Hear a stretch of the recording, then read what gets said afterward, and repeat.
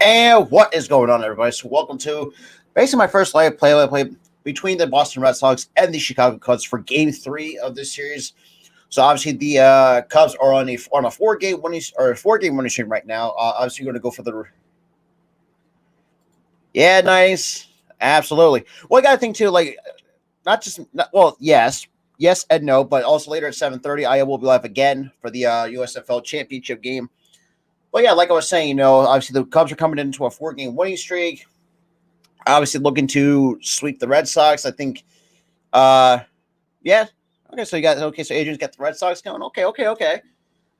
But yeah, so Boston right now on the verge could be getting swept. So right now with the starting pitchers as it goes, you got Keegan Thompson go for the Cubs, and then you got former Phillies prospect Hunter Seabold going for the Boston Red Sox. Well, while we still get ready for first pitch and all that good stuff, might as well bring you up the lineups up to speed. And with the scoreboard courtesy of ScoreAccount.com. For the Boston Red Sox, you got Jalen Durant leading off. Then you got Rafael Devers batting second. Xander Bogaerts batting third. You got Verdugo fourth. Vasquez fifth. Ref Snyder sixth. Cordero seventh. Bobby Dalbec batting eighth. And Arroyo hit ninth. That's for the Boston Red Sox. Now for the Chicago Cubs, you got Rafael Ortega leading off. Wilson Contreras, the designated hitter, batting second. Ian Happ third. Patrick Wisdom fourth. Nico Horner fifth. P.J. Higgins sixth. Rivas seventh. Velasquez eighth. And Christopher Morel batting ninth.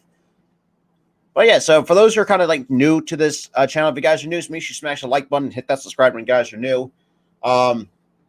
Yeah, I thought I'd try to change up a little bit of something coming on the channel.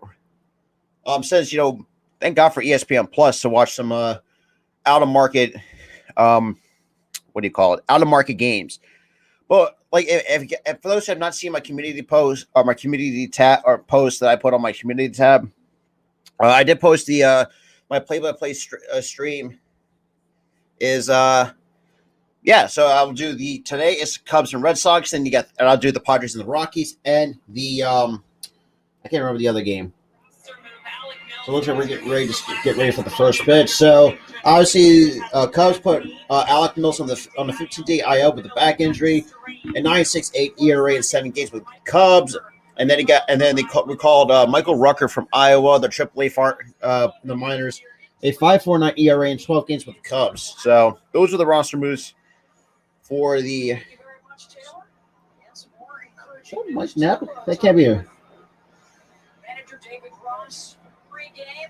It looks like Seiya Suzuki will be back with the team. So it looks like Seiya Suzuki is going to be back very soon for the. Fingers crossed. Hope for Cubs fans that he is back in action. All right.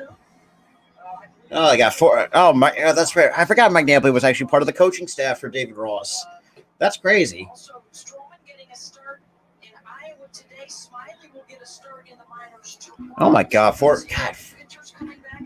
So we got Stroman already on the rehab start. Now we got absolutely nightings. Happy 4th of July to all those who are watching, and for those who are watching the Chicago area. Even though I live right next to Philadelphia, but at least I got you guys covered.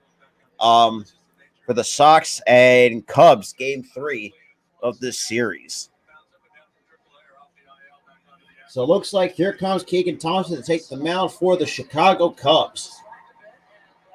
And for those who don't know, the Cubs are my secondary team as well. Like my buddy Tyler, who's my other half of the Philly Sports Talk podcast. Even though we can't see it, especially in our area, we have to watch it via ESPN Plus. But that is a bonus if you guys don't have that.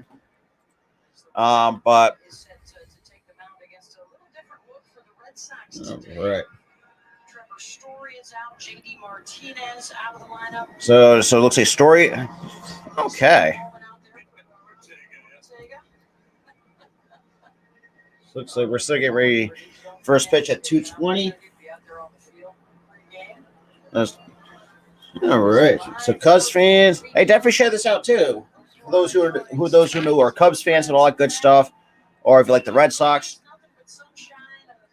I got you guys covered on that. If you're not, oh yeah.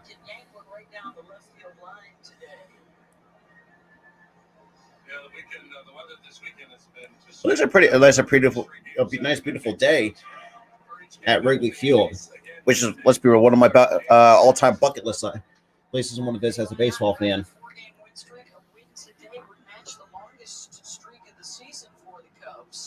Here is a look at the Red Sox lineup, brought to you by Blue Cross Blue Shield. All right, man. Huge shout out to the 3 coming in though. Greatly appreciate that. Game 1 of the series on Friday. Rafael Devers, an all-star finalist at third base, and Xander Bogaerts is right there behind him. So and Xander Bogaerts, we're gonna see what happens with him because last time I heard, like, he didn't want to, like, I think re-sign with the Red Sox. I might be wrong on that.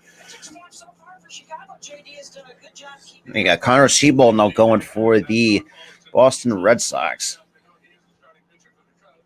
And Keegan Thompson. So percentage, so he's got a 4-seam, a fastball, cutter. So his record for Keegan Thompson, 7.3 record, a 3.34 ERA. Yeah, not too shabby though. I mean, all right. So for the all right.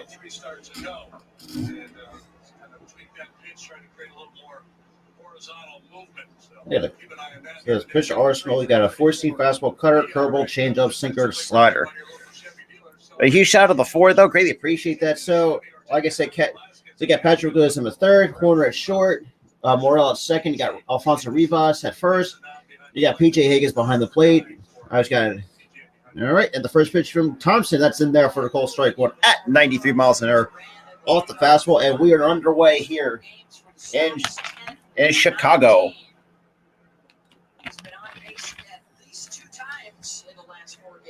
And the 0-1 pitch from Thompson that misses a bit outside at 95 for it to even count a ball and a strike here to Jalen Duran.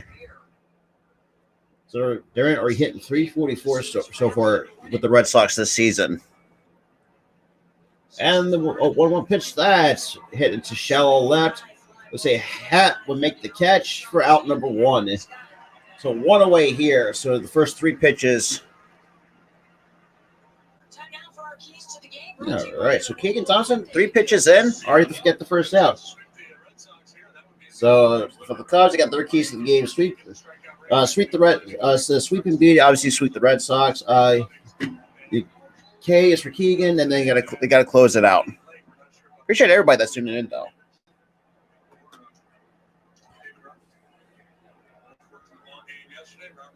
And Keegan kicks and deals, and Devers. So that's going to be a base hit from Rafael Devers.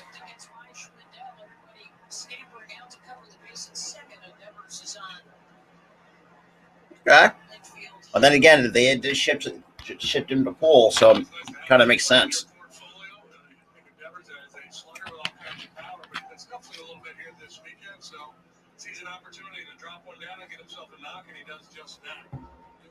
Okay.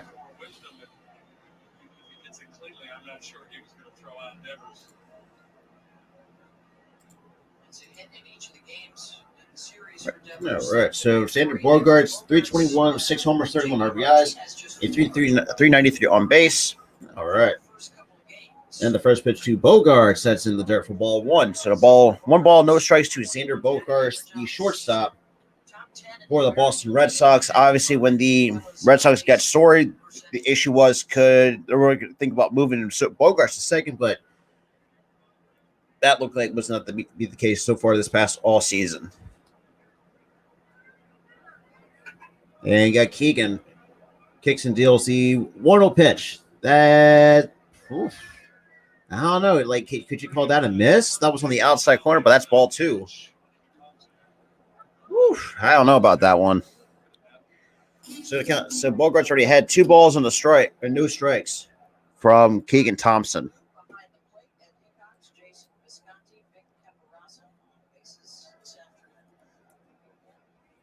And the pitch swung on a miss for strike 1. So 2-1 the count on Xander Bogaerts here in the top of the first.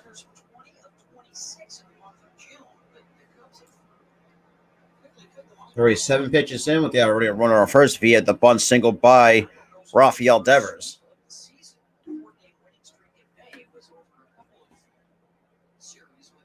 And the 1-2-1 pitch. And I think he held a swing, so the count's now 3-1 to Xander Bogaerts.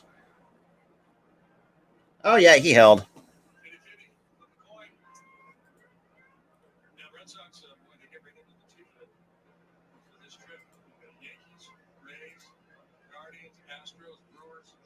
All right. And the 3-1 pitch. That misses outside, ball 4. So we got runners on first and second for the Boston Red Sox here on the first walk issued by Keegan Thompson.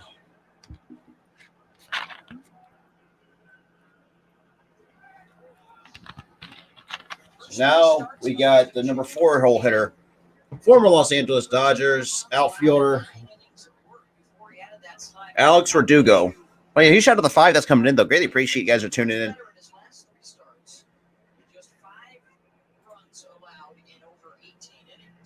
All right.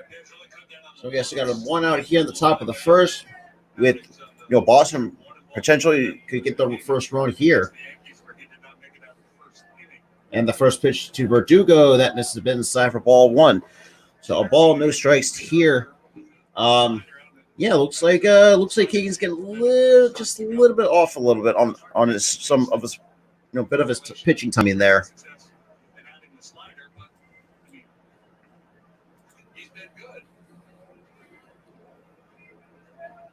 And the 1-0 pitch that skips in the dirt for ball 2, and that does get by Higgins. Whew.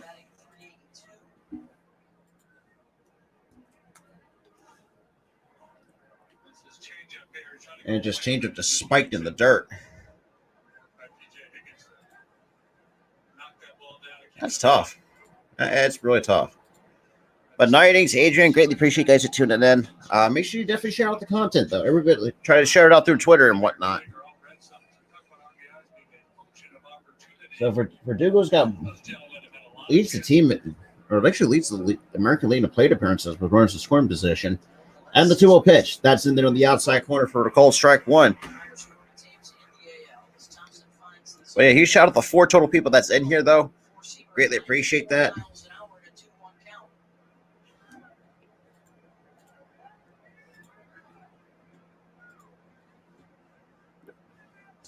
Oh. God damn it. Sorry about that. I gotta fix my camera, damn it. And that's fouled off for strike 2. All right. But yeah, you shot at the 4 people that's here, though. Greatly appreciate that.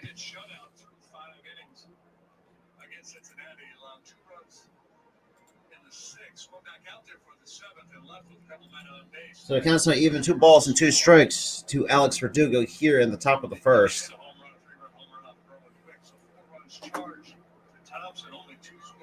Oh, right.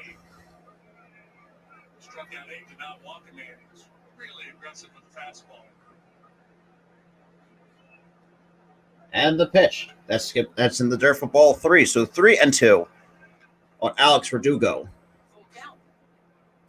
So it's a full count here to Verdugo.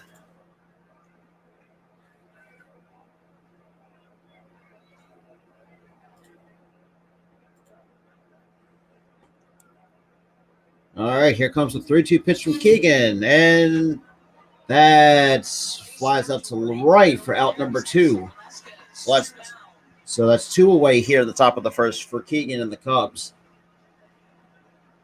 And so Velasquez with a nice catch out and right.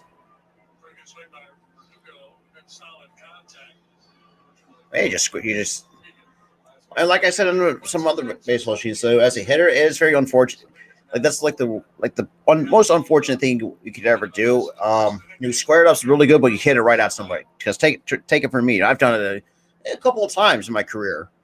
It's very unfortunate, but it happens. So now we got the catcher Christian Vasquez now with the 292 average. So and we got time called here before the pitch is thrown to. First pitch thrown to Vasquez. Because for me, I thought Vasquez was always actually really great defensively, but offensively, he's really starting to come around. And the pitch that misses outside for ball 1 to Christian Vasquez. So Thompson are up to 16 pitches here in the first inning, which, let's be real, you should be averaging between 10 to 15 pitches per inning. But yeah, so the Boston's third in runs per game, second in on base percentage, fifth, and that pitch misses outside for ball 2. So 2-0 to Vasquez. Very familiar with one another. Of course, Rossi championship rings with both of these franchises.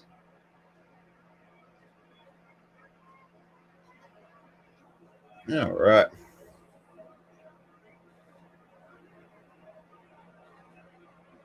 And the pitch. And Vasquez fouls that back for strike 1. So it's 18 pitches so far for Keegan Thompson. I appreciate everybody still sticking with me here on this beautiful Sunday afternoon. But like I said, later at 7:30, I will be live for the Stars Stars Championship game against the Birmingham Stallions as well. So you guys don't want to miss that. And that's fouls it off to even the count. 2 balls and 2 strikes to Christian Vasquez.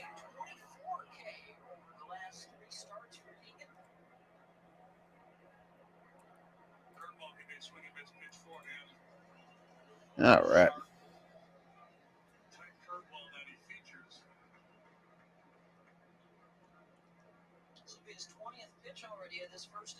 Oh, damn.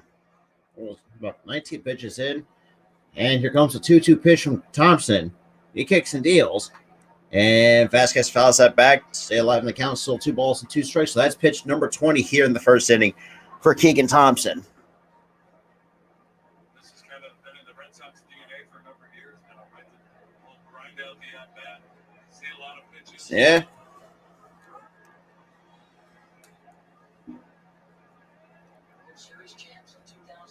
Oh. All right, so still got 2 balls, a 2-2 count on Vasquez. Really making Keegan. This Red Sox swing and a miss for strike 3. Ladies and gentlemen, that is target Thompson's first strikeout, and that will do it for the end of the top half of the first. So Keegan Thompson, despite getting, let's just basically knocked around a little bit. Well, let's say knocked around, but kind of just really put things. Obviously, walking the, obviously giving up the bunt single to Devers, walking Bogarts, gets like 2 fly ball outs and a strikeout. So really, despite the fact that he really has, let's be honest, I think sometimes a lot of times not, if you're throwing more than 20 pitches, sometimes it depends on how far can a pitcher go in certain amount of innings. So that's just where I see it right now, as of right now. But yeah, so we're now commercial break. But yeah, I will, because like I said, at 7:30 I will be live for the USFL Championship game, because you guys don't want to miss that. But I might have to cut the stream early. Probably around where we're gonna have to wait and see. But appreciate everybody that's tuning in. If you guys are new, definitely like, share, and subscribe, all that good stuff. Yeah, so like I said, you got Ortega, Wilson Contreras, and Ian Happ. The schedule here is to the bottom half of the first for the Chicago Cubs. All right.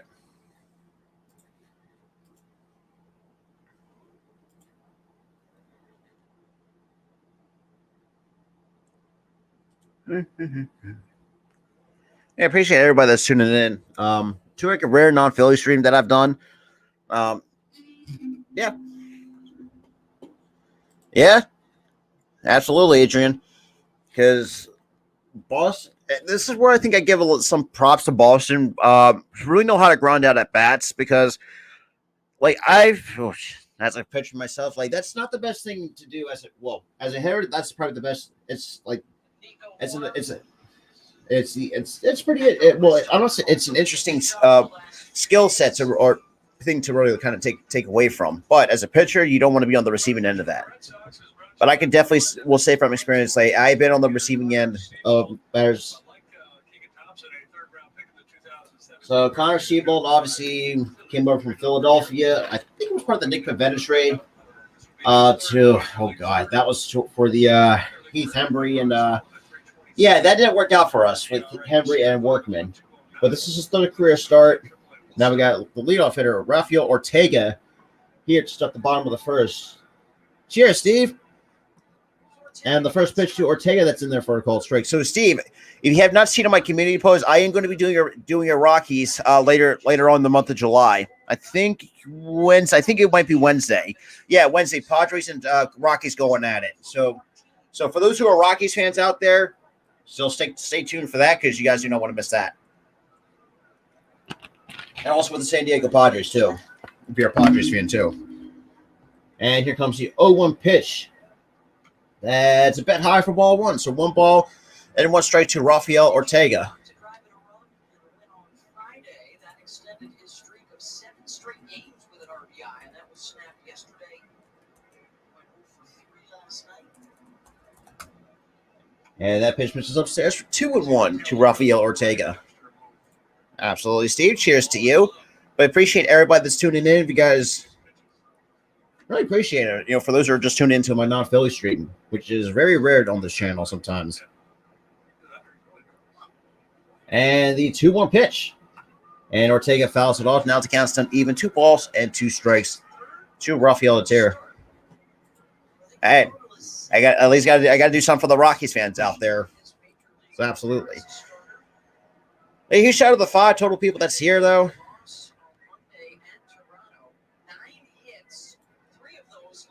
And here comes the 2-2 pitch from Siebold. That misses upstairs. 3-2 to Rafael Ortega here in the bottom of the first. So Ortega hit 257 of the year. Already really kind of making Siebold already through 5 pitches. And the 3-2 pitch. That is a base hit for Rafael Ortega and possibly more. It looks like Ortega's going around first, going into second safely. That is a leadoff double for Rafael Ortega. Very underappreciated player on the show. 22. Let's might I add.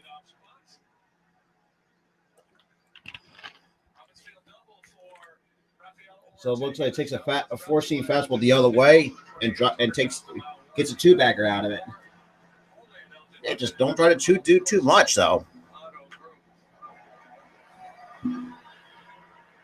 And it looks like that guy, Verdugo just, for some reason, had a good read on it on the ground, just could not get that, just couldn't catch up to it. Just looked like he just started picking up speed along the grass. Because usually when you think of grass, it pretty much slows the baseball down. So now got Wilson Contreras hitting 280, 13 homers, 34 RBIs.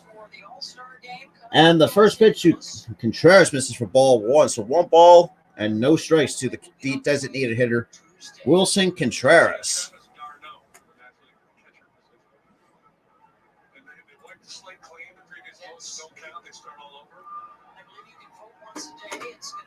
Chicago against Atlanta. All right, and the 1-0 pitch. That's in there for a called strike 1. So the count's like even a ball and a strike to the DH, Wilson Contreras. Honestly, unfortunately, the last remaining player of that 2016 World Series team, which for those who not paid attention, I have admitted to bandwagon because I actually would definitely supported the Cubs through the 2016 season.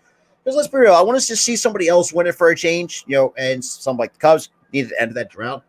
And that's swung on this for strike 2. So a ball and 2 strikes to Wilson Contreras. Because let's be real, the fact that, look, Cleveland had a good team back in 2016 as well. I mean, don't get me wrong, but knowing if you're up 3-1, like a lot of times tonight, like you have a tendency to be lackadaisical with it. And that's what the at the time Indians were. They were kind of lackadaisical with it, and Cubs like, no, we're not going down without a fight. Forced it to 7 games, and obviously won the damn thing. That is their second, because that was their second World Series, because the 2016 ended their 108-year drought.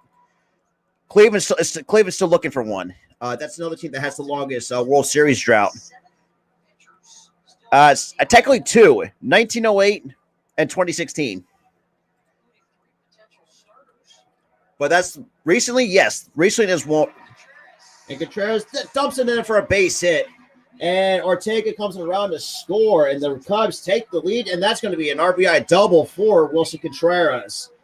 So 1-0 the Cubs lead here at the bottom of the first on a nice RBI double from Wilson Contreras. Yeah, just like I said, don't do too much.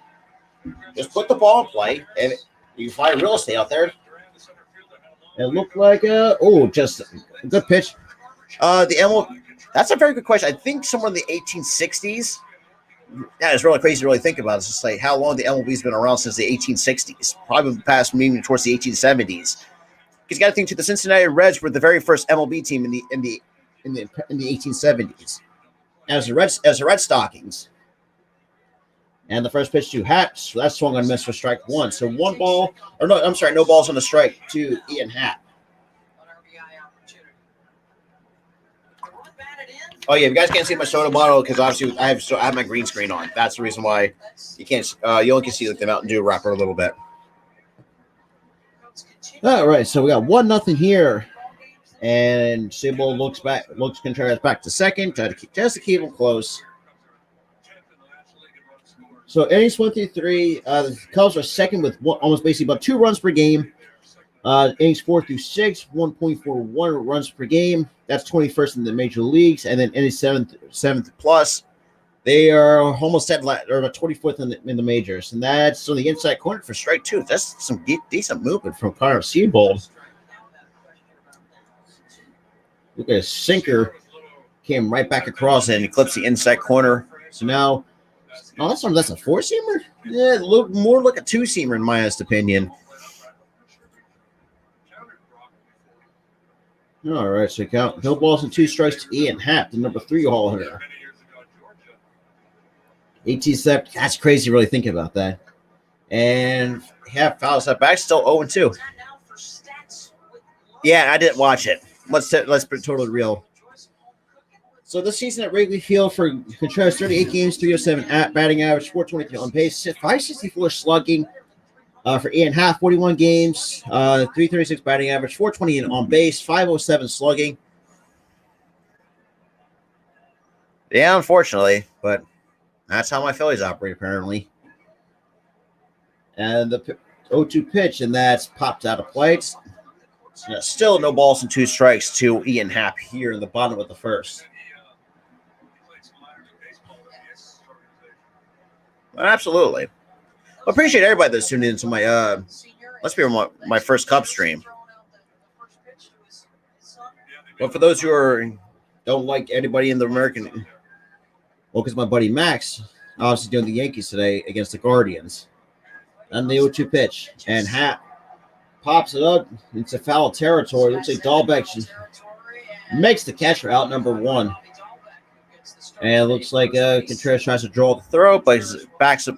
Yeah, puts the brakes on and stays at second base. Well, I appreciate the 8 people coming in, though. Really appreciate it. If you guys are new, smash the like button, share this out.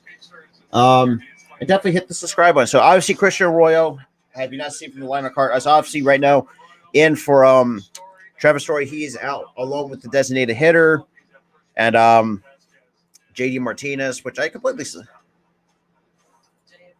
it's crazy, though. Really crazy to really think about that the MLB's been around since 1876. That's crazy. But shit, I mean, and the first pitch to, what was that, Nico Horner? No, sorry, that's Patrick Wisdom. That misses for ball 1. So 1 ball, no strikes to the third baseman, Patrick Wisdom, 233 average, 16 homers, and 44 RBIs. And Seabold takes a few peeks at Contreras, kicks and deals the 1-0 pitch. And looks like Wisdom pops up behind second. And Arroyo makes the catch out number 2 here in the bottom of the first. Well, I appreciate everybody that's tuning in, though. Greatly appreciate it. We're officially 30 subscribers away from the 600 mark. That's crazy, though. We're at sitting at 570 subscribers. Pretty. Well, yeah, appreciate it. Right now, obviously, as they're showing the AL East standings, obviously the Yankees lead that division. 14 over Toronto, 14.5 over Boston, 15.5 over Tampa Bay, and 23 over Baltimore. Tampa Bay is another team that's a very interesting one. The fact that they're that far down in the division is crazy. But Nico Horner takes that first pitch that misses outside for ball one. So a 312 batting average with 4 home runs, 24 RBIs, 427 slugging. So here's Nico Horner. And the 1-0 pitch. That's in there for a call strike one. Right down the middle to Nico Horner. How about the best batting average in Major League Baseball over his last 10 starts? That's a good question. That's a very good, interesting MLB question. I will definitely had that missed outside for ball 2-1. That's an interesting question. I have no idea.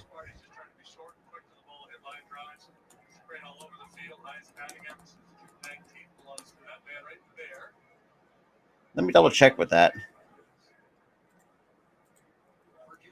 The ball. Oh my God! This goes back to 1903. No, Mitch. No. But yeah, the Boston Americans back in 1903. So that's when the first World Series was implemented back in 1903. Wow, that's really crazy when you think about it. So the count's now 3-1 to Nico Horner here in the bottom of the first. Really think about that. It's like, yeah, man. Hey, jeez, that is crazy. Yeah, so the Boston Americans won the first World Series. And no, I do not need to go back. And here comes the 3-1 pitch from Seabold. He kicks and deals. And Horner fouls it back. Now it's a full count. So looks like Contreras will be off and running on this pitch. So highest outs above average. So among shortstops. So Pena and Horner are the top two, and then you got Jorge Mateo for the Baltimore Orioles with 6. There's some weird stats I don't even fucking know what the hell they're even talking about. And here comes the 3-2 pitch. And Horner hits it to deep left. Looks like Verdugo has him on the warning track for out number 3. But Verdugo makes the catch for out number 3. But there goes with a nice RBI double by Wilson Contreras to put the Cubs up by 1 going into the top second. And I will need to take a quick bathroom break. I'll be right back.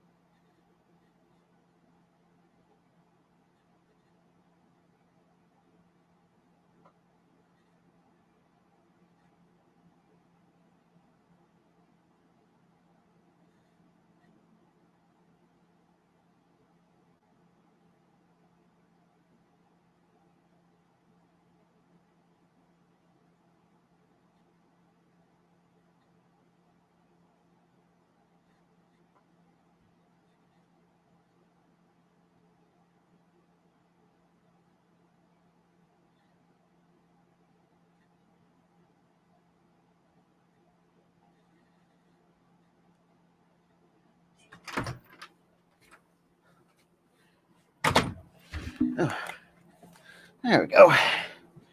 I think I was still on commercial break, but appreciate everybody tuning in. Like I said, to my very first Cubs stream, and obviously Not Flu Sports stream as well at the same time.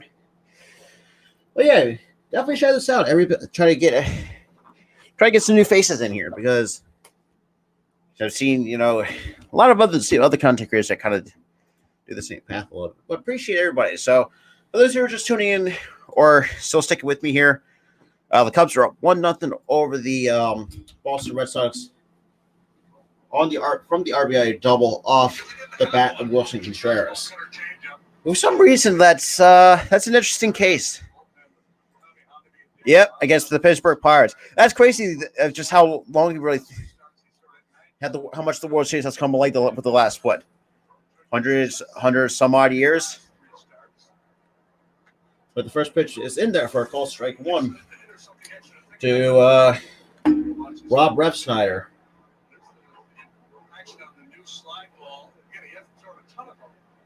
And here comes the 0-1 pitch. That misses upstairs for ball 1, so Kent's not even a ball in the strike.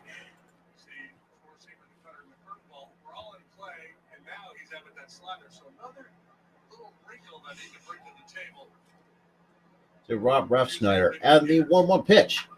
And Refsnyder hits it to center. And Ortega makes the catch for out number 1 here. But huge shout out to the 6 total people that's here in the stream, though. Greatly appreciate it. But 5 coming from the YouTube side of things. That's just a disgusting slider. It looks like they're showing the strikeouts, the strikeout on the slider, but and just, man, Vasquez could not touch it.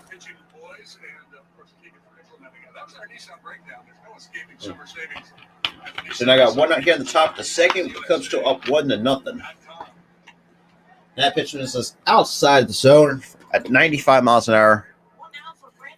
So I got former Cleveland Guardian or Indian Frenchie Cordero, the designated hitter, at 255 errors, 3 homers, 20 RBIs, and the 1-0 pitch swung and a miss for strike 1. Counts on even a ball, 1 ball, 1 strike to Cordero. At the same time, I see that's fine. And here comes the 1 more pitch. This is a bit inside for ball 2. So it counts 2 balls and a strike to Cordero. So far, Thompson can be more efficient sometimes with his pitches a little bit. And I think he can last about 6 or 7 innings at least. That swung and a miss for strike 2. So counts on even 2 balls and 2 strikes to Frenchie Cordero. But huge shout out to the 7-6 coming from the YouTube side of things. Greatly appreciate that. You guys are Cubs fans, or you love the Boston Red Sox. Now I got you guys covered for a little bit. And that pitch is missed a bit upstairs for ball 3 at 95 miles an hour. So 3-2 to the designated hitter, Frenchie Cordero. All right, so it looks like let's see what Keegan Thompson wants to do with this pitch. And here comes the 3-2 pitch from Thompson, and that's chopped on the ground. And that's very unfortunate. That's another infield base hit for the Boston Red Sox. So that's 2 infield base hits. And this is where my pet peeve with the shift comes into play, because if the third baseman was there, that's an easy play, hands down. If it's old school defense, because that's what I like. I like old school defense. Now the shift is kind of been for me I just never liked the shift when that was first implemented, in my honest opinion. So now we got a 1 out here with already 30 pitches in here at the top of the second.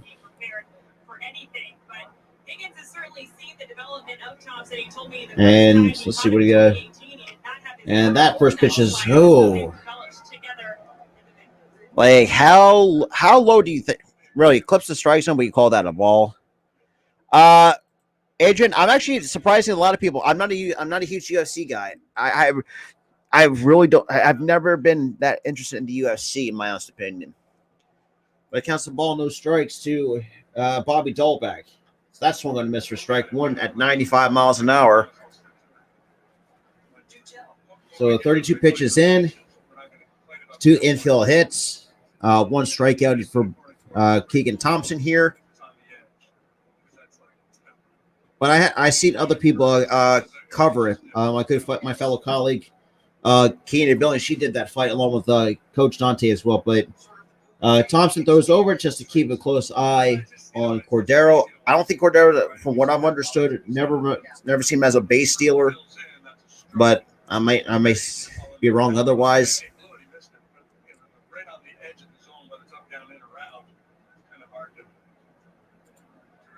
All right, so you've got the 1-1 pitch.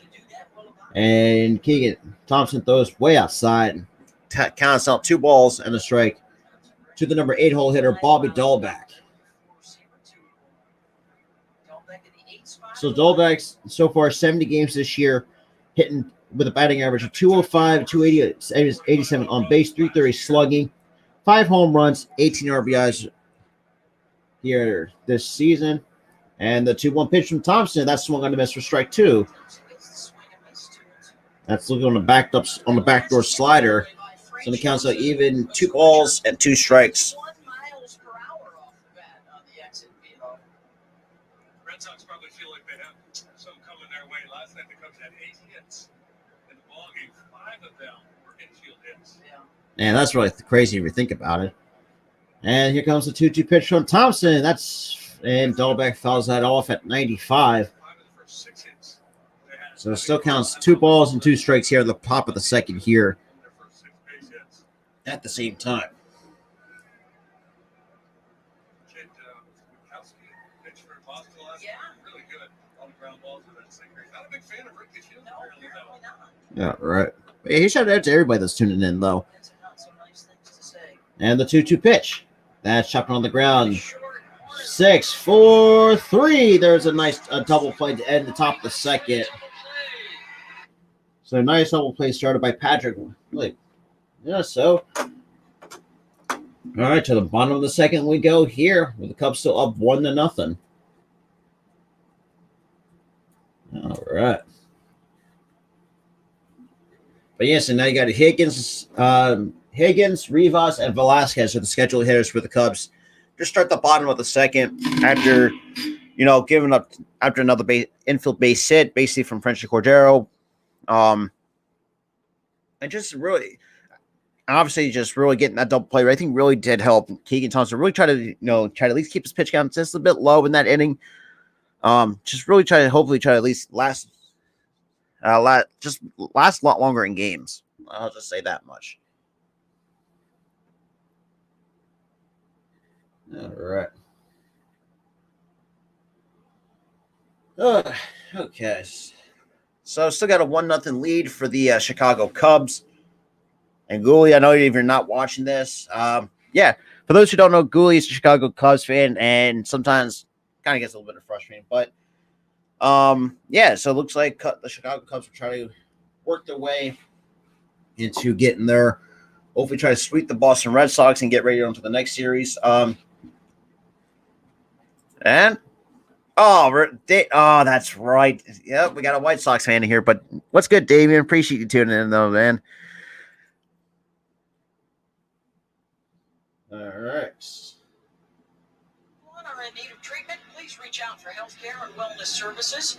Learn more about Russia's life-changing services at roadhomeprogram.org. That is PFC Charles Swinyer. All right, so we got Thank you so much. the catcher PJ Higgins not leading off for the Cubs here to start the bottom of the second. But he shot out the 7 people that's in here, though. Greatly appreciate that. Against former Phillies prospect Connor Seabold making his 3rd career start in the majors. Also part of that Nick Pivetta deal that my Phillies traded to Boston in order to acquire the services of Heath Embry, which that failed, and same with Brandon Workman, who also failed with the Phillies as well. The last couple, I think like 2 years ago, I think it was. And the first pitch to Higgins, that misses a bit outside for ball 1. So 1 ball, no strikes for the catcher, PJ Higgins, to start the bottom of the second, I should say. Higgins so far 24 games, a 310 average, 3 homers, 11 RBIs, 394 on base. And that pitch is in there for the call strike, one of the outside corner. Counts out even a ball and a strike to PJ Higgins.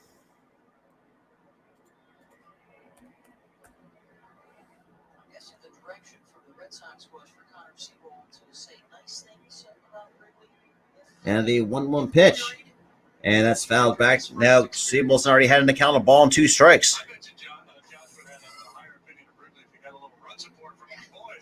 Came out of here with a W because he was really good. But yeah, this got a lot of attention this morning. All right. By the way, it's the Pretzels, but I really didn't get that here, to be honest. I said to my mom last night, this place is very stock standard. And that misses inside for ball 2. So counts out even 2 balls and 2 strikes to Higgins.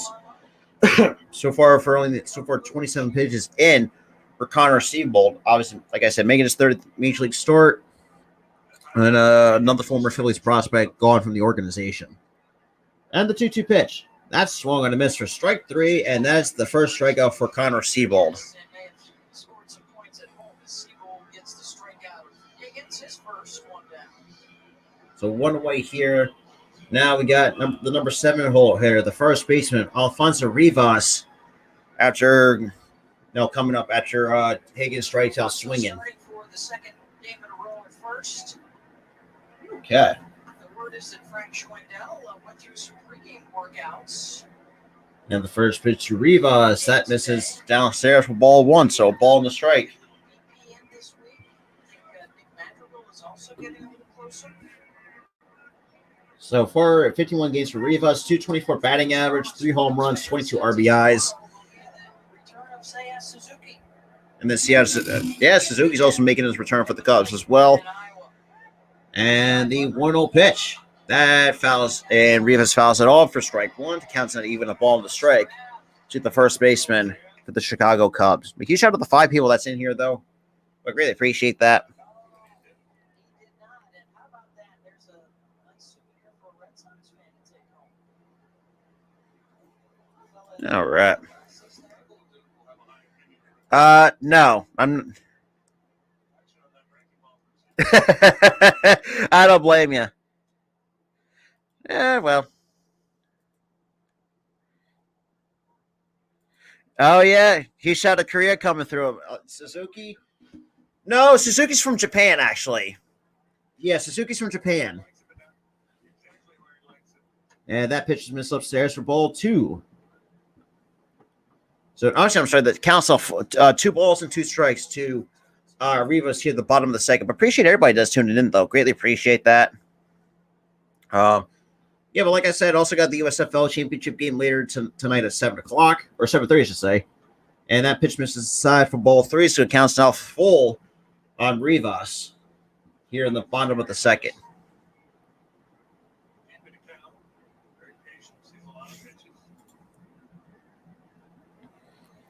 So 3-2 to Rivas here. And the pitch.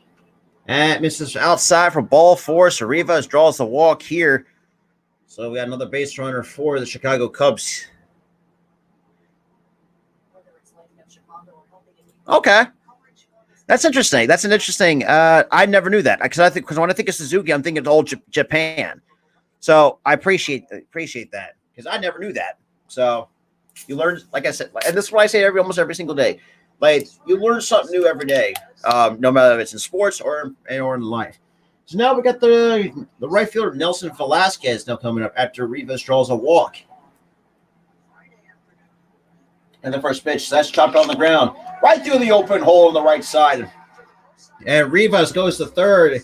So now we got runners on first and third for the Chicago Cubs. That was a weird one. Was it? So far, like that's I titled so combined 3 infield hits between the 2 teams. 2 obviously in the favor of the Boston Red Sox. I saw that. I thought that was very interesting. Interesting. But I appreciate everybody tuning in, though. Man, Rivas is kind of surprised he got into third, but no problems. After that little bit of hesitation going around second base, it's like, do I want to go or do I try to stay? But obviously, we've got less than 2 outs here. Now we got Christopher Morel with runners on first and third. And the first pitch to him, Swat swung on a miss for strike once, and no balls on the strike to Morel. 55 miles an hour, JD Hicks and Velo. Yeah, 55 miles. Jeez. So Morel so far 42 games, a 282 average, 8 home runs, 23 RBIs, 339 slugging. I'm sorry, that's the on base and 500 slugging. Oh, right. And here comes the 0-1 pitch from Seabold. Kicks and deals. That misses upstairs for ball 1 at 91 miles an hour out of the zone to Christopher Morel, the young second baseman for the Chicago Cubs. And then you got the leadoff hitter, Ortega waiting in the wings on deck.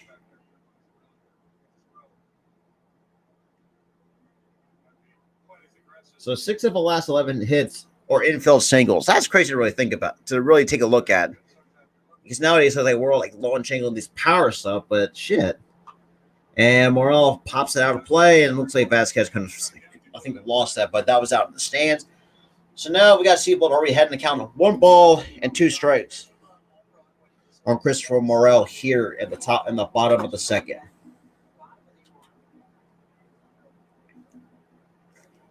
Hit in 9 of his last 16 plate appearances after that big 5-for-5 night on Thursday.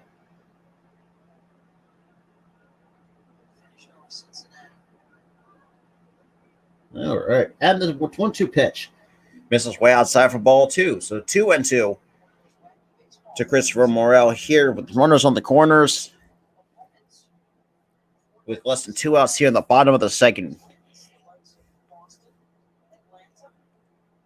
And then you got like I said, they got the leadoff hitter waiting in the wings on deck, and Rafael Ortega got the inning started off, and also was the only run scored via the off the bat of Contreras. And the 2-2 pitch. That's swung on a miss, strike 3. So that's 2 outs here in the bottom of the second. So that's a strikeout on Morel.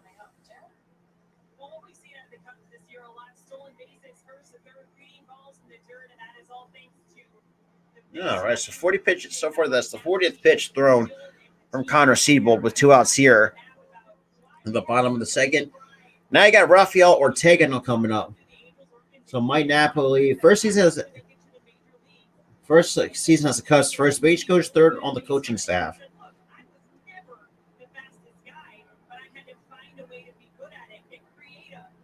That's crazy. I used to see Mike Napoli in the majors, but this time as a coach though. That's the crazy part. So now I got Ortega, and takes the first, then swings at it, and fouls that pitch off in the stands for strike 1. So no balls in the strike to Rafael Ortega. Got started off with the leadoff double back in the bottom of the first, and obviously, and then Contreras drives him in on an RBI double.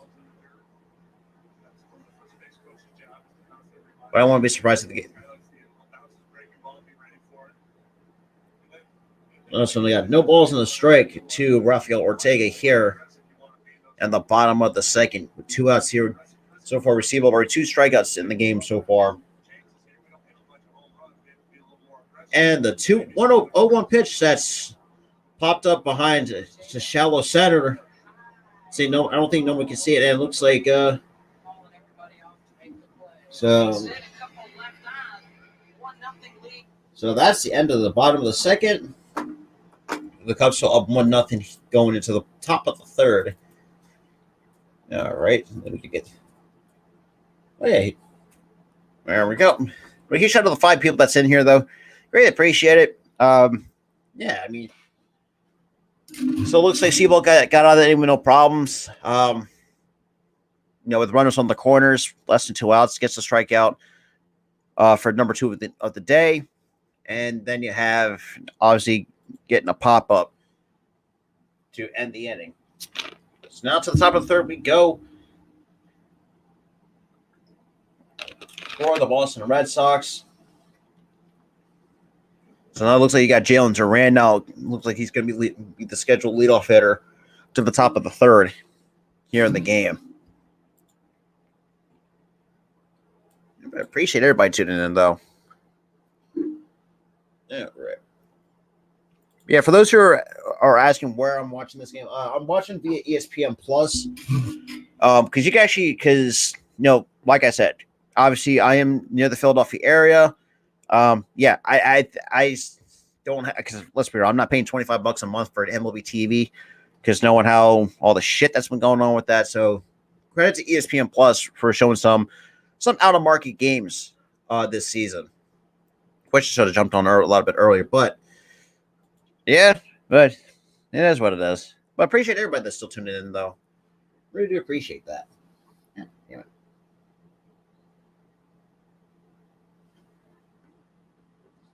All right.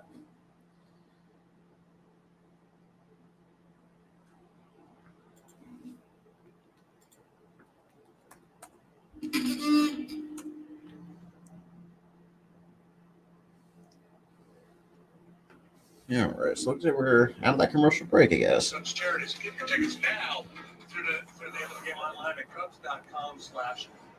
And the first pitch that misses upstairs for ball 1 to start the bottom. All right.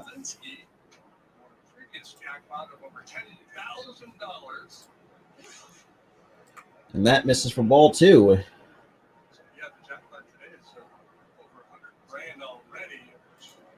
So 2-0. Is that Jalen Duran? And that swung on a foul off for strike 1. So 2 balls and a strike. Oh, sorry, this is a Royal. I apologize to the number 9 holder. Then we got Duran on deck. So 204 average, 4 home runs, 13 RBIs, 255 on base, 357 slugging for Arroyo. And the pitch. That's missed outside. 3-1. Already had so Arroyo already had to count 3 balls and a strike here in this his first plate appearance here in the top of the third. And the 3-1 pitch, and that's way outside the zone for ball 4. So now we got the top of the order. Hey, what's good, Key? Shocking to see I'm actually doing a Cubs game. Actually, at least a team that doesn't really. Huge shout out to ESPN Plus for doing that shit. So yeah, and trust me, I got 2 other non-Phillies sports, another Phillies baseball games as well coming up on this channel as well. We got the Padres and the Rockies, and then that's right, the Houston and the Angels. That's going to be the next two scheduled non-Phillies MLB games coming up. So now we got Jalen Duran, who's light up back in the first. With Arroyo on first via the free pass. And the first pitch to Duran that misses about outside, a bit low for ball 1, so the ball no strikes to Jalen Duran. I think that's the center fielder for Jalen Duran.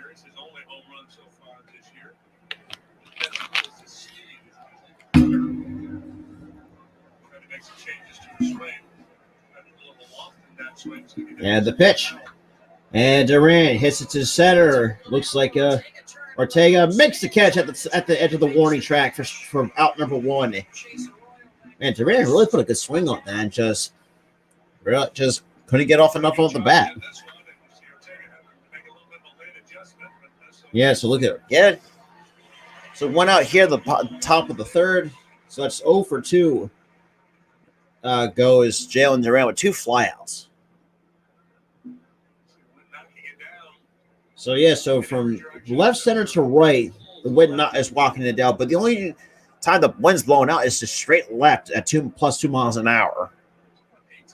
And again, and then we got Rafael Devers, one of the 2 infield singles. That swung on a miss for strike 1 in the dirt. So no balls and a strike to Devers here in the top of the third, with the Cubs still up 1-0 over the Boston Red Sox. I appreciate everybody tuning in, though.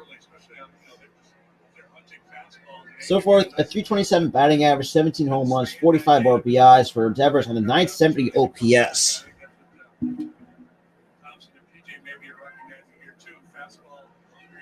And the 1-1 pit, that swung and a miss in the dirt, chops on the ground. Can Devers make it? And beats out again. That's another infield single for goddamn Rafael Devers. And then so Christian, so it looks like Arroyo moves up to second base. That's crazy. Yeah, 3rd infield single for the Red Sox, but 4th overall between the 2 teams. Everything you can on this play. It's the softest 2 for 2 Devers has ever had. So top 2 for 2 for Rafael Devers. So that's 4 total infield singles between the 2 teams. And that came off at 65.7 miles per hour off the bat. God damn. So now I got the shortstop, Xander Bogaerts. And the first pitch to Bogaerts, that misses a bit outside for ball 1. So a ball, no strikes to the shortstop. So far, walked in his first plate appearance. So we got a ball, no strikes here in the top of the third. So Keegan Thompson has been in a bit of a pickle here. And the 1-0 pitch that misses upstairs for ball 2. 2 balls, no strikes to Bogaerts. Oh, damn it. Okay. Damn it. No, okay. Why do you got a buffer, you bastard?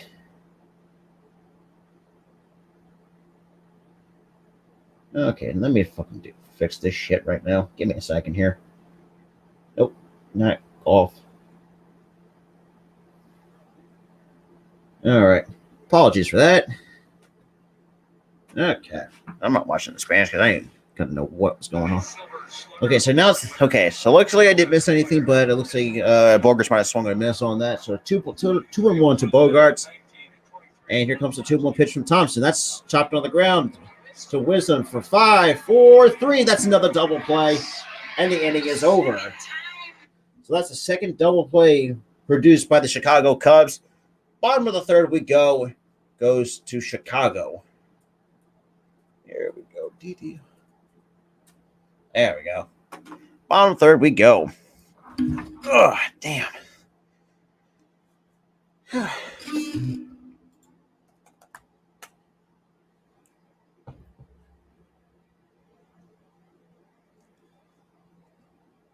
Oh, damn.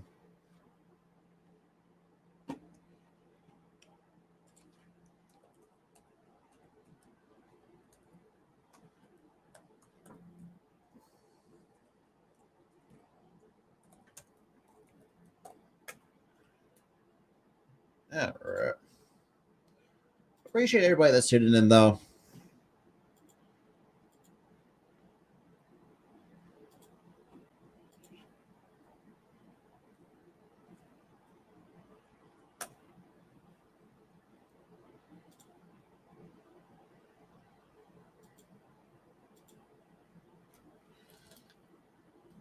Oh, boy. Okie dokie. Cutler's. Oh.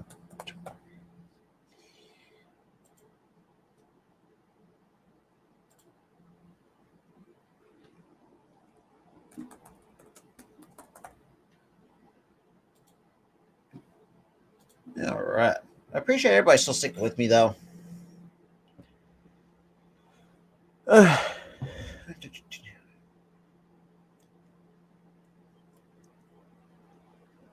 All right, so at least we're getting to the bottom of the third. All year long, having a lot of fun with it, and this happened just moments ago. The home plate umpire tosses the ball out, and he's well aware this is going on. Let's see if he can get it to stay. Oh, not so much. So every day the Cubs select a participant, and today it was Andy Morovitz, a season ticket holder. He had a chance to win $1,000 if it were to stay on the mound. Unfortunately for Andy, it did not. So the $1,000 will roll over into the next. Okay. So now looks like we've got the number 2 hole Contreras leading off against Connor Siebel. 1-for-1 with an RBI, with the only run scored RBI here in the game, and that's swung on a miss and fouls that out of play for strike one. So no balls in the strike. To the DH, Wilson Contreras. Okay, but yeah, he's out of the 5 people that's still here with me. Greatly appreciate that. So Contreras, okay, so now they actually scored as an RBI single, but still. Just to revisit our earlier But 283 average so far for Contreras. And the 0-1 pitch from Siebel. That's misses upstairs for ball 1 at 90 miles an hour on that fastball.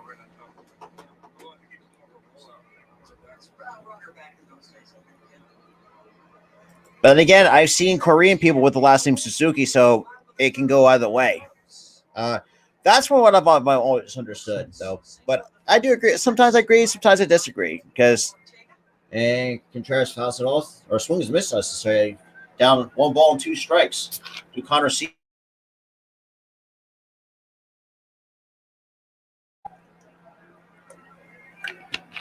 Apologies for that, because okay, that's what I'll say.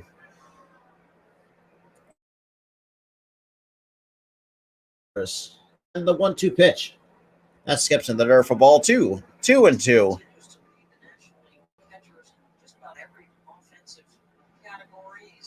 All right. All right, so counts still 2 balls and 2 strikes to Wilson Contreras here in the bottom of the third. So we're up to 46 pitches for Connor Siebel so far up this far in the game. And here comes the 2-2 pitch. That's fouled off. And Contreras stays alive in the count. Still 2 balls and 2 strikes to Contreras. With the Cubs so up 1-0 over the Boston Red Sox. Obviously not having JD Martinez or Trevor Story with them.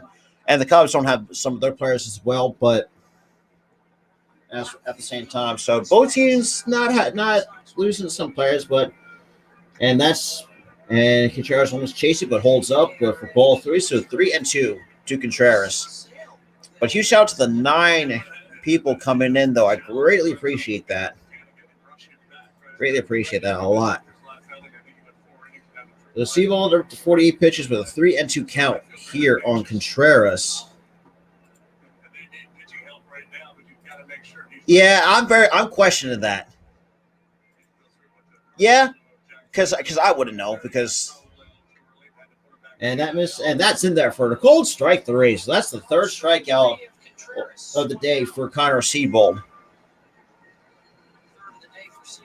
See, yeah, Damien, I agree with that. That's a very questionable one because I could definitely say the Bulls do need a backup big man. Let's keep it that way. And look, if you're Bulls and for the Chicago Bulls, I mean, I think you guys got to get yourself a good big man in Andre Drummond. I can say from what I've seen out of Drummond, you're going to get a lot of rebounds. Hey, he can definitely give you some points off the boards, but he's mostly a rebounding machine. So something that I think the Bulls, can really utilize. So far, all distribution, 3 strikeouts and 4 flyouts for Connor Seabold, but no balls on the ground, though. That's the crazy part, though. So now an 0-1, no balls in the strike to Ian Happ. And the pitch. And Happ. And jumps into the right center for a base hit. So that's the second hit for the Cubs. What's a third? So Ian Happ reaches on with a single of his own here in the bottom of the third. The Chicago Cubs just puts a good swing on it. Takes it off inside pitch and just dumps into the right center. Just muscles. Man, you really can't do that. You can't be too mad about that. I mean, just put it's a good pitch, got him out in front, but unfortunately, just dumped it into the. Hey, huge shout out to appreciate it, Doug.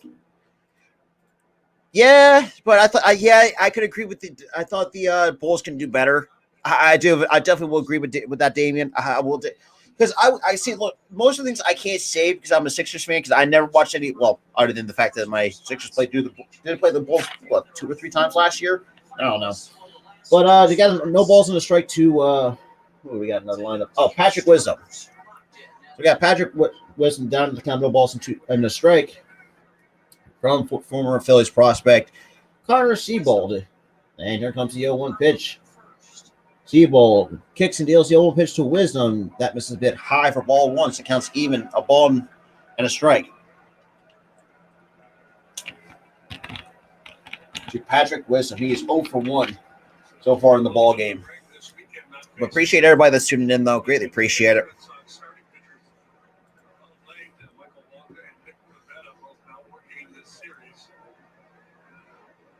And the pitch. Clips the up.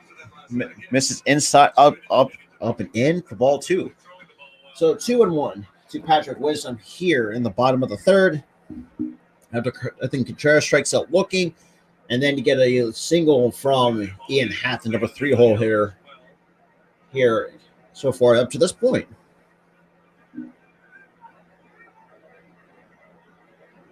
And here comes the 2-1 pitch from Seabold. Kicks and deals.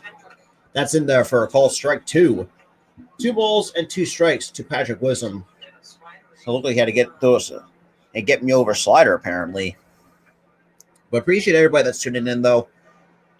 That really does mean a lot, especially let's be real, not a Philly team that's at least I guess you watch 2 teams that don't, or watch 1 team doesn't frustrate me a lot. So let's put it that way.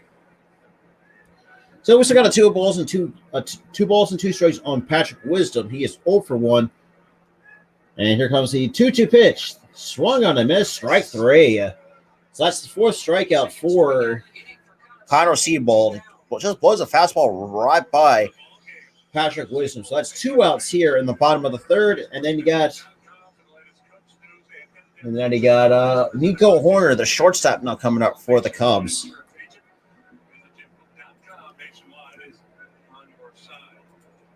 I appreciate it, Shane. Because like I said, and I said this to you earlier, Shane, I have a couple more non-Philly sports baseball streams coming because, let's be real, because my Phillies kind of frustrate the crap out of me. So but that pitch misses. Oh, somehow clips the inside corner for strike 1. So it's a good pitch, though, from Connor Seabold. But I appreciate it, Shane. I really do appreciate you tuning in, though. I really do appreciate it. So now Nico Horner 0 for 1 with the flyout. Drops his bat average to 3.11 here But yeah, I mean, so far it's been pretty solid so far for the Cubs defensively as well. And the pitch misses inside for ball once. It counts the ball on the strike to Nico Horner.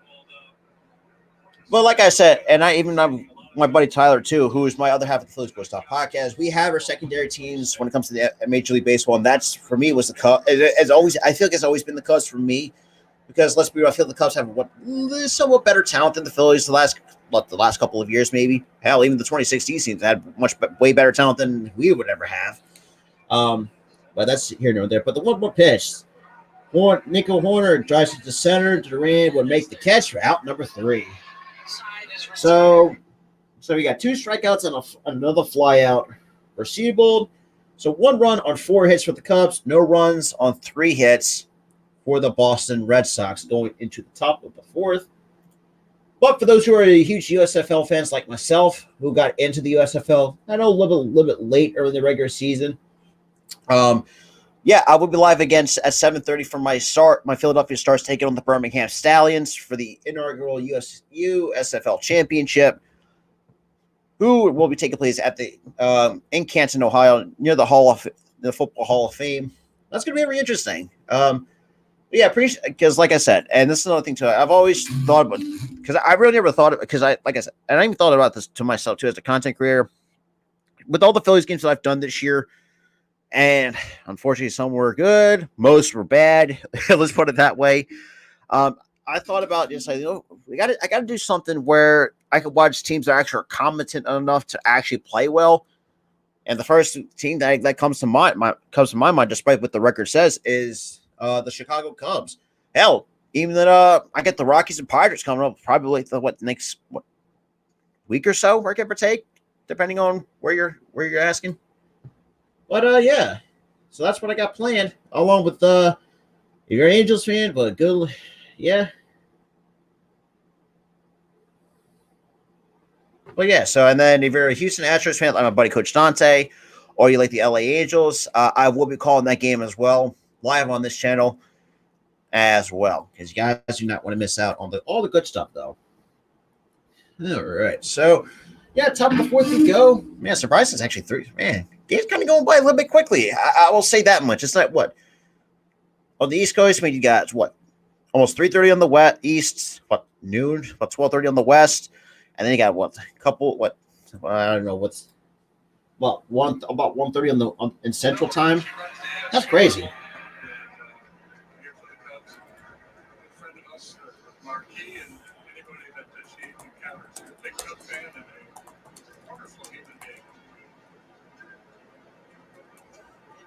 Absolutely fabulous day to be out at the ballpark. 80 degrees. But yeah, definitely we'll take a trip to Chicago, hopefully sometime in the near future, and visit Wrigley. That's one, like I said, as a baseball fan, that's one of my places on the bucket list. But Thompson misses outside with on that pitch for ball 1 to Alex Verdugo. Make sure you get that spaghetti. About 1:30. Oh yeah, makes sense. Mountaintop. But huge shout out to the 9 total people here. But Verdugo, that's swung a foul tip for a strike once. It counts even a ball in the strike here in the top of the 4th. This is crazy though, because you really think usually baseball is like it's like slow and like most of the time. Yeah, well that may be true, but there are some times we're seeing games that are getting really fast paced. So, and the 1-1 pitch to Verdugo that missed a bit outside for ball 2. Okay. So Verdugo already had an account on the ball and two balls and a strike from Keegan Thompson here with only 52 pitches here in this inning. And here we go, the 2-1 pitch. That's in there at 94 at the knees for strike 2. So that's 53 pitches so far for Keegan Thompson.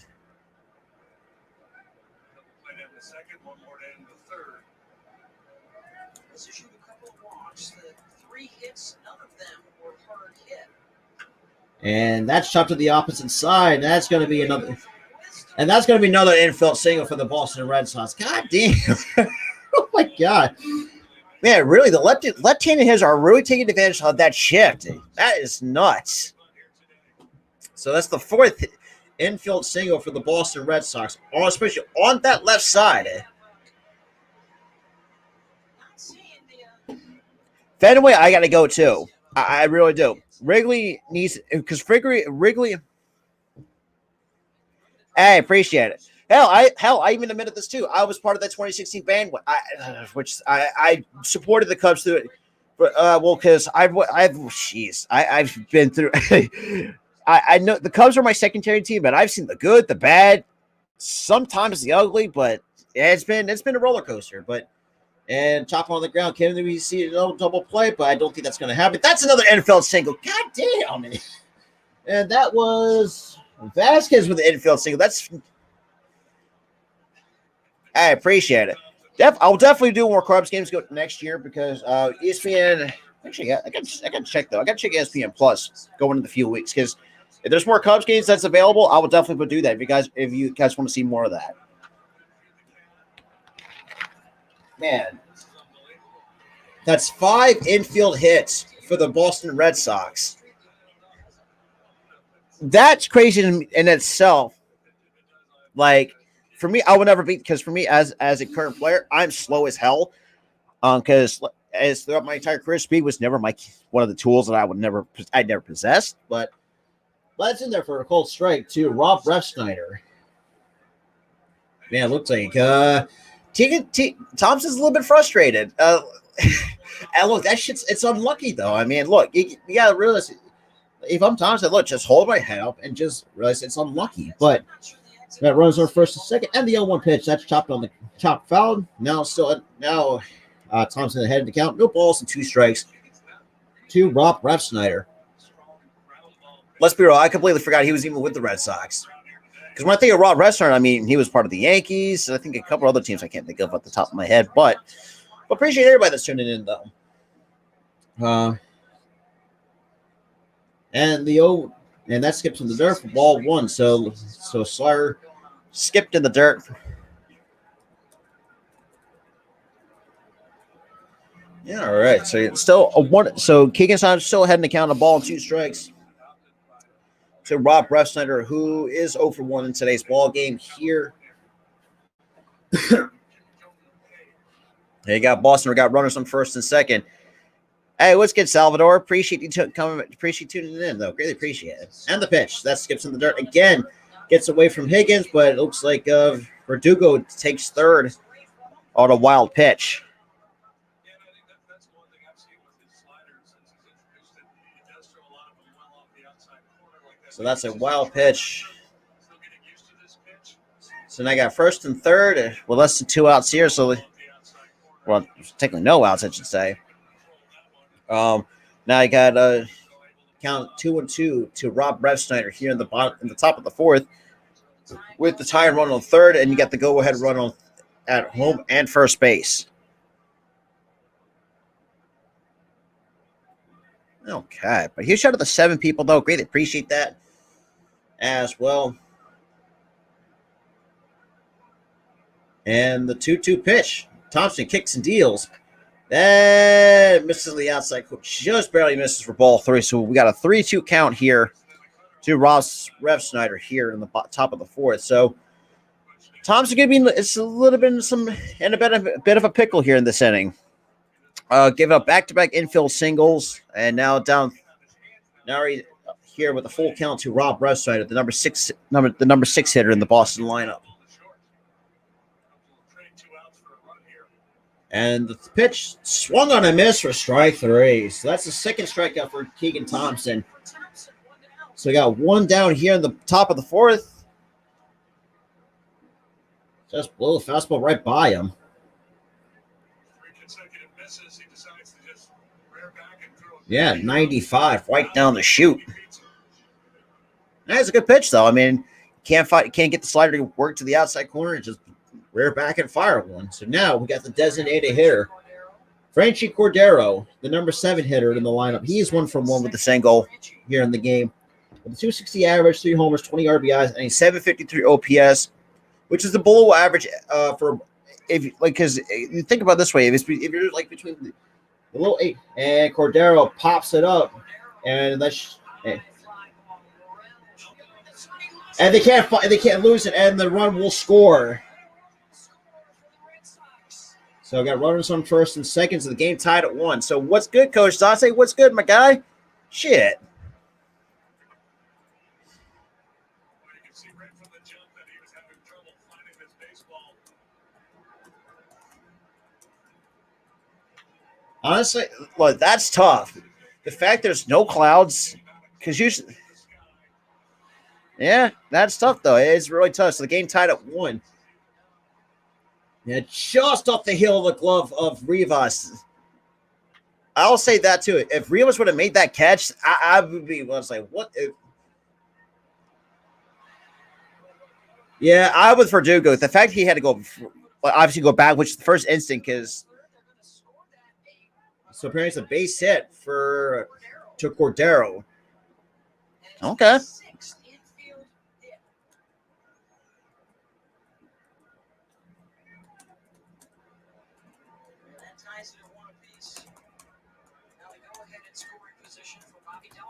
They got Bobby Dahlbeck takes the 1-0 pitch high for ball 2. So 2-0 to Bobby Dahlbeck. Another case of that team error where maybe you don't give an individual player an error, but no way should that be a hit on the record of Keegan Thompson. All right. And Dahlbeck dumps into left for a base hit. And we got bases loaded here with 1 out here in the top of the 4th. So if you're a Red Sox fan, Boston's got something cooking here against Keegan Thompson. Already 65 pitches in the 4th. Because for me, if I were the manager and the amount of pitches that he's been thrown, that's just a good swing by Dahlbeck.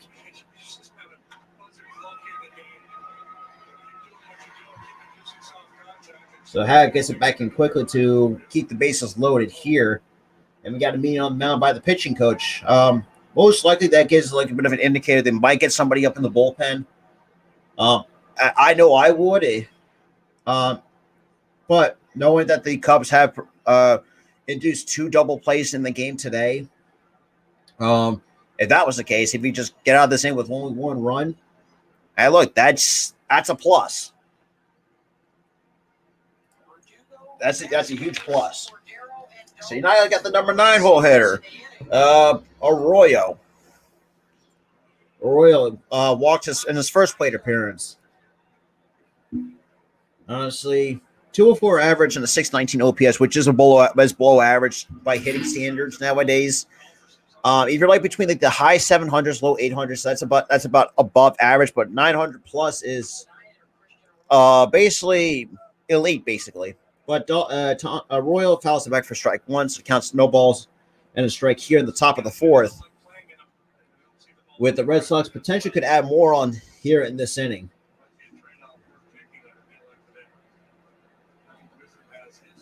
All right, so yeah, he's out of the 4 though. And here comes the 0-1 pitch. That's in the dirt for ball 1.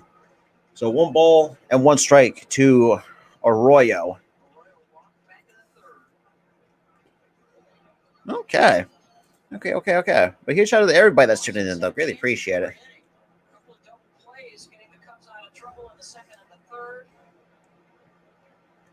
All right, so we got a 1-1 count and the pitch. That's fouled off for strike 2. So now Thompson ahead of the count, throwing his 68th pitch of the day. 1 ball ahead of count, a ball and 2 strikes. So we got Swarmer now warming up in the so we got some bullpen action for the Cubs. We got Swarmer warming up for the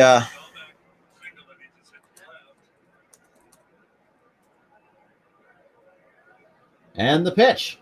That misses outside for ball 2. So 2-2 to Arroyo.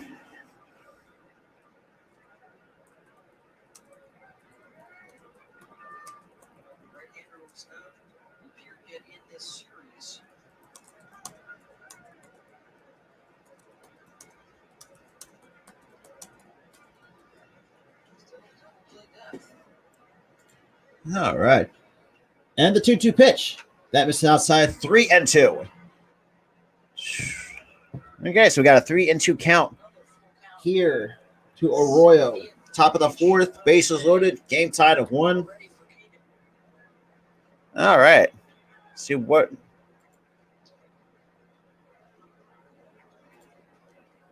All right. And the 3-2 pitch. And Arroyo puts it out of play to keep the count alive. Still 3-2. That's crazy. Pretty crazy to really think about, though.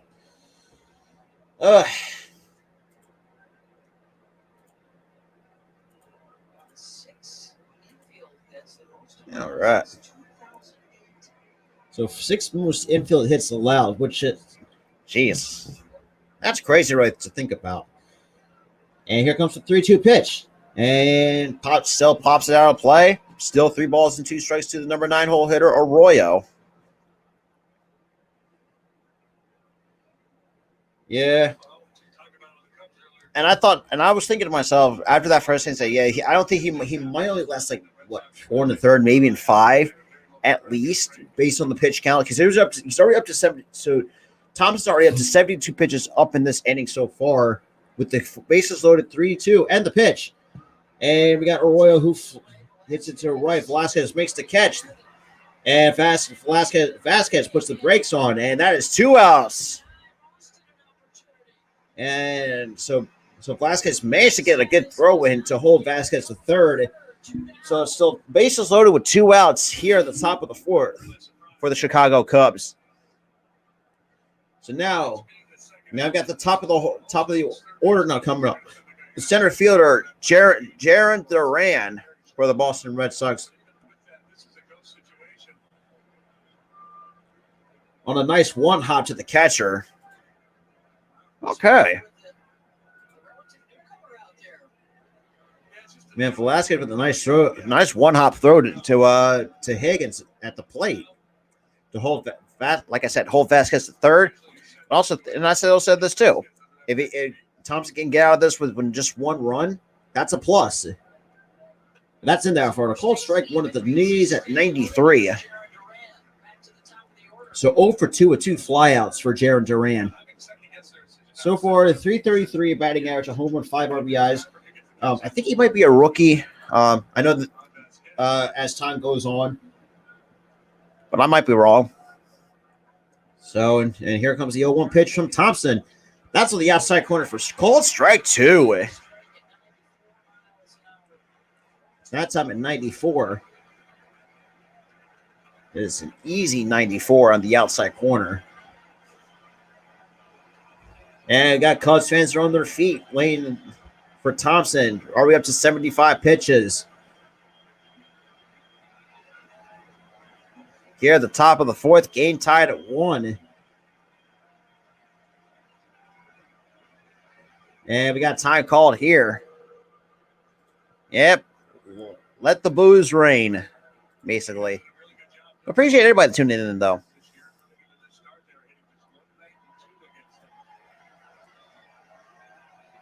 And Cubs fans getting into it now. And the 0-2 pitch misses way inside for ball 1.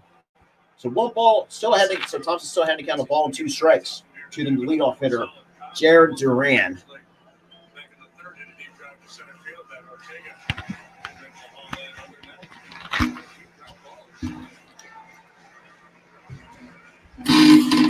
All right.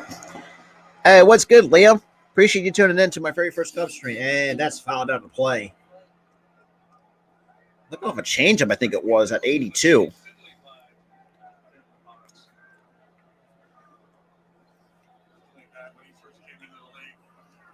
Appreciate everybody tuned in, though.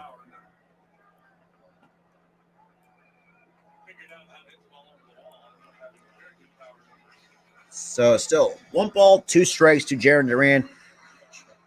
No worries. No worries, Liam. And the 0-2 pitch. And did he go? No, he did not. So Duran holds a swing. So now it's a 2 ball. Now the count's like even 2 balls and 2 strikes. Let's see. That's a fit. Yeah, he held it. Yeah, he definitely held it. But right idea though from Keegan Thompson, because from a pitcher perspective, like a lot of times, a lot of hitters cannot lay off high pitches. So I like the idea But it was just unfortunate. He just held a swing and the pitch. Misses outside 3-2. So we got a 3 full count with 2 outs here in the top of the 4th. Game tied at 1. So the base runners will be off and running on this pitch to the center fielder, Jaron Duran. I got the Stars game tonight at 7:30. I got the championship game at 7:30. But obviously taking advantage of doing an afternoon game, which is very unusual. That's in there for ball 4, and he walks in a run. So Boston takes the lead here at the top of the 4th. That's just unfortunate, being up 0-2 and losing him. Just Cutter cannot find the zone. So Boston takes the lead on via the walk to Jaron Duran, but that should be an RBI for Duran.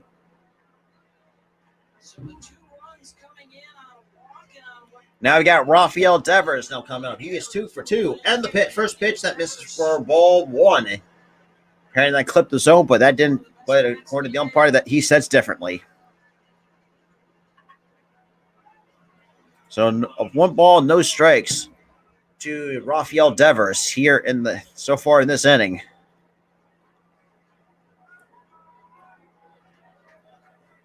And the pitch. That's in there, 93 for strike 1. So 1 ball and a strike. Hey, good shit from Mel Gooley turning it. Gordon Dragic. That's what I even told James that you guys need to pick up like a backup 4 or backup 5. And I think Miles Turner is an interesting opportunity to get. And that's fouled off for strike 2. Man. Gooley, I know you're watching this, but man, Keegan Thompson is getting beat. He's already up to 8. We're not even through the top of the 4th yet. That is tough. Woo. Yeah, that is tough, man. That is really tough.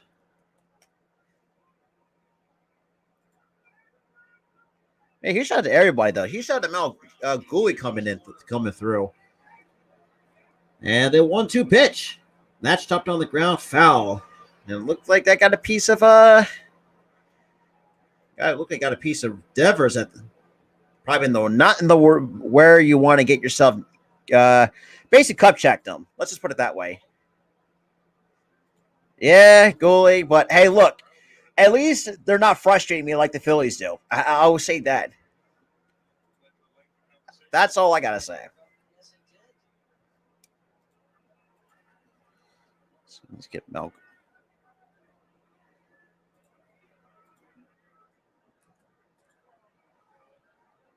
All right, so still got a ball and 2 strikes here with 84 pitches for Thompson against Rafael Devers. And the pitch. And that's popped out of play. Woo. Yeah. Give Gooley a wrench here.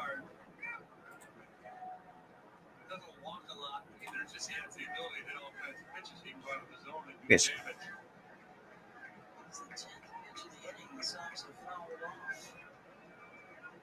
Hey, do that, Gooley. All right, and the pitch. Did he go? Yes, he did. So that's the 3rd strikeout for Keegan Thompson, and the inning is finally over. So that might look like that might do it for Keegan Thompson. You know, throwing up to this point in this game right now. Yeah, it's most likely it's going to be a bullpen game for the Chicago Cubs, going to the top of the 4th. All right.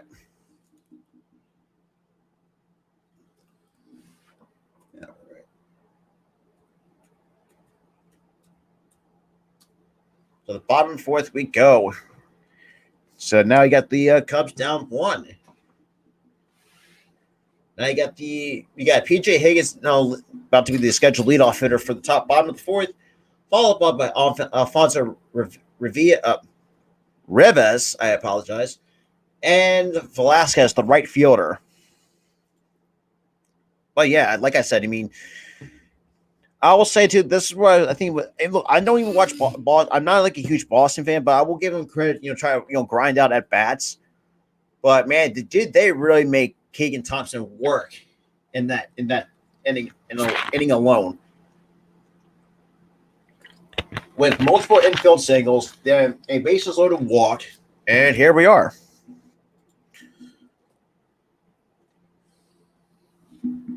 Man. Yeah, but huge shout out to the 4 people still sticking with me though. With the Cubs and Red Sox, Game 3 of the series. All right.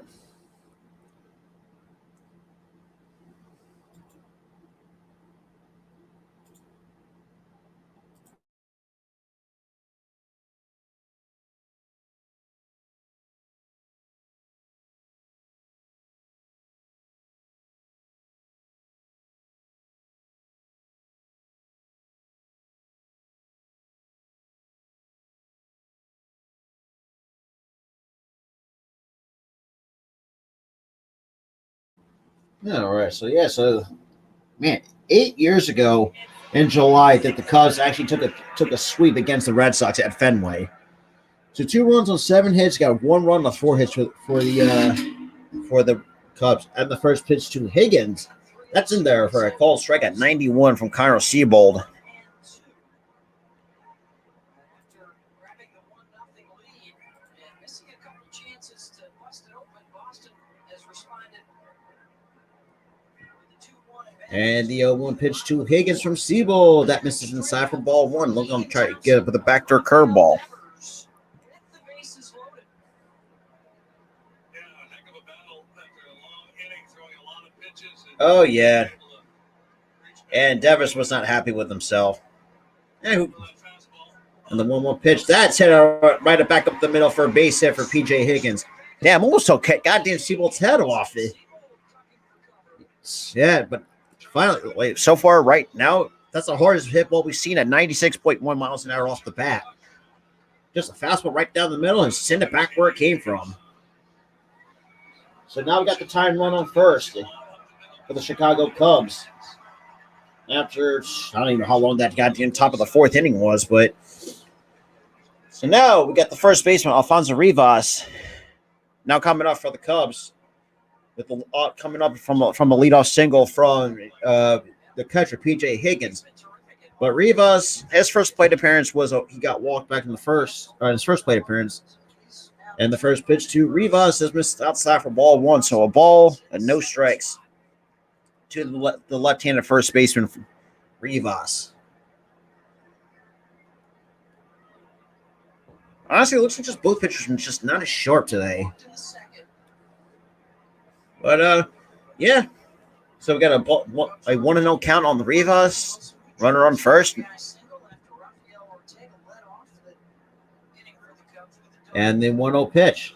That swung and missed out of play for strike 1 to even the count at a ball and a strike to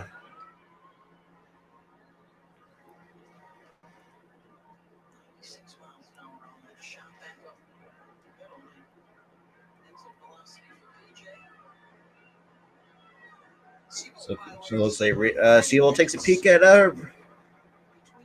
Higgins on first. And here comes the 1-1 pitch from Seabold. He kicks and deals a 1-1 pitch. That's over the head of the shortstop Bogaerts for a base hit. So back-to-back base hits. Here come the Cubs. That's their 6th hit of the game as a team so far. Now you got the number 8 hitter, the right fielder, Nelson Velasquez. And just fights off a tough pitch off the hands.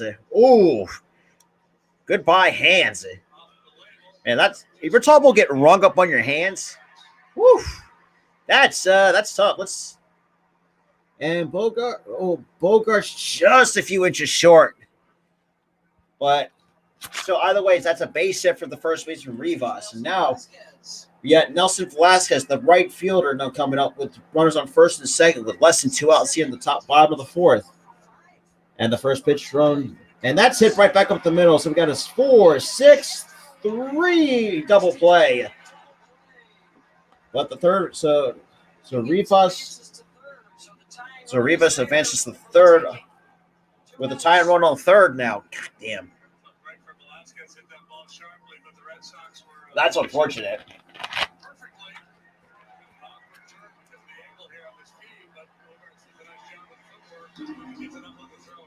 All right. So Rivas goes to third on the play, but It's still a 4-6-3 double play. That's really unfortunate for the Cubs so far in the game. But huge shout out to everybody that's tuning in, though.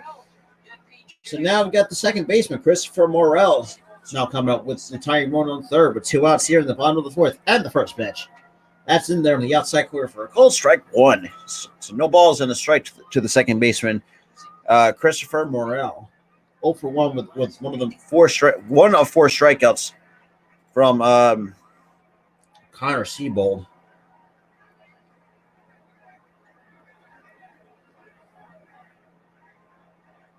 And the 0-1 pitch. And did he check his swing? Yes, he did not hold. He did not.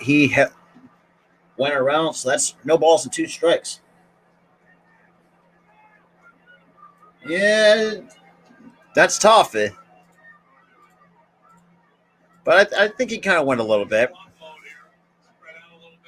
So now no balls and 2 strikes. 2 outs here at the bottom of the fourth. Tying run on third. And the pitch. That skips in the dirt for ball 1.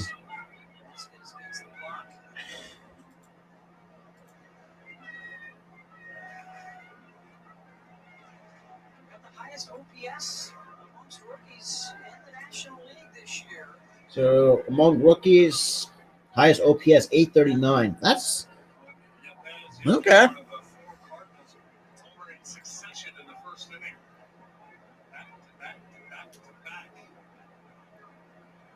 all right. And the 1-2 pitch. That misses a bit outside Side for ball 2, so it counts even 2 balls and 2 strikes to the young rookie Christopher Morel.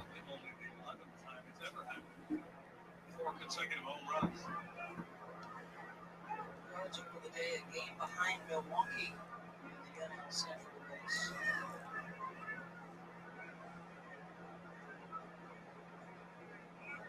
And here comes the 2-2 pitch. Seabold, he kicks and deals. That misses for ball 3, so 3-2 to Christopher Morel. Then we get to the top of the order, Rafael Ortega. I don't think that's going to happen, Arku, because if you really think about it, I don't. It's most likely he might go to the. It seems like KD might go to the Suns from what it looks like, because he's already been with the Warriors. Decides just wins a ring and just goes to Brooklyn, tries to replicate it there, but that wasn't the case, and that misses for ball 4, and Christopher Morel draws a 2-out walk. So now we got runners on first and third with 2 outs here in the bottom of the fourth for the Chicago Cubs. And then oh, that's right, I forgot the Cubs are going to host the Mets. And it's a Cubs neon bucket hat Bud Friday giveaway, Friday, July 15th. For those, I don't want him in Toronto. I really don't, because I don't think because they already brought Chris Boucher back and they already have. I don't think that really fits their scheme though. That's the issue, because Toronto is a small ball type of lineup kind of team. That's just from what I've seen so far with the Toronto Raptors. Ortega doubled and scored in the first, flew out to center in the second. So now I got Rafael Ortega, 1 for 2. A couple of hits and a walk in the inning. Yes, sir, Liam. We're on the road right now and still road to 1K, but we got to go through other pit stops. And the first pitch to Ortega, that's a backdoor breaking ball for strike 1. So that is pitch number 73 for Connor Seabold.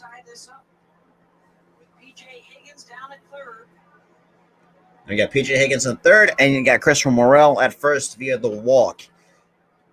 And Ortega right down to the count of ball, no strikes. And here comes the 0-1 pitch from Connor Seabold. He kicks and deals to Ortega. Ortega pops it up behind shallow right.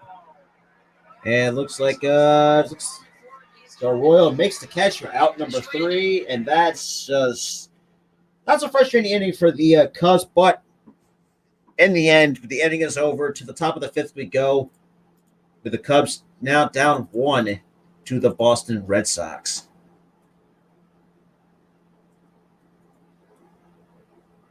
Oh yeah,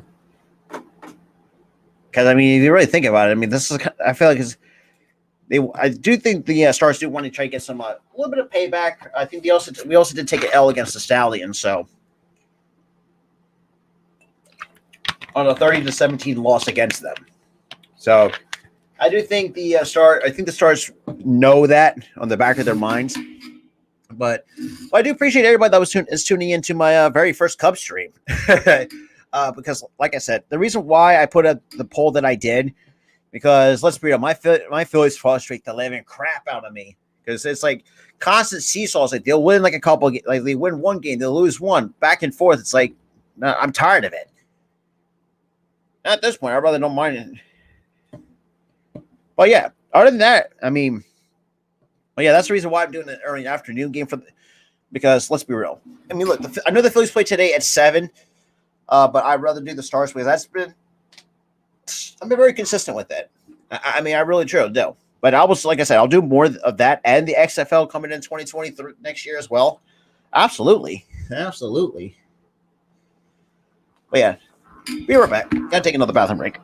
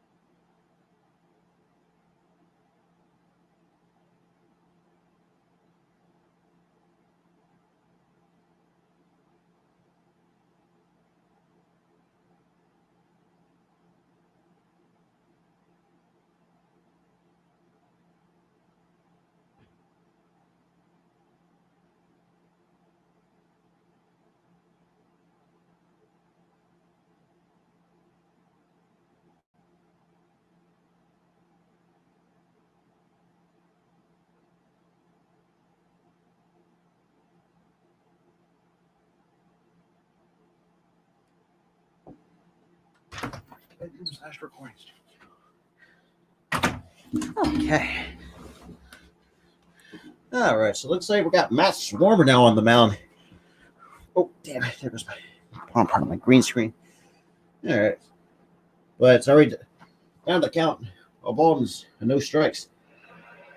And Bogarts holds up his swing. A ball slipped 2-0.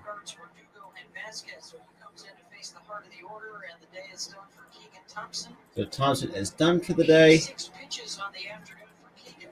Yeah, there's so many in that last inning. Had to shut him down. I mean, it's just a weird day for Keegan with all those infield hits.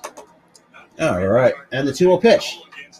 And Bogarts fouls it off for strike 1. So 2 balls and a strike. Pitches alone in the 4th inning.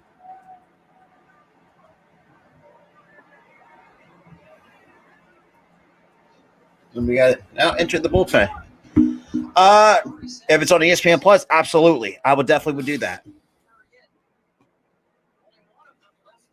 And that is a line out to Rivas for out number 1. Well, we'll have to check the upcoming weeks because usually on ESPN, because I am actually watching on ESPN Plus, which it is a lifesaver for out of market games. Let's put it that way.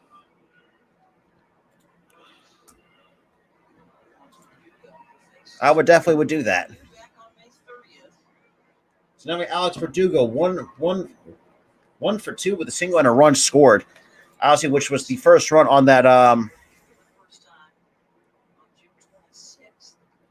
that misses upstairs for ball 1, apparently. So 1 ball and no strikes to Alex Verdugo. A huge shout out to everybody that was tuning in. Hell, first time seeing Doug in my chat. Ghoulie, greatly appreciate you tuning in. Steve, Dante, Salvador, Shane, Damian. Especially I know Damian has some horrible taste, but I appreciate. Oh, right. I didn't even see that. Oh yeah, first round. Yeah, I agree with Steve. Like that's 4 first-round picks for a guy that has a yeah. So it's a two, no, it counts 2-0 to Verdugo. Verdugo singled and scored in that fourth. And the pitch. That misses for ball 3. So 3-0 to Alex Verdugo. That's third appearance out of the bullpen. He's made 5 starts. Slider plays well against left-handed hitters. Yeah, all right. Righty. The slider moving away from a righty would be a real good weapon.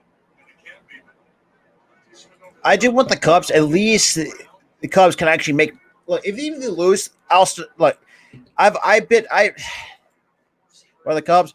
Either way, doesn't matter to me. At least I'll be happy that my Phillies don't. If they don't completely shit the bed against the Cardinals like they did in Game 2, because Kyle Gibson is absolutely trash. So we got a count of 3-1, and here's the pitch from Swarmer. That misses for ball 4, and that is a walk to Alex Verdugo.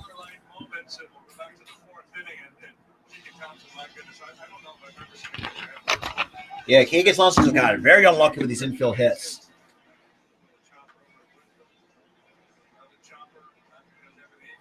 Like, I think 6 of their 8 hits or something like that were infield singles. That's crazy.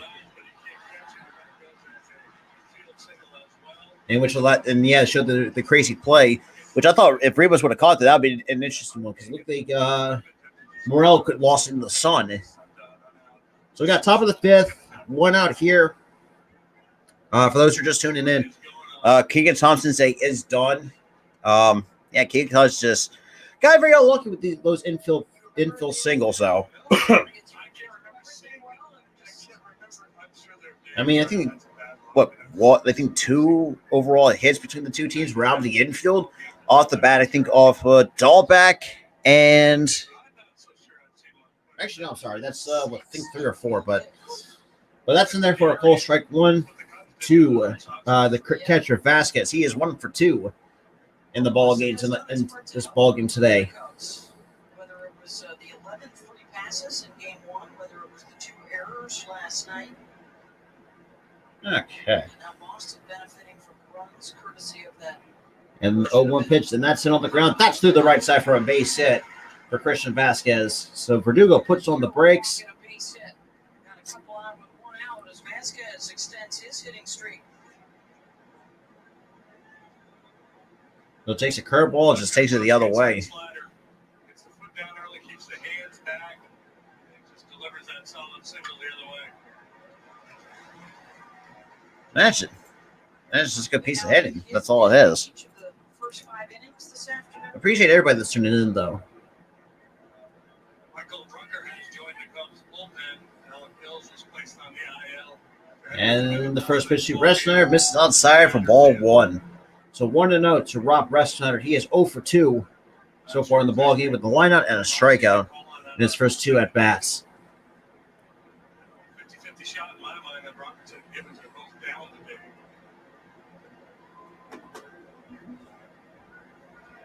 And the pitch that misses outside for ball 2. 2-0 to Brett Snyder with runners on first and second with White out here in the top of the 5th. God, Mark Leiter Jr. still pitching. God damn, I haven't heard that name in years. That's crazy. And that's in there for a cold strike 1 on the outside corner to at least try to get back in the count. Now it's 2-1. So most innings pitched, obviously Tampa Bay with 337 and 2/3 innings. Then you got the Cubs at 332, and then Liam, your Pittsburgh Pirates are 3rd in the major leagues in innings pitched by release at 325 and a 3rd innings pitched, and that's fouled back to even the count at 2 balls and 2 strikes to Rob Refsnyder.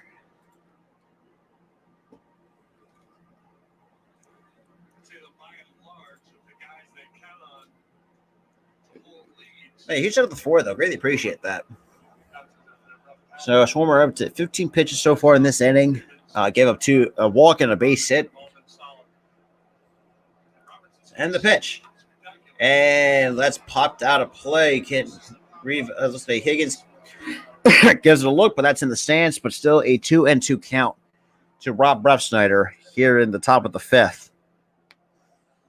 4 of the 5 innings already today. At least a couple of runners on base for the Sox. We're almost at the 2-hour mark here on this live stream. Greatly appreciate that shit. All right, so 2-2 count still. Yeah, that could prove to be a huge moment in this game if the Cubs come back and win. Punch out of Devers with the bases loaded. At the end of that inning where he All right, so the 2-2 pitch, and that's popped out of play. Still the same count, 2 balls and 2 strikes. So that's pitch number 17 thrown by Swarmer here in this inning. Refsnyder lined out to center in the 2nd. And then struck out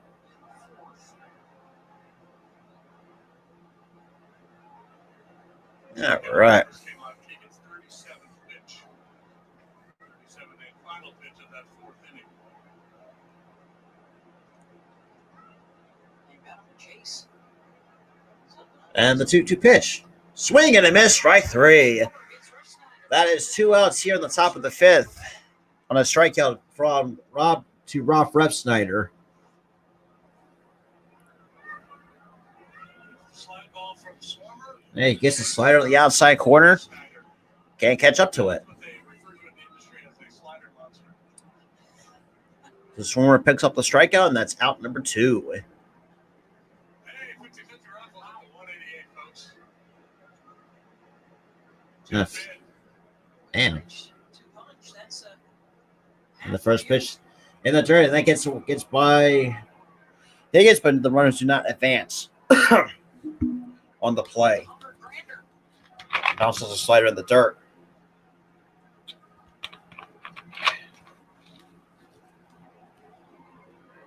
But yeah, each out of the 4 people that are still sticking with me, though, greatly appreciate that. With a walk and a single. 1-up count to Franchi Cordero. So you want to know? So now Cordero, the designated hitter, 2 singles. 2 for 2, and the pitch that skips in the dirt again for ball 2. If the slider's not working, skip it in the. If they're not chasing the pitches in the dirt, then you're gonna have to use something else. But yeah.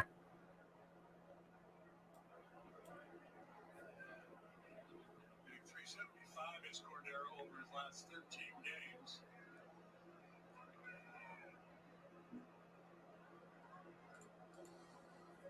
games. Two singles and an RBI. And the pitch. That's chopping on the ground. That is now it's down to a 2-1 count. But still, Cordero's still ahead in the count. 2 balls on the strike here in the top of the 5th for the Boston Red Sox. But I appreciate the 5 total viewers here and still coming through. Yeah, we're almost at it's almost 2 hours in. And we still got 4 innings of baseball left to go. Hopefully this game can get done in time so I can actually get ready for the Stars game at 7:30.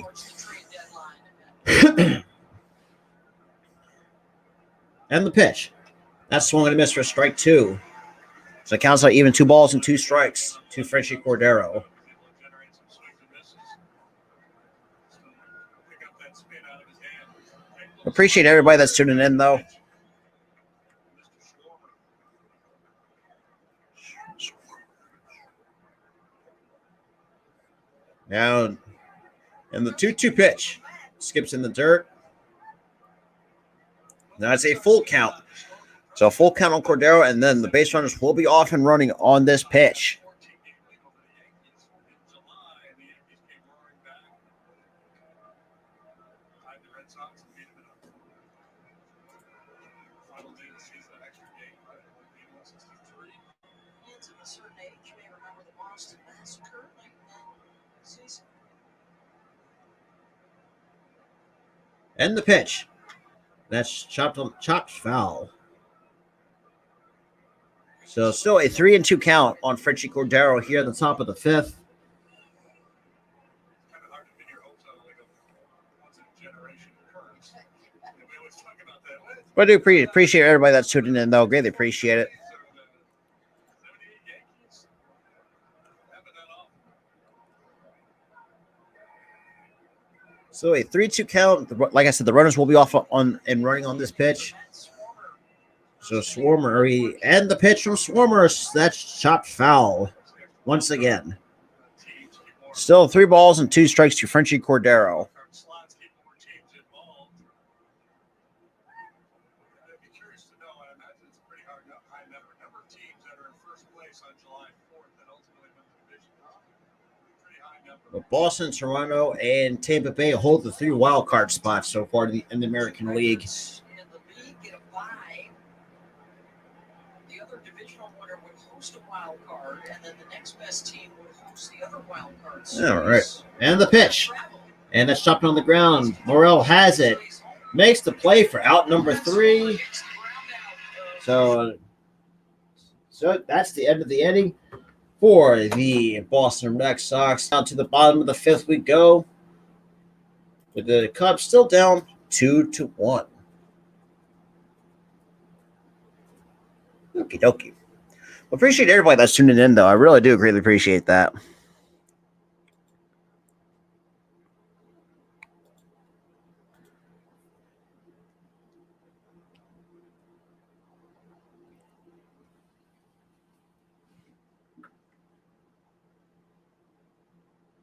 All right.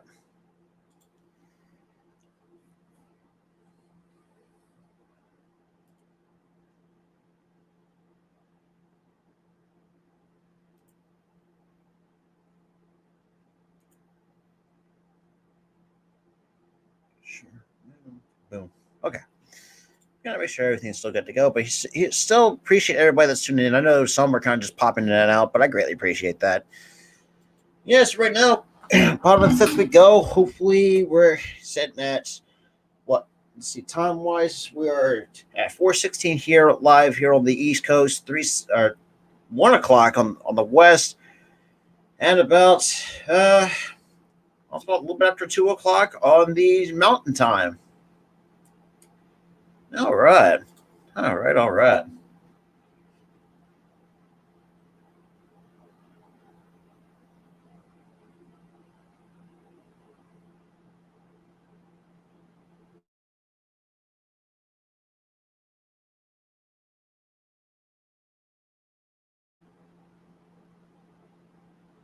All right. So still with the commercial break. Hopefully these commercial breaks don't take that long. But appreciate the 3 total people that's coming in, though. Greatly appreciate it. Buy the Nerds. Save big money at Menards.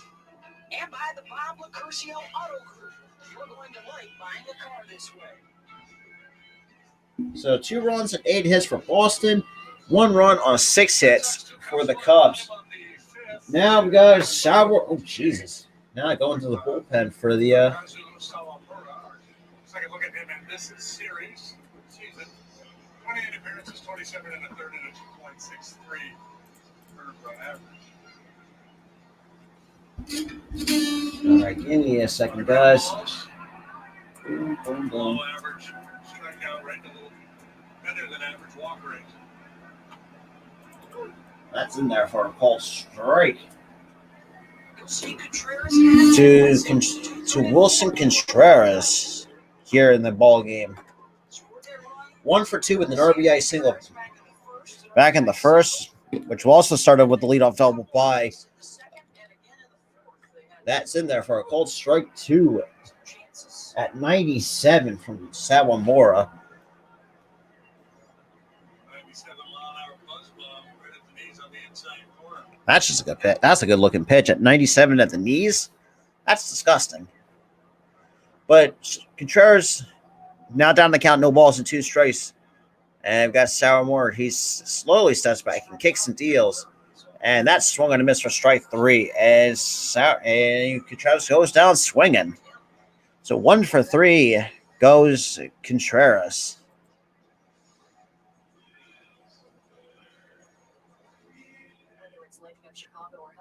Now, not a lot of times I've been seeing like boss fans are kind of not a fan of Sawamura at times because he knows how to blow games. So I mean, Now we got Ian Happ. He's also 1 for 2 with the single here in the ball game today, but popped up his last time up.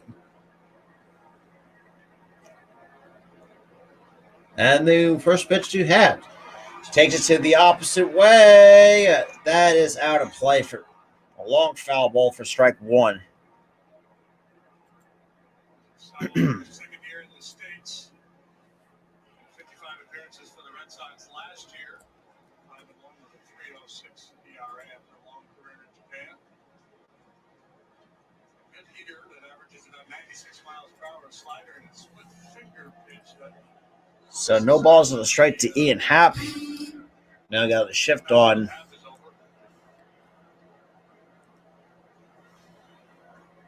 And here comes the 0-1 pitch from Sawamura. That misses outside for ball one. So 1 ball and 1 strike to the number 3 hitter, Ian Happ.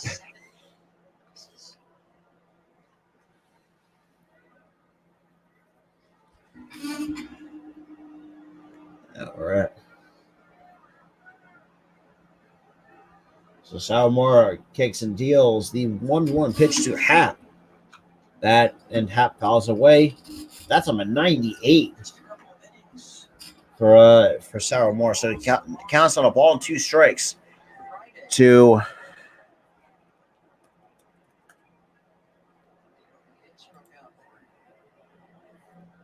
Ian Happ here in the bottom of the 5th.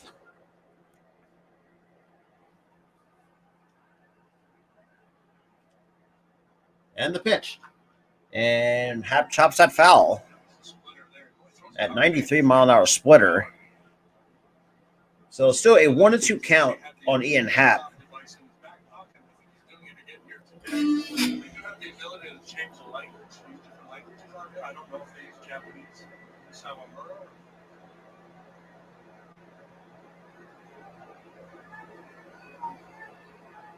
Translate for you, but I don't know.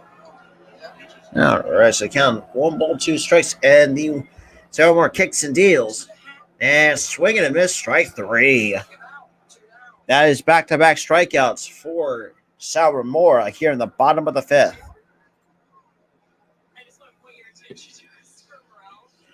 Yeah, shout out to the 3 people that's here in the stream, though. Greatly appreciate it.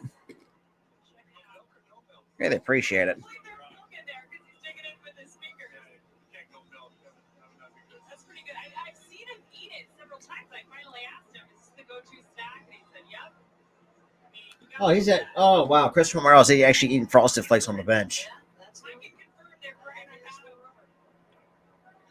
All right, well, as long as this game's going to be, I mean, you can definitely get a snack. So, I mean, Frosted Flakes is the look.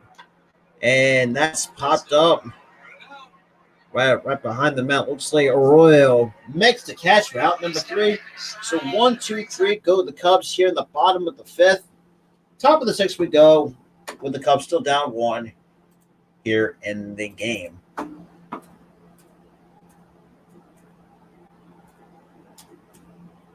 Top of the 6th we go after a commercial break.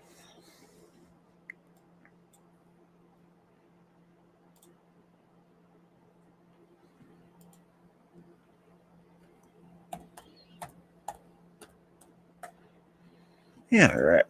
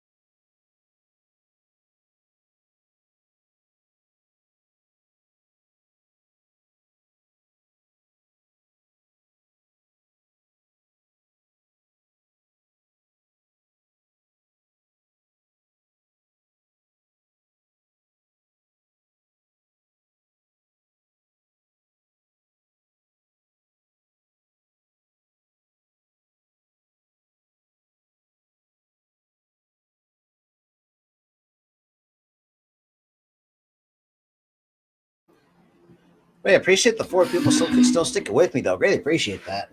I really do. I mean, it's over at 4:30 in the East. God damn. And how long have we been live streaming? It's what, a little bit over 2 hours. Jesus Christ. But yeah, for those who are tuning in, greatly appreciate it. All right. They bring in 2, right, to get to 32. Nashville, Las Vegas, and Montreal, your early leaders. So yeah, so they're asking a question about the what do you call it? The what's back out this For the for any team that can, any city can. Yeah, that's actually when am I having that? Give me 1 second. Yeah, that's the 13th. That's right after the Sixers Raptors Summer League game that I'm doing on the 7th. So we got Bobby Dahlbeck to lead off the top of the 6th here, with the Red Sox still up 2-1. And the pitch from Schwarmer that misses for ball 1 to Dahlbeck, the number 8 hole hitter. So you got Bobby Dahlbeck, Arroyo, and then the top of the order center fielder Jaron Duran, the scheduled hitters so far here in the top of the 6th. And the 2-0 pitch. And that's fouled out of play for strike 1. So 2 balls in the strike to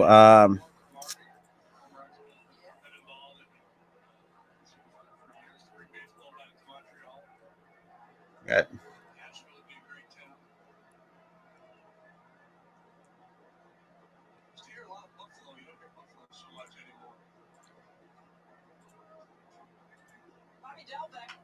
and Dahlbeck fouls it off to cancel even 2 balls and 2 strikes. So 2-2 to the number 8 hole hitter, Bobby Dahlbeck.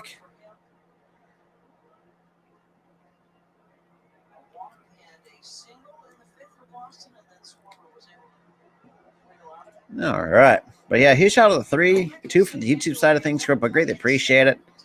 And the 2-2 pitch. Swung on a miss, strike 3. That's second strikeout for Schwarmer on a slider to get Bobby Dahlbeck. It's the beautiful Megalodon camera powered by Nissan. There's no escaping summer savings at the Nissan Summer Event Shop. NissanUSA.com. All right. First timer in the house. Now we got Arroyo here. And the first pitch.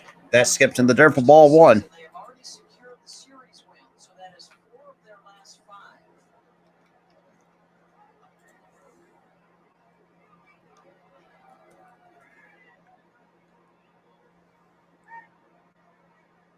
All right, Arroyo 0 for 1 with a walk, and also with the walk.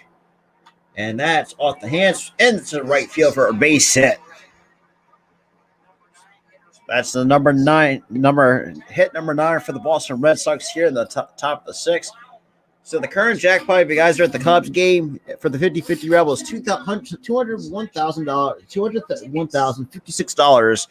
If you're at the Cubs game for the 50-50 raffle, wherever you may be watching. So it looks like we got a meeting on the mound, and that will do it for Schwarmer. Got a pitching change. And we got a pitching change for the Chicago Cubs. Okay. Wait, he shouted to the Key one, the one like on Facebook from Key. Greatly appreciate that. But he shouted to the Ford though watching the stream. So good. Schwarmer day is done. I mean, so far not a bad outing out of the bullpen. Something that I think the Phillies could take note of at sometimes. But other than that, I mean, I think right now it's been a very solid game, but the starting pitching has not been sharp on both sides. That's all I gotta say. All right.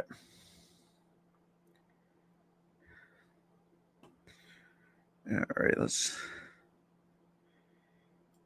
get to. Yeah, for those who are Padres fans, if you're watching out there who have not checked me out, I will be doing the Padres and Rockies game. But if you also love the Rockies, I got you covered on that too. So let's got here. All right, so I got to fix this.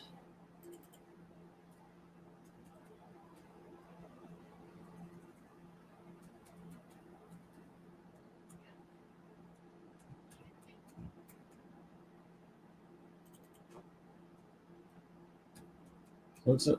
All right. There we go. But yeah, for those who don't know, I'm also using a separate a scorecount.com scoreboard for all things like Football, baseball, and definitely for basketball. Because let's be real, you guys have no idea how many times people are asking me for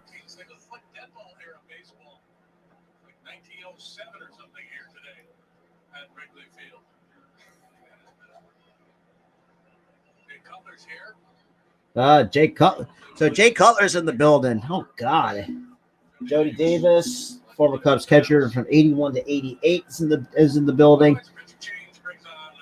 So Brandon Hughes has not come on the pitch for the Chicago Cubs. And the first pitch, that's swung and a miss for strike one at 83 from Jaron Duran. So no balls on the strike. So huge pitches the last 4 days. Last night didn't pitch. Friday threw 27 pitches. So Wednesday and yesterday, Hughes didn't throw any pitches. And the 0-1 pitch that misses outside for ball one, so it counts a ball and a strike. 2. Jaron Duran here at the top of the sixth.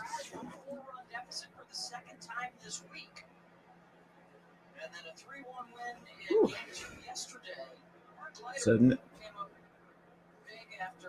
you got a ball in the strike, and here comes the 1-1 pitch.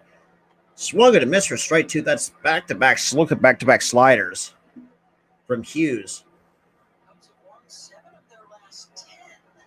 Okay.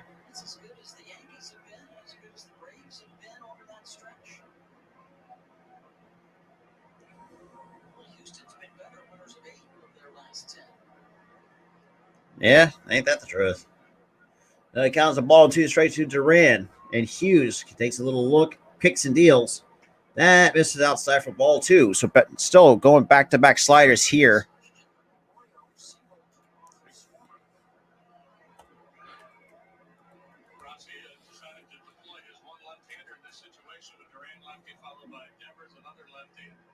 Okay. It counts 2 balls and 2 strikes to Duran, and you got Rafael Devers now on deck. 2 for 3 in the ball game. And fouls that fastball away. But still 2 balls and 2 strikes to Duran.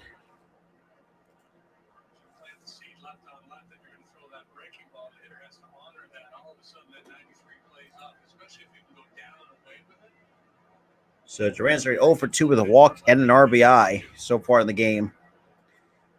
Appreciate the total 4 people that's coming in, though. Greatly appreciate that. And the 0-2 pitch. That's the 2-2. And that misses 3-2 to Duran. Who was 0 for 2 to that into this ball game.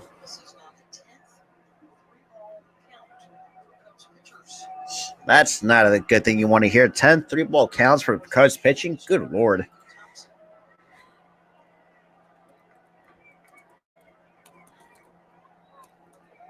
And the 3-2 pitch.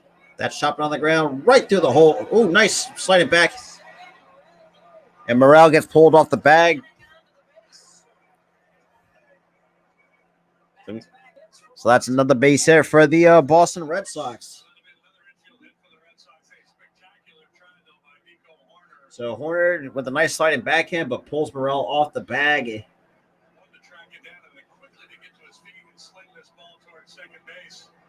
Yep, that's unfortunate. It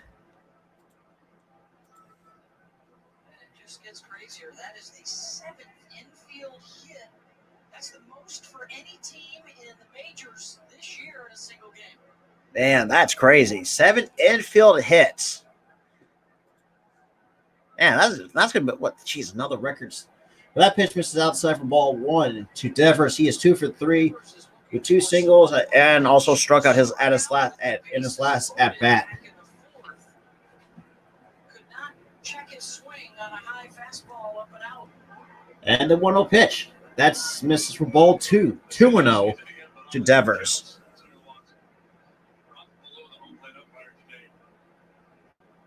Like I said, I don't think he's missed any. Like, the borderline calls for the most part have gone the hitter's way. Seems to me anybody. And the 2-0 pitch. And misses for ball 3. All those edge pitches. So 3-0 to Devers here in the top of the 6th. That's another 3-ball count.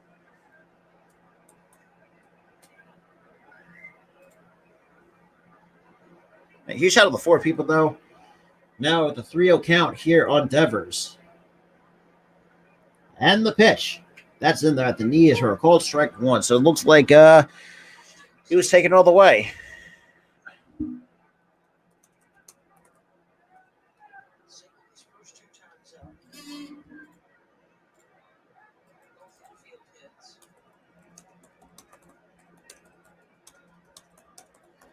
And that's fouled off or swinging a miss for strike 2. So 3-2 on Rafael Devers.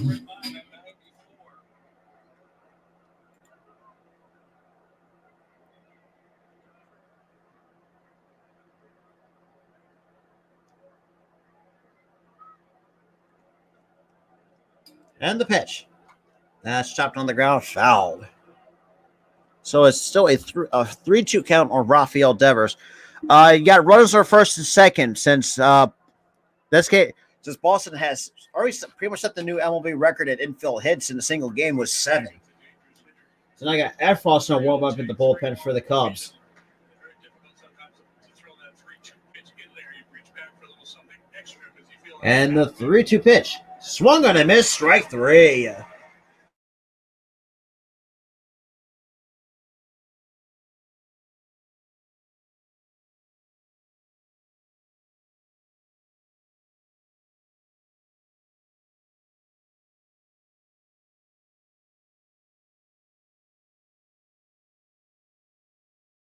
Devers just was a little bit slow to that. Second time he squeezed with runners and scored. And here comes Xander Bogaerts. Now we got Xander Bogaerts, the shortstop. Grounded into a double play and lined out to first.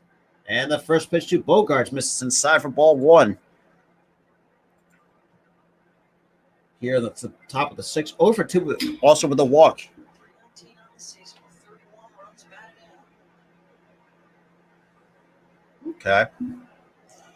So counts the ball and a 1 ball, no strikes to Bogaerts, and the 1-0 pitch. That's in there, a 94 to clip the inside part of the strike zone for strike 1. So the count is even at a ball and a strike to Xander Bogaerts. After Devers goes down swinging with runners in scoring position for the second time.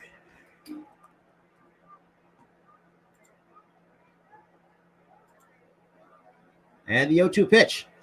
And Bogaerts pops it up right in shallow right. And Rivas or looks like Morel makes the catch for out number 2. Or sorry, as out number 3. Oh, looks like Rivas took a bit of a brawn of it. So the inning is over. And Morel running in. So Morel makes the catch for out number 3. Someone should have just called that. But other than that, so to the bottom of the 6th we go. It's still a 1-run ball game.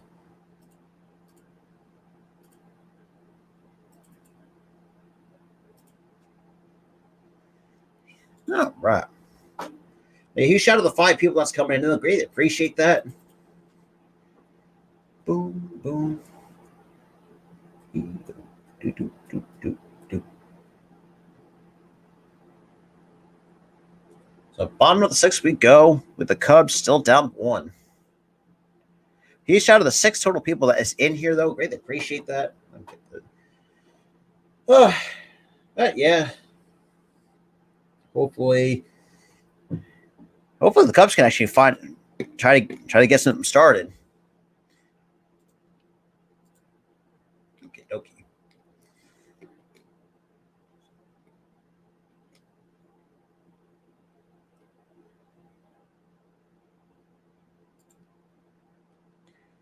Hey, huge shout out to 7. I should make the 6. 5 from YouTube, 1 from Twitch. Greatly appreciate that. If you guys are new, smash the like button, hit that subscribe. And you guys are new, we're on the road to 600.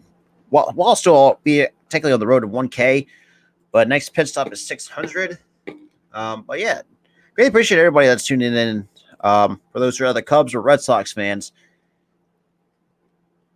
All right.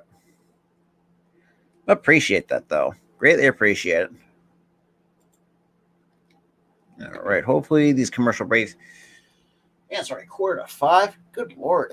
On the East Coast, about almost 1:45 on the West, 2:45 in the Mountain Time. That's crazy.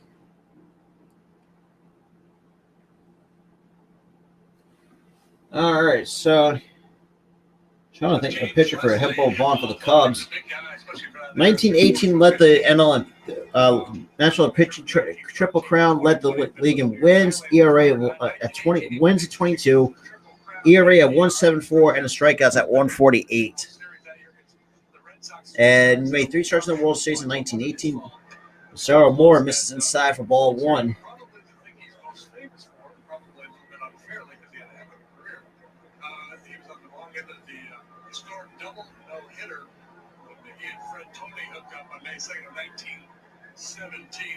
And the 1-0 pitch, that's swung and fouled off for what's that? Nico? No, it's not Nico Horner. Where are we at in the lineup? Yep. We're at Nico Horner. So we got hitters Horner. We got Nico Horner scheduled later. Where are we down? We count even the ball on the strike. Then you got the number 6 hitter Higgins waiting on deck, and then you got Rivas waiting in the hole for the Chicago Cubs. So those are your scheduled hitters here in the bottom of the 6th for the Chicago Cubs. And that's misses for ball 2. 2-1. So 2-1 to Nico Horner here in the bottom of the 6th.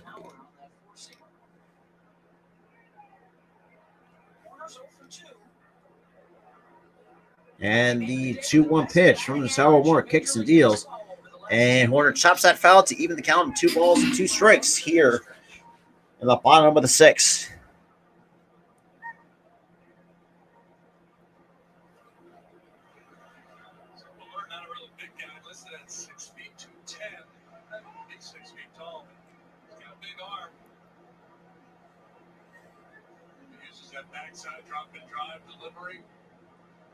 And here comes the 2-2 pitch from Sawamura. This is inside for ball 3. So 3-2 to Nico Horner here in the bottom of the 6th.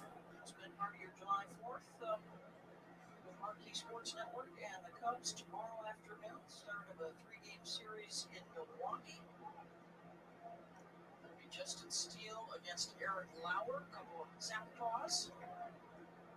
Yeah, all right.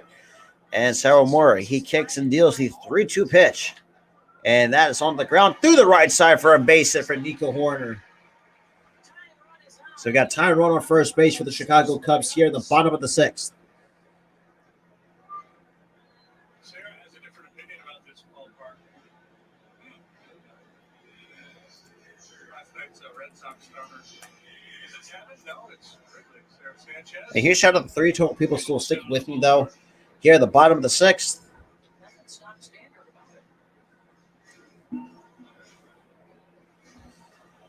Speaking of that other heavenly field, though, events in that amongst the court stocks. Now we got the number 6 hitter, catcher PJ Higgins. Also 1 for 2 in the ball game. Now we've got the tie and run on first. And the first pitch to Higgins, that's in there for a call, strike 1. Also, you guys, for those who are WNBA fans, I have done the WNBA games, but a week from today is the All-Star game for the WNBA at the same time. WNBA champions with the sky. Land in front of the hometown folks. Dennis Parker setting the stretch here the other night. An outstanding job. And the pitch swung and a miss for strike 1. Or sorry, strike 2, I should say. No balls and 2 strikes to Higgins. Were you coaching her up?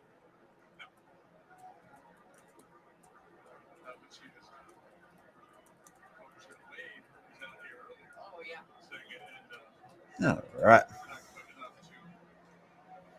to So no balls and 2 strikes to Higgins. The corner arch first with the leadoff single. It's a competitive spirit from the late great Ken Summer. And the pitch. TJ Higgins. That's on the ground. So I got a 1-4-3 double play. So that's easy 2 outs right there with the Boston Red Sox here at the bottom of the 6th. So there goes the. That's unfortunate. So Thursday at 6 p.m., you got the Chicago Sky, the defending WNBA champs, taking on the abysmal Indiana Fever, which you'll see me again on that game as well, calling that game with my Las Vegas Aces when they come into Las Vegas.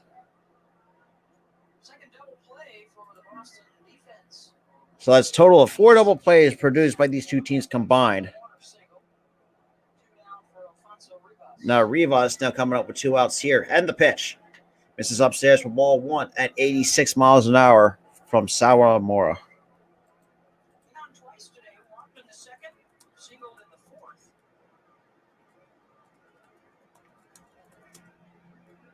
He then got erased by the DP.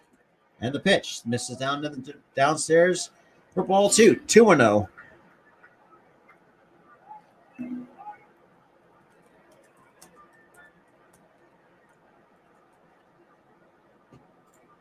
All right, but yeah.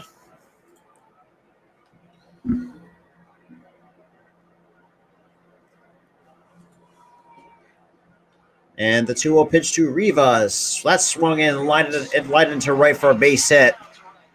So the bottom of the 6th still continues. 106.3 off the bat for Rivas. second hit of the day for Rivas, who also has walked today, so he's been perfect. Here this afternoon. So now we got let's see. Now we got Nelson Velasquez. He is 1 for 2 with a single so far in the game. Teams have combined. Are you talking about the Seattle Storm? Because if so, I mean, Hits 17 of which are yeah, I can do Seattle game. I thought, yeah, if they can sneak in the wild card spot, I could definitely do that. If not, then that's going to be tough. That's going to be another disappointing year for the Mariners. But we'll see how the AL wild card kind of stands out. And that's in there, 97 at the knees. And how are you supposed to look for that? Man, that's the first. And that's supposed to be the first pitch you always look at. Most 100% of the times, the first pitch fastball. But that at 97 at the knees. Tote board. Cubs.com/raffle to get involved. Half of that goes to the winner. 10 grand. Double likely ties the ball game with that in mind. The Red Sox All right. outfield The Storm? Yeah, I could definitely do that. Like I said, some of the other names are going to be very interesting to raise. I could definitely do that. Absolutely. I could definitely, absolutely. And that misses for ball 1 to Nelson Velasquez. Counts out even a ball and a strike to Velasquez here. With a single by Rivas after actually getting on base after Higgins grounded onto a double play, which is the second for Boston, but 4th overall combined between the two teams. All right, so we got the 1-1 pitch. And Sawamura kicks and deals. That's in there at the knees at 96. So no 1 ball, 2 strikes to Nelson Velasquez.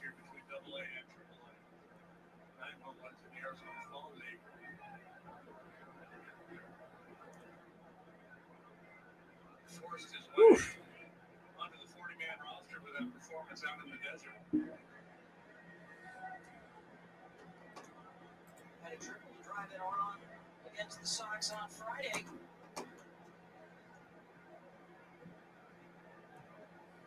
And the 1-2 pitch. That misses in the dirt for ball 2. They almost got Rivas. He had to scramble to get back. And Rivas almost caught himself napping at first base. In a scoring position with 2 outs in the inning. So he had a pretty aggressive secondary, saw a ball in the dirt, thought about going, and then got better of it and scrambled back. best coverage of the game. Let's check out the T-Mobile coverage cam diving back into that back corner of the base. Huge shout out to the four, though. Greatly appreciate you guys are still sticking with me. Yeah, it's got three. It's going to be 2 more innings of baseball left. Hopefully, those last 2 innings can get done because. Okay. Then we got the 2-2 pitch coming from Sawamura. Kicks and deals. And did he hold up? Yes, he did. So if Velasquez holds up a swing, the count's now 3 balls and 2 strikes. So Rivas will be running off and running on this pitch. First base umpire says no swing, and the Cox never misses that call.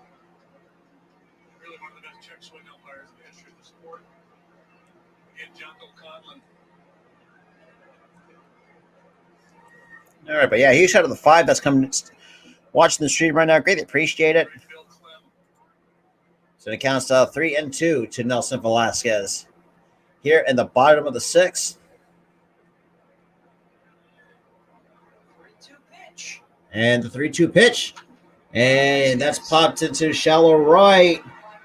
And then, oh, nice play by Arroyo to make the catch.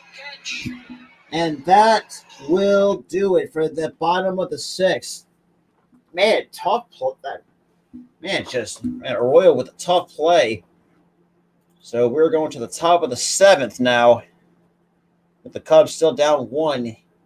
With 2 innings left to play here in the game.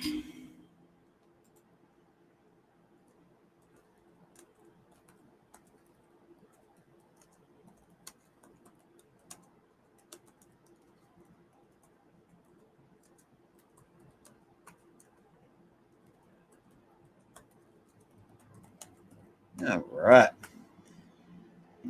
Yeah. So it's been easy enough to say that the Cubs, ever since getting that first run, haven't been executing some of their or try to get runners on base. I mean, they have, but they're just getting taken out by some decent defense by the Boston Red Sox here in the top of going into the top of the 7th. Now, yeah, it's almost 5 o'clock already. God damn. And when it's a little bit over 2.5 hours. Damn, that's crazy. All right, yeah. But I appreciate everybody that's tuning in to my very first non-Phillies baseball live play-by-play. I greatly appreciate that. Really do.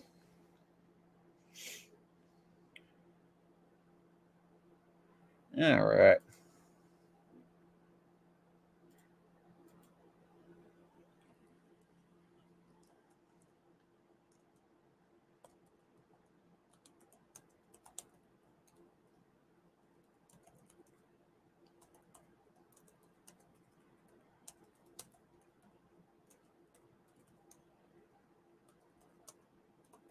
All right. So to the top of the 7th we go. Who signed him? Cubs hitting coach Greg Brown. Brown was a brand new scout with the Houston Astros, overseeing the South Florida and Puerto Rico areas. And Martinez was in college at Nova Southeastern. Brown fell in love with his ability to make in-game adjustments and his work ethic. But the reason he fell so late into the draft is a lot of people had issues with his swing. They felt like there was a lot of flaws. And the first pitch is in there for a called strike 1. So let's see who we had. To Alex Verdugo, the number 4 hitter for the Boston Red Sox here.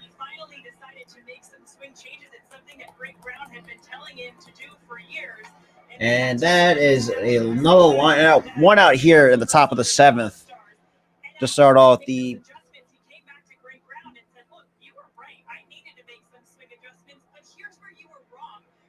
And looks like we're getting a meeting from the mound, I'm guessing. Or it looks like we might get a. So I guess this is Greg Brown's first season as a hitting coach. I really understood that there was a lot of information Okay. out there, but I didn't know how to simplify it for hitters. And so he credits JD Martinez for. Yo, what's good, Max? What's good? What's good? Greatly appreciate you coming through. So it looks like Hughes is done for the day.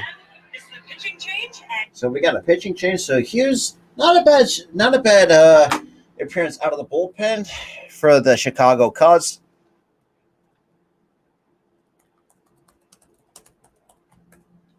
There we go. Yeah, huge shout out to the 6 people that's coming in, though. All right. Let's see. What have we got so far? And it goes to update the scoreboard and the lineup cards. Let's go.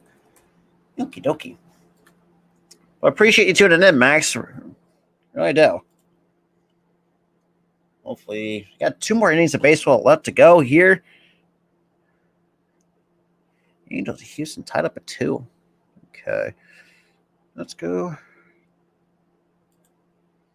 Okay, dokie.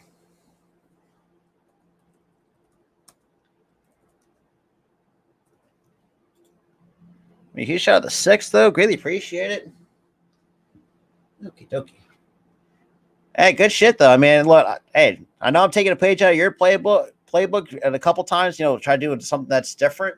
Yeah, I mean, thank God for ESPN. I mean, for those of you who do not have ESPN Plus, man, ESPN Plus is a lifesaver for some of these out-of-market games, especially here on the East Coast where you can't catch, Cubs games and shit like that. Really comes in handy.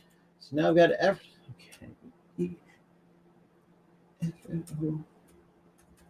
All right. Now, come on.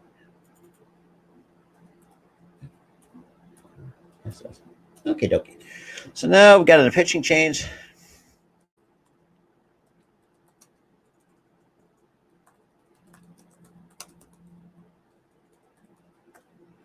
Okie dokie. All right, so we got Scott Effross entering his 36th game of the year. With 32 and 2/3 innings pitched, a 2.76 ERA, strikeout percentage at 30.6%, 6.6 walk percent of 6%. But obviously, yesterday didn't pitch, and Thursday also didn't pitch as well. But Friday I went through 5 pitches, and Wednesday threw 9. Here at the top of the 7th for the next 5 to Brady's. yes, so we got, and the first pitch says that Christian Vasquez at 91 for strike 1. Yeah, that's true. Absolutely. At least I can watch teams that actually won't piss me off like the Phillies do. So that I can say that much. But yeah, so Christian Vasquez already down the count, no balls in the strike, 2 for 3. And the pitch, that's hit to shallow left, and Hat makes the play for out number 2, out number 1, or sorry, 2. I apologize. Good Lord. Because the defense has actually been pretty decent so far between these two teams, already with 4 combined double plays. Coming around for the Cubs.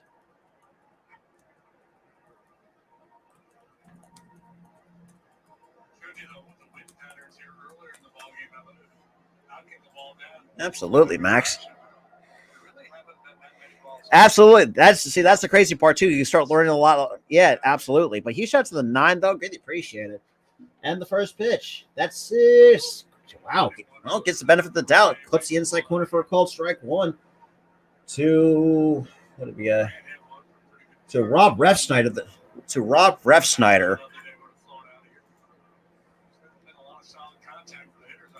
And that misses outside for ball 1. So 1-1 to the former Yankee, Rob Refsnyder. Or we get a pinch hitter here?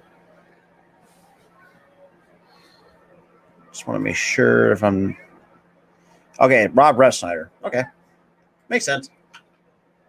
And Refsnyder chops and fouls Down to the count of ball. A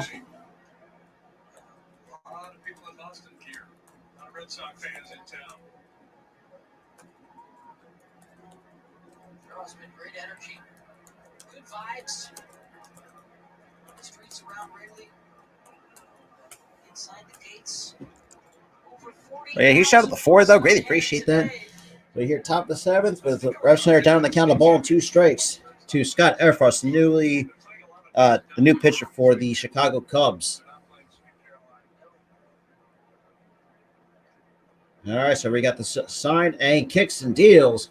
Swing and a miss, strike 3. Down goes the Red Sox. Here on the top of the 7th, but bottom of the 7th we go with the Cubs still down 1. Here we go. Now that means to update the inning counter and the scoreboard. So I got the 7th inning stretch, but all right. I'm yeah, good shit, man. That's crazy. I'm still still got to absolutely, man. God damn.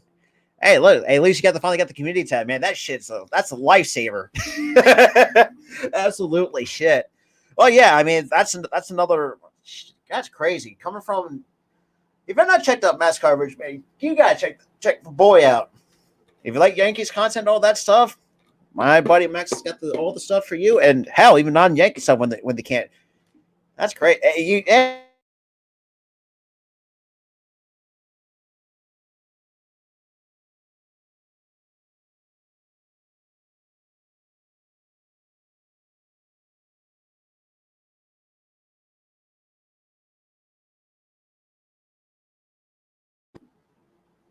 All right.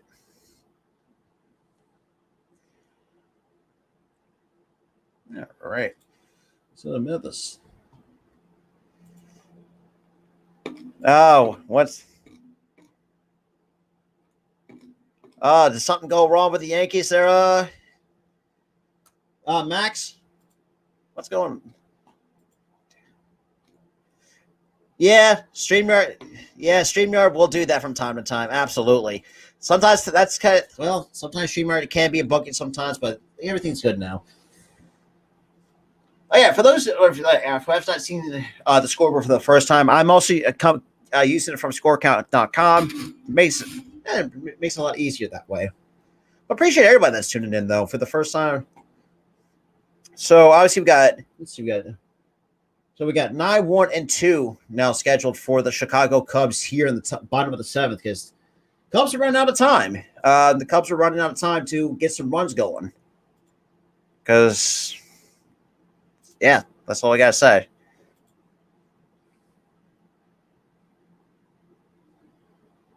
All right. So 2 runs and 10 hits for the Boston, 1 run. Who do we got on the mound now for the Boston Red Sox now? Damn. 18 hits, but some struggles trying to get guys home for both sides. Absolutely.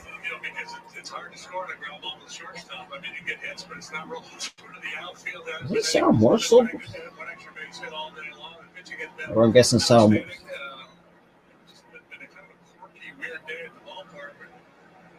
At the first pitch, that's swung and a miss for strike 1, and I don't know. The Red Sox this weekend. Schreiber. 0.73 ERA.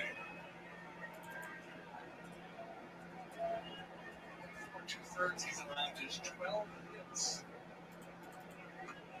That missing for ball 1. I got it. That was Jackie Bradley Jr., the defensive replacement out in right field. It was a come from behind All right. on Friday night. Down 4 runs. The Cubs rallied to win it. Christopher Morel in the top. All right. Strikeout and a walk for Chris. And that's fouls it off for strike 2. It was a foul with the foot. That's not going to hurt. Trying to keep alive a 5-game hitting streak. And over the course of the season, 20 extra base hits. That is tied for the top mark amongst rookies. All right. So 1 and 2 to Christopher Morel here in the bottom of the 7th.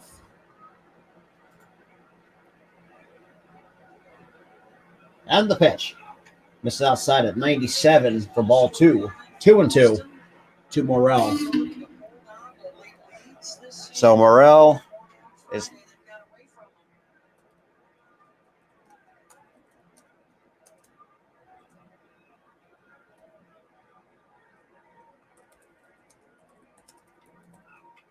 And that somehow misses down in the zone for ball 3 at 95. So 3 and 2 to the young second baseman, Christopher Morel.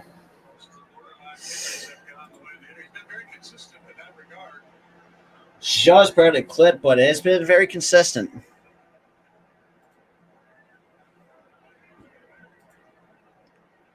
All right, so 3 and 2.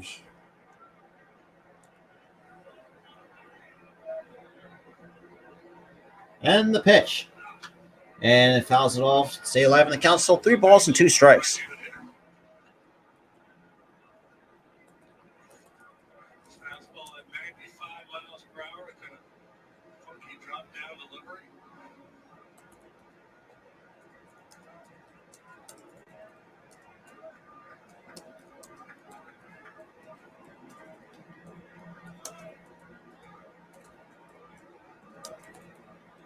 And the pitch. Strike 3 called. So 1 away here in the bottom of the 7th for Schreiber. Celebrates the unique tradition of Wrigley Field and the remarkable talent of Cubs greats enjoy access to the dedicated entrance exclusive All right. to the Cubs batting tunnel and one-of-a-kind memorabilia displays. Scan the QR code for more information.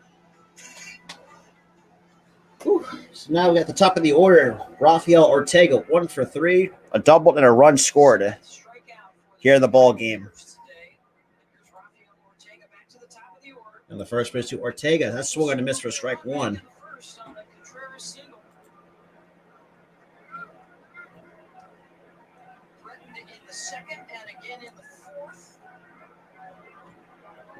So no balls and a strike to Ortega here in the bottom of the 7th. That misses inside for ball 1.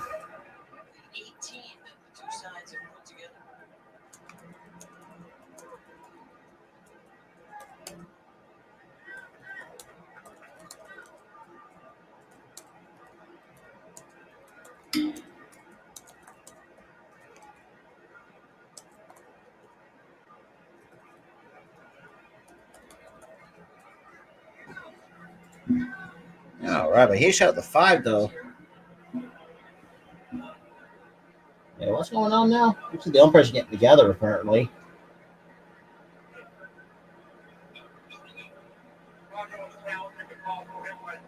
Oh yeah, they're challenging. So it looks like Chicago might be challenging if it hit Ortega. That pitch missed inside that hit Ortega. So we're gonna see how that turns out. I don't know. It didn't really look like it. Let's take a look. Oh yeah, he did grace. I think it graced his pant leg.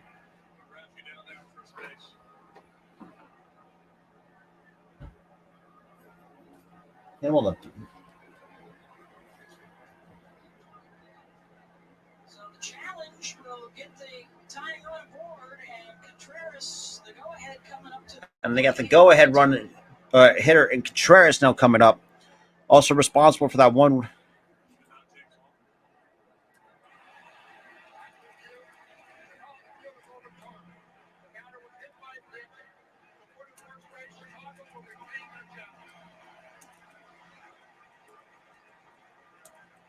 Executed by the Cubs. And David Ross, and they get a base runner here in the bottom of the 7th.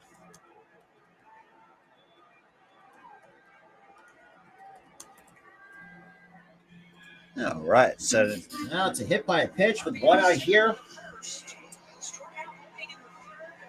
So now we got Contreras, 1 for 4 to face, or sorry, 1 for 3. But the last 2 plate appearances, 2 at bats for strikeouts.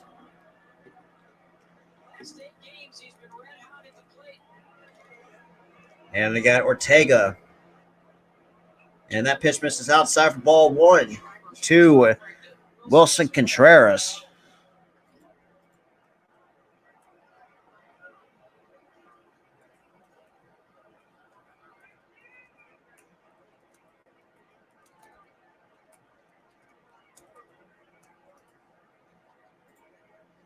All right. So 1 to ball, no strikes to Contreras here in the bottom of the 7th. And the pitch. Swung and missed at 94 to even the count of ball and a strike to Contreras here in the bottom of the 7th. Also responsible for the RBI, which also was started by Ortega. This is kind of let's say going back to the first, bottom of the first, leadoff double for Ortega and gets a run, via that run scored via the RBI single from Contreras. And the pitch. That misses a bit low for ball 2.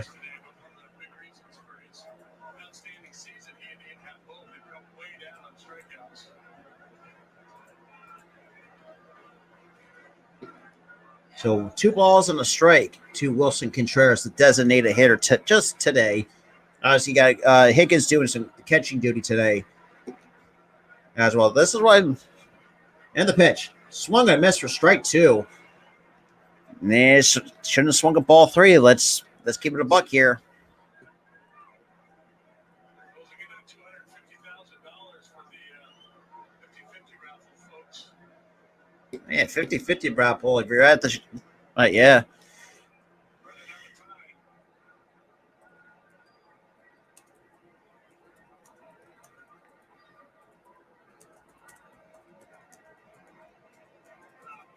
And that misses a bit outside for ball 3. Let's be honest, should have been ball 4. Let's keep it that way. But other than that, so 3-2 on Wilson Contreras on the 96-mile-an-hour fastball, just missing the outside corner. Good call, but man, that's way too close to take. And we got a 3-2 count coming. And Contreras fouls it back to stay alive in the at bat. Still 3-2. Arroyo pretty snug to second. They shift to the left. Okay.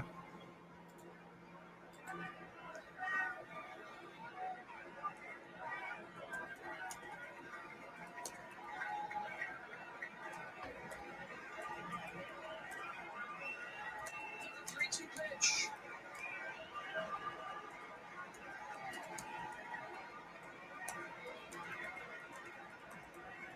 And the 3-2 pitch, that misses for ball 4, and that is a walk to Contreras. So we got the go-ahead run at second base, or the tie run at second, and got the go-ahead at first. Sega moves into scoring position. And Dave Bush is out of the dugout for Boston. So we got the pitching coach now coming out to Following the strikeout to from John Schreiber, kind of just really kind of settle things down for Schreiber here. After hitting Ortega, which we really, if you get, and then now walking Contreras here in the bottom of the 7th with 1 out here. And now you got Ian Hacknell coming up. He is 1 for 3 here in the ball game.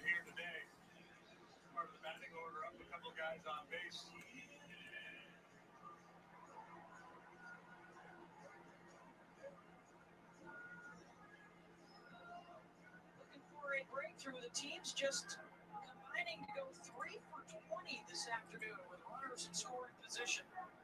And Happ has a chance right here. Pop up a single and a strikeout for Ian today.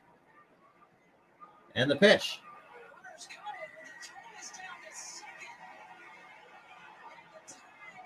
And it looks like trying to double steal, but Contreras. According to Jansen Visconti.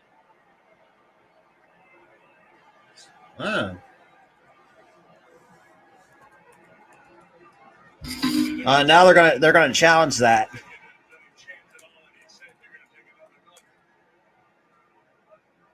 Let's see. I think he got in there.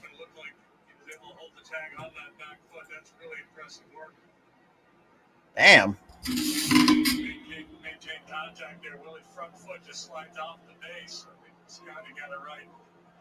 Yeah. That's an impressive tag though. By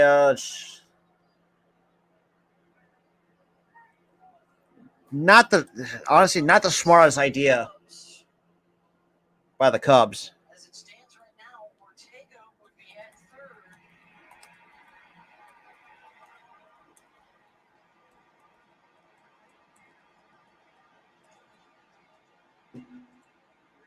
Damn. As they see the replays on the big screen. The initial slide, he was in there with that left leg, but then the foot came off the base. And it certainly appeared that Bogarts was able to keep the So glove. Bogarts with a nice impressive tag to get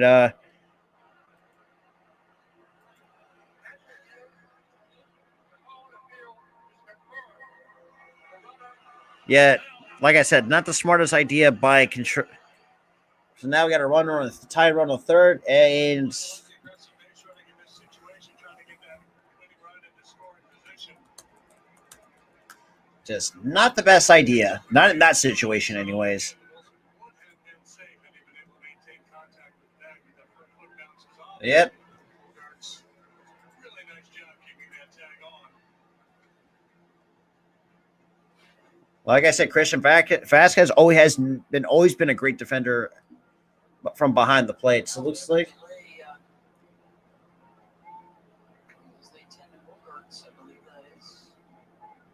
Bogarts is getting attended to here. A huge shout out to the 5 people that's here, though. Greatly appreciate that. Can't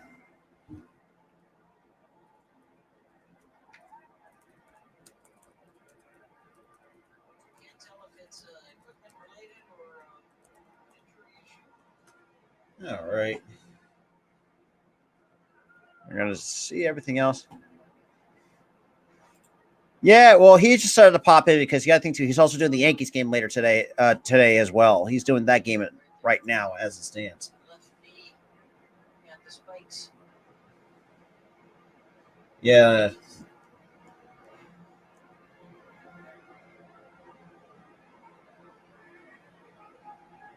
Looks like they're taking Bogarts out. Yeah, so Bogarts is going to be done for the day.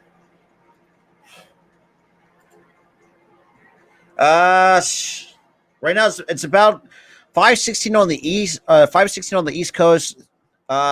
Shit, I had to check. So Is he out of the ballgame or is he just need to change the pants because there was blood on the pants?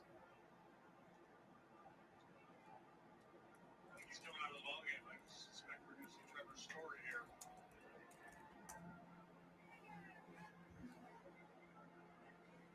all right, let's see. Because this is going to be taking for a while.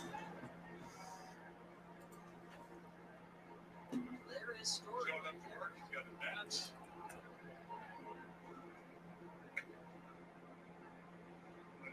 His heels back in the clubhouse, hanging out, thinking I've got a day off. Sheesh.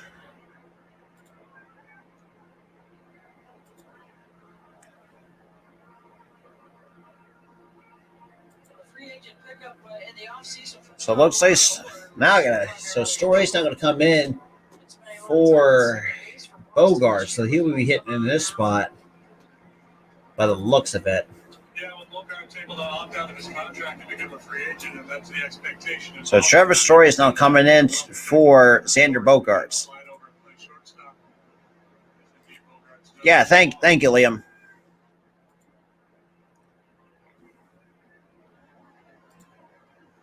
Give him a chance to loosen up. John Schreiber's been taking some pitches as well here.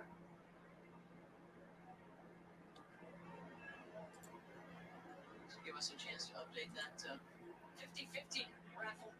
Ugh. Over 250. Yeah, it's about 2 hours. Yeah, so yeah, Liam's correct. It's about 2 hours from now. I don't think so. They already been. USF. I don't think so. But I do think the USFL has been in talks for expansion. Very. Marlene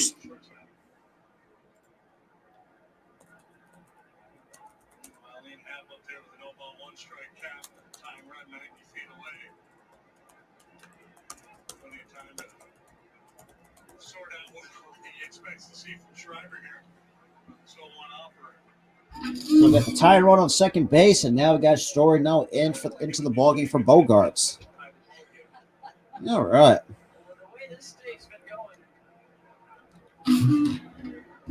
So after the hit batter and the walk. So now Ian Happ now coming up now right now down in the count, no balls in the strike. Also 1 for 3 today in the ball game. And the 0-1 pitch. That's swung and a miss, strike 2. So no balls and 2 strikes to Ian Happ. So runners in scoring position, Red Sox are 2 for 12, and Cubs are 1 of 8. So basically, together they're 3 of 20 in runners in scoring position. God damn, that's horrible. Yeah, it just. And that's fouled all. Stay alive in the count. Still no balls. This year, sometimes that can be a tricky statistic. You normally think of runners in scoring position as clutch situations, but there's a lot of times He shot at the 4. They're still sticking with me though. they clutch. Yeah, for the last 3 hours and 6 minutes, give or take. So about 2 hours and 30 minutes. So about 2 hours and 10 minutes from now is the kickoff for the USFL Championship. So that pitches us upstairs 1-2. Like I said, I might have to cut this stream a little bit short if it gets to that point, because I'm really hoping it gets done on time, so at least I have some time to prepare for the Stars for the championship game. And the 1-2 pitch, and good swing on it, but still fouls it all. It's still 1-2 to Ian Happ.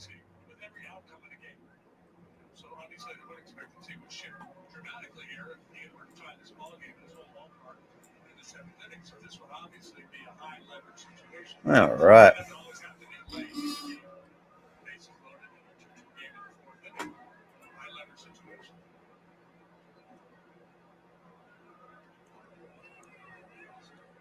Those situations, according to Fangraphs, Fangraphs.com, folks, if you want to check it out, it's a very good baseball website. They've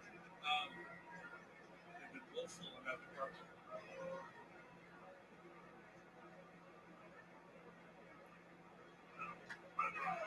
And that's swung and a miss. Strike 3. Down goes the Cubs here in the bottom of the 7th. And the tying run stranded it. Well, I mean, right now, now we got Afros to go back up here.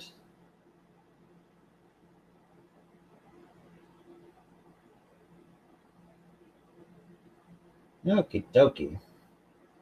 Also, if you're an NBA fan, the NBA Summer League has started their games as well.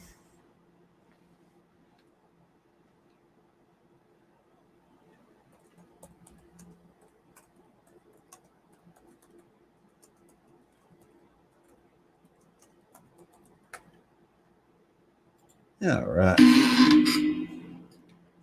mean, hey, the defense goes 1, 2, 3 quickly for the Cubs. I mean, and could possibly get this game over with.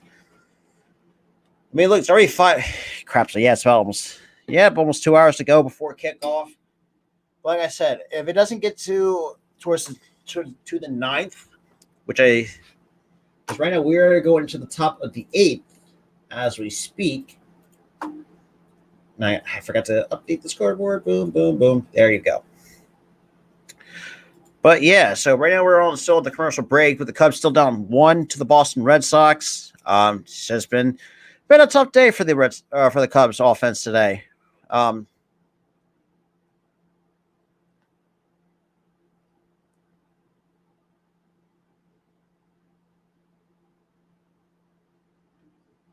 right. Well, we'll see what happens.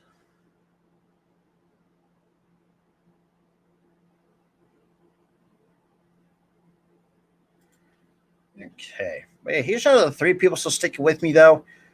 Yeah, it just has not been the best off. Nashville and Montreal. Nashville taking that top spot. I mean, I wouldn't be. Sneaking in there. I feel like, yeah, there is one more inning still to go. I mean, you still got to get through the top of the 8th, top and bottom of the 8th inning here with Efros still on the mound for the Cubs. And the first pitch misses outside for ball 1. Now, Many years ago, when I was a player rep for a time, we were having discussions about expansion at our annual winter meetings. and that's in there for a close strike 1. So a ball and a strike to Frenchie Cordero. Also 2 for 3 in today's ball game. Population-wise, television market. Were they specific on whereabouts? All right. And the 1-1 pitch. That's fouls it off for strike 2. So 1 ball, 2 strikes to Frenchie Cordero. The Giants and the Jets were trying to find something in Manhattan. You harken back to the Yankees, the Brooklyn Dodgers, and the New York Giants. Yeah, absolutely. See, great old throws. Polo rounds at Yankee Stadium practically. You shot at the 4, though. Still sticking with me, though. All right, it counts the ball and 2 strikes to Cordero. 2 for 3 Again, facing the righty. And we got time called here. Alex Cordero steps out. Keegan Thompson started today, went 4 innings, allowed 2 runs on 7 hits. Very unlucky. All the infield hits, 7 of the infield variety. Walked 3, struck out 3.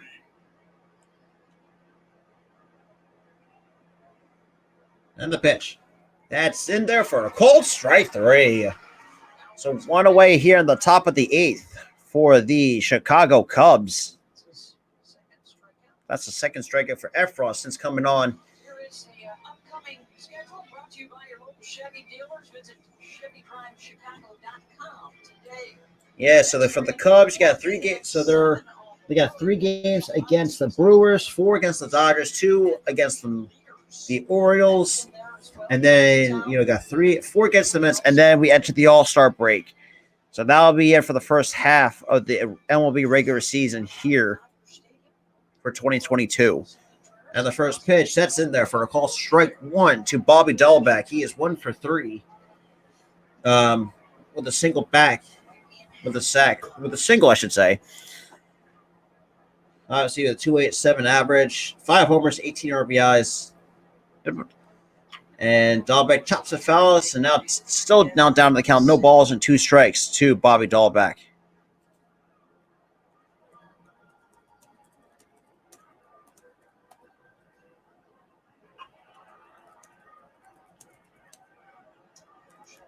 Cubs fans last year may well be again this year.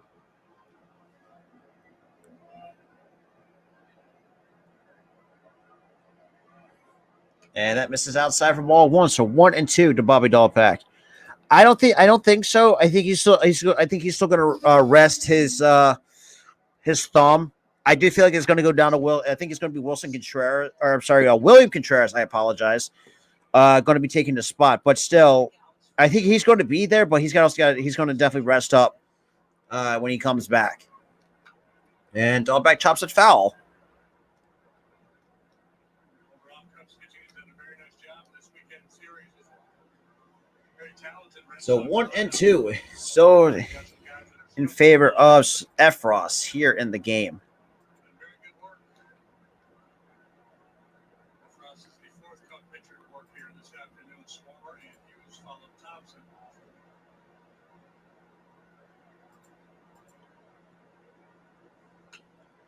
That misses outside for ball 2. So 2-2. The other guy who's going to get some all-star consideration is David Robertson, the way he's doing.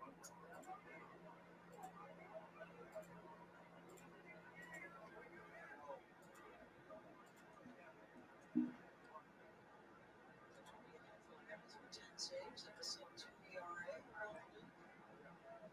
All right. And the 1-2 pitch in there for the cold strike 3. So that's the 3rd strikeout for Efros here in the game. So we got 2 outs here in the. You know what? You say it, and they produce some good players. 10+ saves, sub-2 ERA is 5.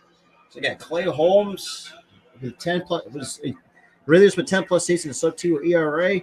Clay Holmes with 15 with the 0.49 ERA. Josh Hader 24 saves, a 1.09 ERA. Emilio Clase 18 saves with an ERA of 1.36. Now, and that's chopped on the ground foul for Arroyo. He is 1 for 2 today in this ball game.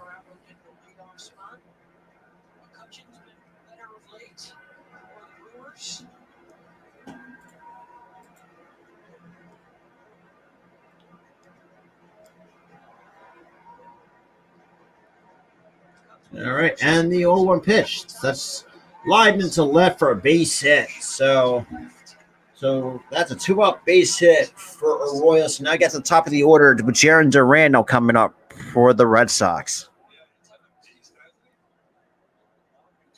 Just a hanging breaking ball. Strange to say, but just the ability to catch a couple of those pop-ups, especially the one out of shallow right. It's proved to be problematic. A hanger, a little frisbee there from Efros in his eyes. Brewers won their game today, 2-0 over the Pirates. Brandon Woodruff got the win. Hader got the save.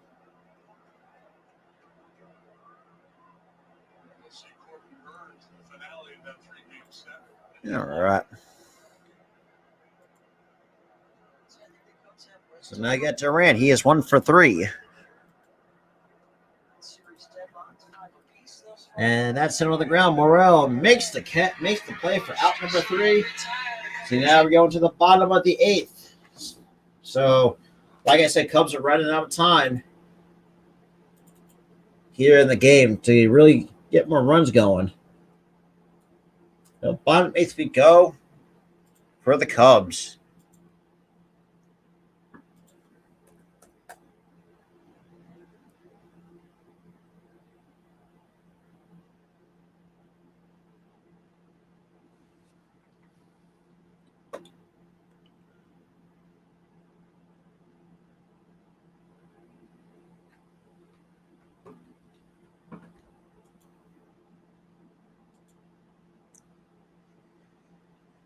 Okay.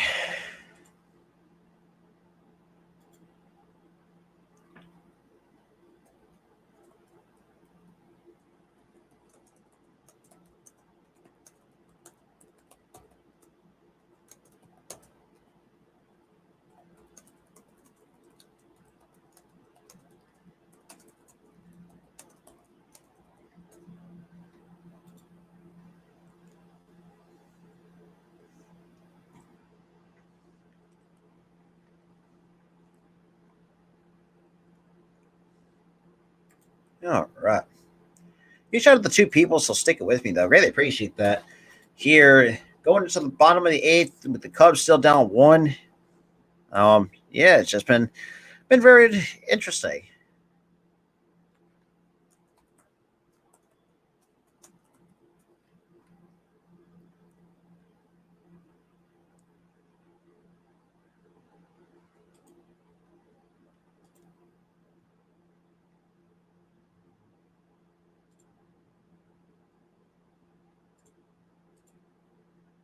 All right. Plainfield for an afternoon of drink specials and giveaways. It all kicks off Sunday at 2 p.m. First pitch at 3. Having some difficulties up at the top of the snake. Is it reaching the bottom all the way up?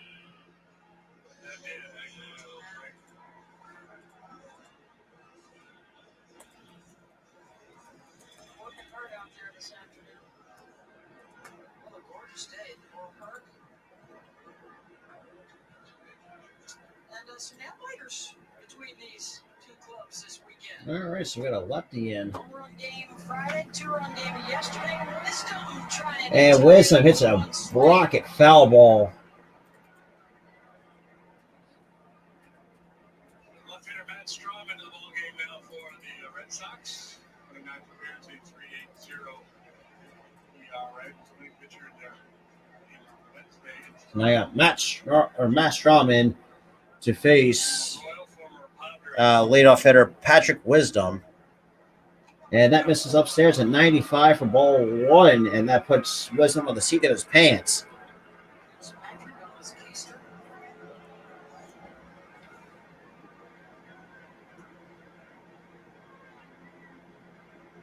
Okie dokie. Hey, huge shout out to everybody that's still staying here with me. All right, we're at.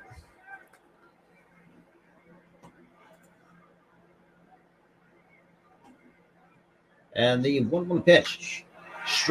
Wisdom to deep left center. That is out of here. Patrick Wisdom ties it up here in the bottom of the 8th. To tie the game up here at 2. That's the 17th home run of the year for Patrick Wisdom.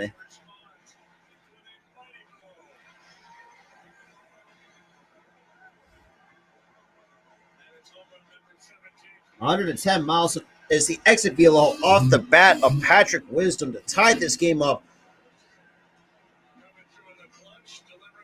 Well, I guess I was wrong in not getting the offense storage. I'll admit that right now, firsthand.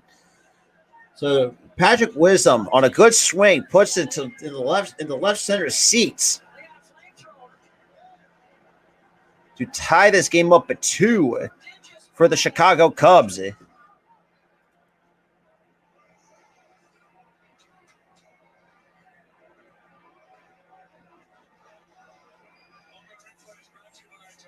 Now they got the home run replay. Look at fastball right down the middle and goodbye baseball from Patrick Wisdom. So now we got Nico Horner takes the first pitch up in the zone for a called strike one. And 110 miles an hour off the bat is the exit velocity off the bat of Patrick Wisdom. And here we are with still no outs here. Tied up at 2. And the 0-1 pitch. That's in there. Oh, that misses inside for ball 1, even though that should have been strike 2. But the count's a ball and a strike. So to Nico Horner. 17th of the season, 11 of those have come here at Wrigley. And the 1-1 pitch. That misses inside again for ball 2. 2-1 to the shortstop, Nico Horner. So we got Chris Martin out warming up in the pen for the Cubs. And the pitch. And on the ground, Stroud makes the play, underhands it to Dahlbeck for out number 1 here in the bottom of the 8th.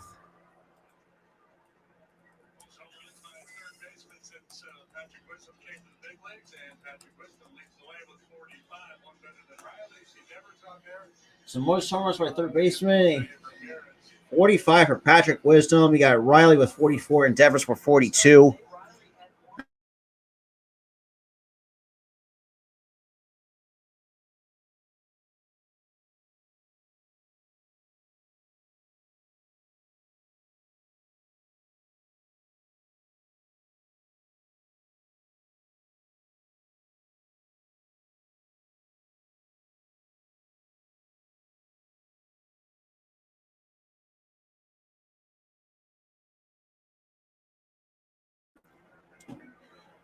Damn, dude. All right. So no balls in the strike to Higgins and fouls it back.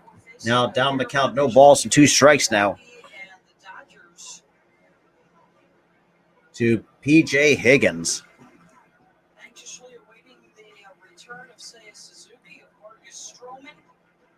Suzuki by as early as tomorrow. So tomorrow is the earliest that Suzuki could return to the team. And the pitch. Swung. You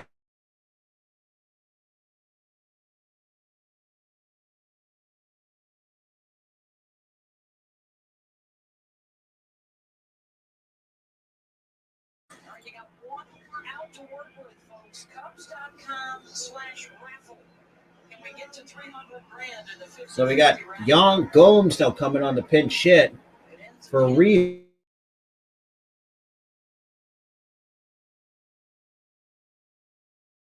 Young Gomes is the pinch hitter here for Rivas.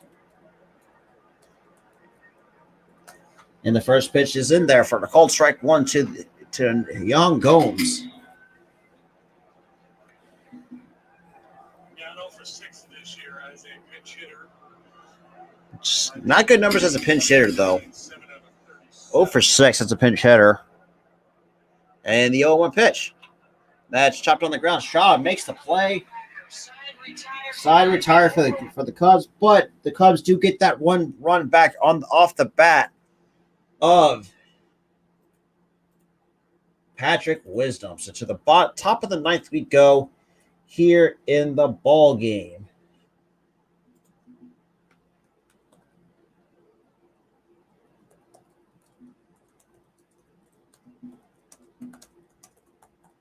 All right.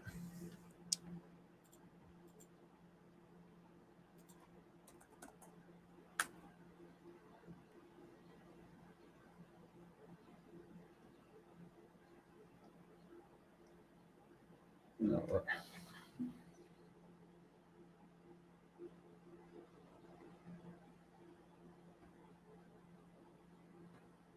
All right.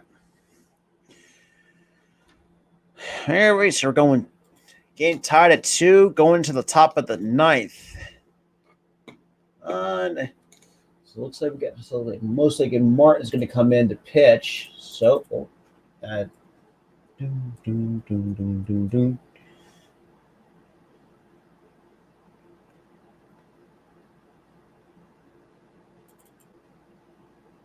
0.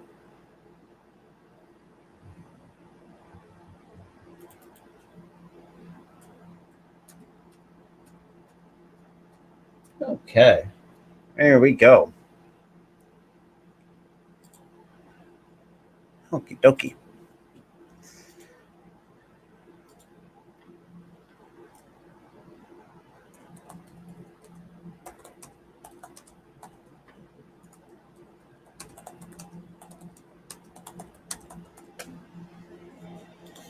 Okie dokie. So we got Chris Martin now coming in to pitch for the Chicago Cubs. Oh, damn it.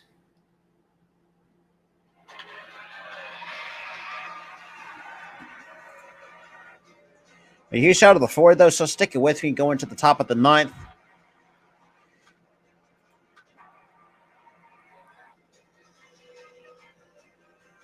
So Patrick Wisdom gives the Cubs another chance now going to the.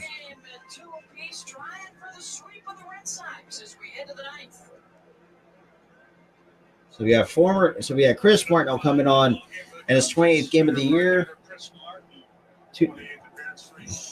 A 3.70 ERA in his 28th appearance.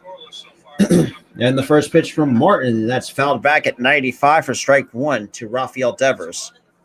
Boston got 2 in the 4th, and the Cubs get one back in the 8th.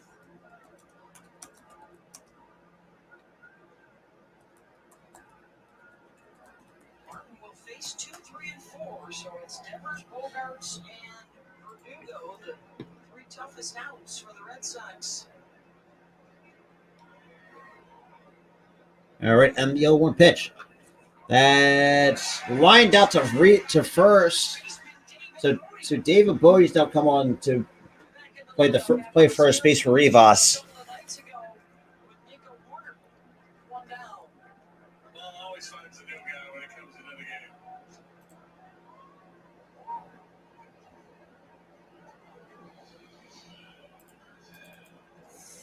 Bogarts, of course, left the game earlier today, so Story is coming up. So Story is going to hit into place. That shoulder that kept him out of action for so long. Direct hit, but apparently more on the inside. You shot the 7, though, sticking with me here to the top of the ninth. An interesting game so far. Oh, come on, not buffering now. Yep. Rays will play. Yep. I'm surprised. Hey, what's good, AJ? Good shit. And of course, my phone decides to want to buffer. All this stuff at the worst possible time of the game. Now let's get back to the Cubs broadcast Via the ESPN Plus. God, that's a lifesaver. So we got a no balls and a strike to Travis Story, who's come on to Really hit and play shortstop for Boston. Having a really good year, certainly in terms of batting average and on base. 12 home runs. I appreciate you tuning in, AJ. I really do. and that's going to be fly out to right for out number 2. So 2 outs here For the Boston Red Sox here in the top of the ninth. Because obviously Chicago is trying to go for the sweep of the Boston Red Sox. So the 8th inning, and obviously off the bat of Patrick Wisdom to really, let's be real. Like I said, and I said too, like time was running out for the Cubs to get some runs going, but I mean, so Patrick Wisdom went 450 feet off 110 miles off the bat. Got to be one of the 4 or 5 longest home runs in baseball this year, I think.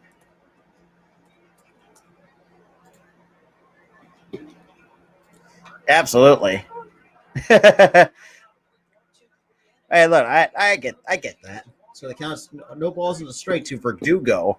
Velasquez, Morel, and Ortiz. Yeah, ain't that the truth? But appreciate you tuning in.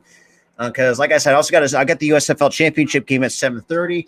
Hopefully, this game can get over quickly, so I don't have to stay here for much longer than I have to. And just the 0-1 pitch from Martin. That's in there at 95. No balls and 2 strikes.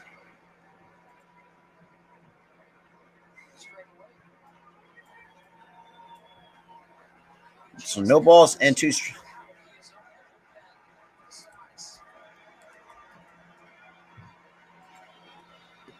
Huge shout out to the 5, though. Greatly appreciate it. So 0-2. And the 0-2 pitch. That's misses in the dirt for ball 1. So 1 ball and 2 strikes. Still in favor of Chris Martin. Yeah, definitely. For my Philadelphia Stars and the Birmingham Stallions. Absolutely. So the count's still a ball, 2 strikes to Alex Verdugo here in the top of the 9th. Because obviously the Cubs are going to get some of their players back. Seiya Suzuki. And the pitch swung on and missed, strike 3. And that will do it to the top of the 9th. So to the bottom of the 9th we go here at Wrigley Field.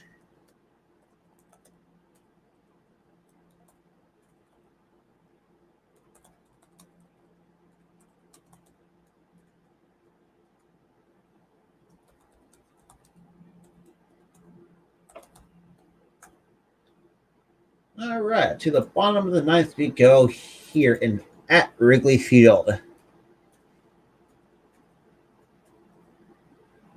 All right. You shout out the 7 still sticking with me, though. Greatly appreciate it, guys. New smash the like button. Hit that subscribe button, guys. You're new because we're on the road to 1K. We're still far off of 1K, but next up is 600 subscribers here on the Philly Sports Talk podcast. And guys, like what you see. All right. Let's go to see who does the Boston Red Sox going to have going for them and from their bullpen.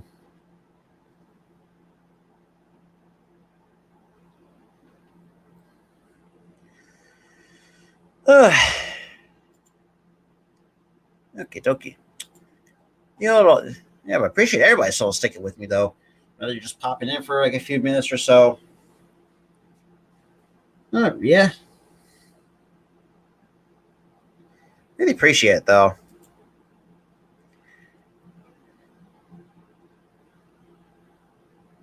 All right. Okay, dokie.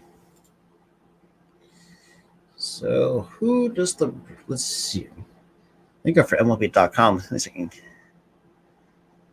So, yeah. So, a splitter. That's a disgusting splitter by Chris Martin. I forgot even see you still through a splitter. I'll be completely honest about that. Okay.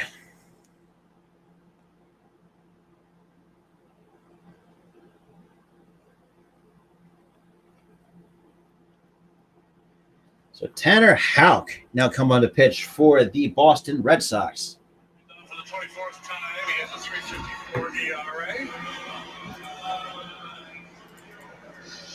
19 pitches in the ball game yesterday. Set the table for you. The Boston Red Sox have lost 7 walk-off games this year. Oof, that's most in the bigs. Cubs will try and tag him with an 8th. Houck was in the rotation earlier in the year, made 4 starts, then transitioned to the bullpen. He's picked up 6 saves. all right. So now to the top of the 9th, We got Tanner Houck now to pitch. Now we got Nelson Velasquez leading off here with also 1 for 3 and the pitch. And foul ball for strike 1 for the Cubs. here in the bottom of the 9th. Huge shout out to the 7, though. Greatly appreciate it. So we got Nelson Velasquez, we got Morel, And then top of the order for the Cubs, scheduled here in the bottom of the 9th. Because, as I said, Boston has lost 7 walk-off games this year. and the 0-1 pitch. And that's chopped foul by Velasquez. So No balls and 2 strikes goes in favor of Tanner Houck. But a huge shout out to the 8th, though.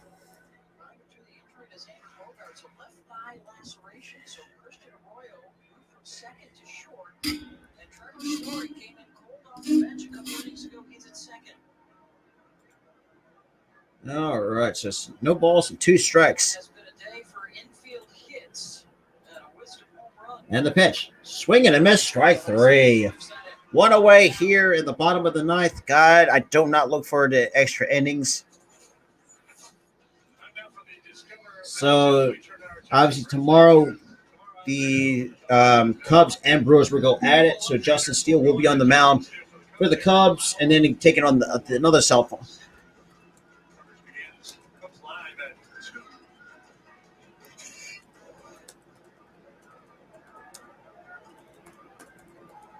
Christopher Morel, a walk and a couple of strikeouts. And that's swung and a miss for strike one to Morel. Yeah, 7 infield Oh hits. God, the extra innings. I am not looking forward to that shit. Every single game for a team this year in Major League Baseball.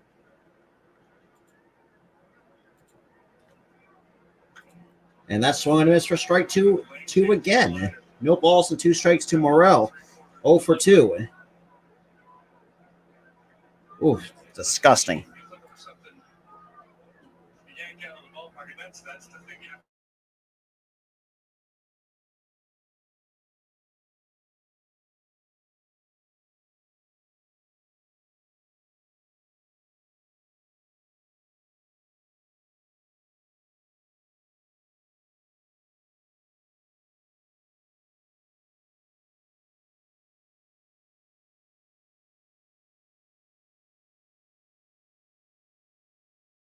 Oh, hits it to deep right.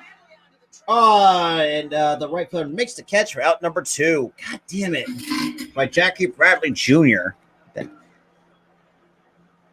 103.5 miles an hour off the bat for Christopher Morel here in the bottom of the ninth. Better work here by Morel. Stays on this one a little bit better. Drives it the other way at 97 mile per hour fastball. Like that one, he's headed in the corner for extra bases, and we'll see how he has to kind of reassess and break things down. Make sure he didn't overrun it. 103 off the bat of Morel. So now we got the top of the order, Rafael Ortega. Now coming up for the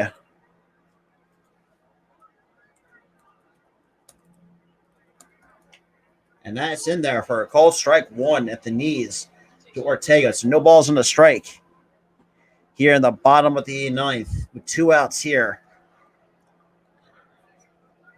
And that's when the extra inning rule starts to come into play with the runner on second base. And the pitch. That misses down in the dirt for ball 1. So a ball and a strike to Ortega.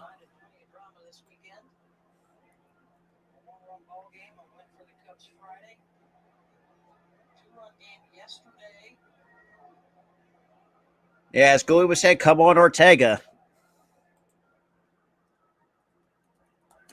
And that misses outside ball 2. 2-2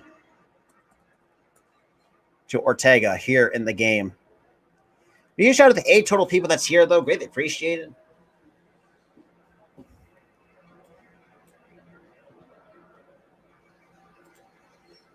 I'm sorry, that's 2-1. I apologize. That is the count on Ortega. And the 2-1 pitch. That misses outside. 3-1 to Ortega.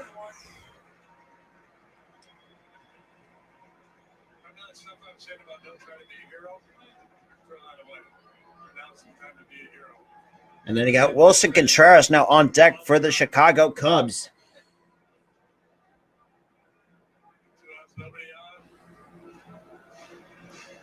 And the 3-1 pitch. That misses outside, ball 4. So Ortega draws a walk with 2 outs here in the bottom of the ninth. And now you got what the hell? You got Wilson Contreras now coming up. Also responsible for one of 2 runs here in the ball game for the Cubs. Hopefully try to tag Boston with an 8th walk-off loss. Gooley, I agree with you, man. I really do. But Wilson Contreras has been a red-hot hitter, so we got the pitching coach now coming out to kind of talk things over a little bit. But huge shout out to the 8 people, though. Greatly appreciate it. 7 from the YouTube side of things. Greatly appreciate it. Count is 1 ball, 2 strikes. I'm sorry. Blah. My apologies. So we got Wilson Contreras. He has 1 for 4. Obviously with 2 strikeouts in the game. But also was the catalyst to really put the Cubs up by 1 and then pretty much kind of just been sharp defense, by Boston ever since then. But then, like I said, bottom of the 8th, Patrick Wisdom takes Matt Strom deep to tie the game up at 2, and here we go. Now we got Wilson Contreras now up at the plate here. 2 outs here, 1 for 3. Really? I thought it was 1 for 4. Well, I guess I was wrong.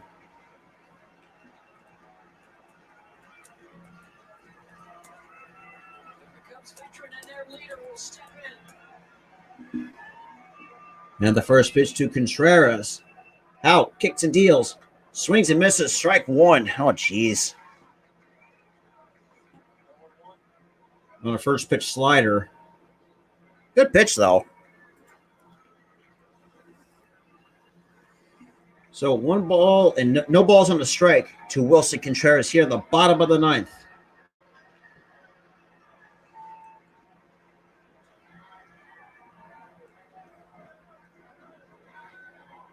And the 0-1 pitch. And did he go? Yes, he did. Gee, man, Contreras just got to learn how to stop being such a free swinger at times. Yeah, he did. Yep, that's a given. But still, man, that's my biggest. That's my biggest knock on Contreras. He's such a free swinger at times. He's got to learn how to put that out. Those learn how to stop trying to do too much. Especially in this situation where so now no balls and 2 strikes. And Houck. And we got time called here. So we got all the Cubs fans on their feet. Hopefully to see a Cubs walk-off to tag Boston to get their 8th walk-off loss. And hopefully, and then as AJ put it, who is a Rays fan, put the Rays tied for 3rd. We'll move into 3rd place with the tie for 3rd place with the Red Sox. Okay, Houck kicks and deals the 0-2 pitch, and that's chopped on the ground to short. Story has it and makes the play. We're going to extra innings. God damn it! So we're going to extra innings. We goddamn go.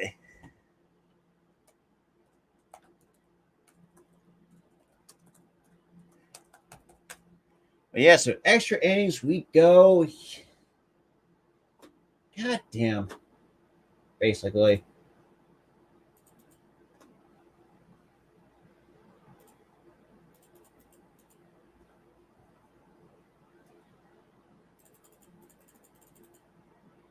Give me a second here, guys.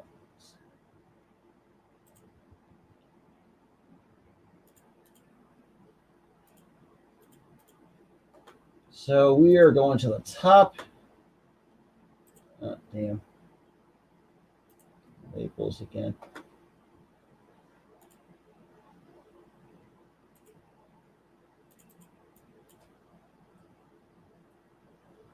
To the top of the 10th we go. God damn. Well, at least he didn't strike out, so that's a positive, but shit. Top of the 10th we go. Now that's extra inning baseball. God damn. But huge shout out to the 11 people that's sitting here. Greatly appreciate it. Yeah. God damn. Whew. God damn. All right. All right.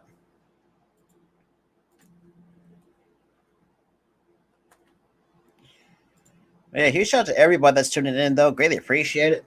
We're now, for those who are tuning in, we are going to extra innings between the Cubs and the Red Sox.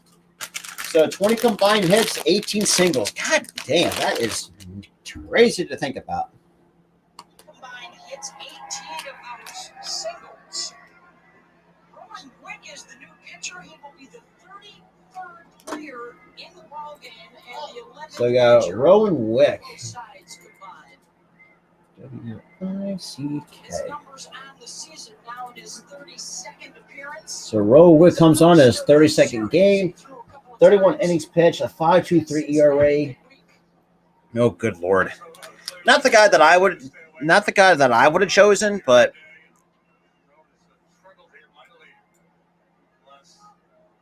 my honest opinion. But I mean, it is what it is.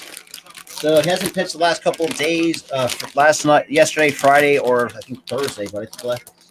So we got Christian Vasquez now coming up. Starting out the 10th inning, Alex Verdugo made the last out in the ninth for Boston, so he will start out at second. And got Verdugo as the extra inning runner.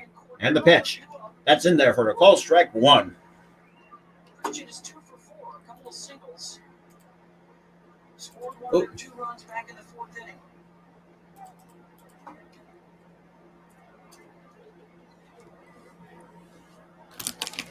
And the pitch. The miss is outside for ball 2, or ball 1, I should say. Apologies. But he shot at the 12, though, coming in, though.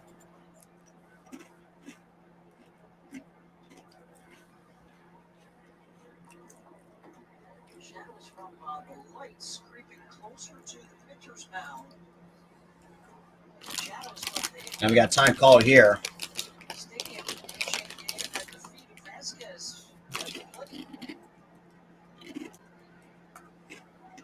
That can be an issue for some hitters. That ball passing from the light hit this shadow on its way. And the to pitch. plate. Another hitter still- That misses for ball 2. So 2-1 to Vasquez.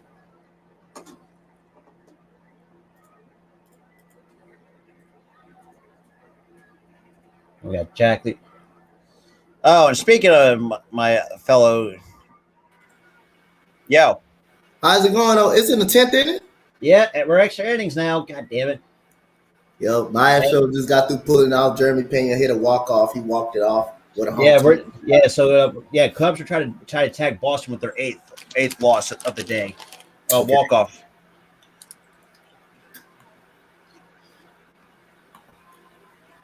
He's been a better game than my fucking Phillies. I can tell you that much. Who blew the game? Who all pitched yesterday for the Phillies against St. Louis? Who all pitched? I mean, Gibson gave up 4. I mean, I Oh, didn't yeah, bother watching. He told me that. He told me that. Yeah. And it's a full count now on Vasquez. Man, she said Kyle Gibson gave up 4. He pitched good against us. He stinks. That's just why me and Tyler, we have a secondary team. That's the Cubs. At least when they lose, at least it's not frustrating. They actually make it fun or make it Yep. interesting. But thank you to Patrick Wisdom tying to get him in the bottom of the 8th. And so 1 out here, and then Verdugo goes to 3rd on the play. This is why I hate the extra inning rule. I fucking hate it. I hate it. I don't like that extra inning rule at all. I don't like when the man start on second base. I don't like that. Make him earn it. Mm-hmm.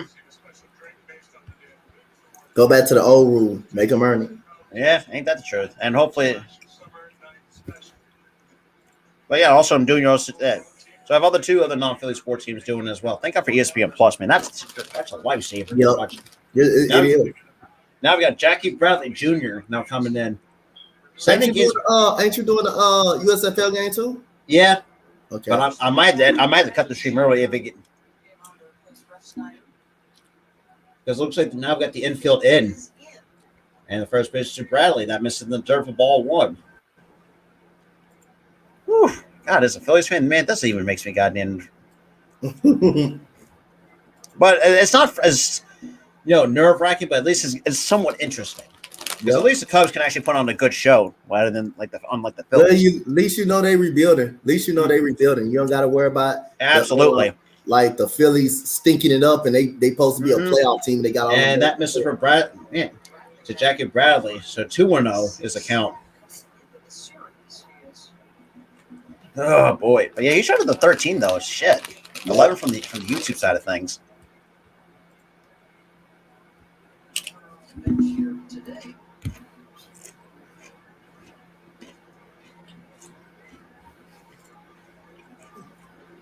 We got a 2-0 count on Bradley. He's already hit 211 in his return to Boston.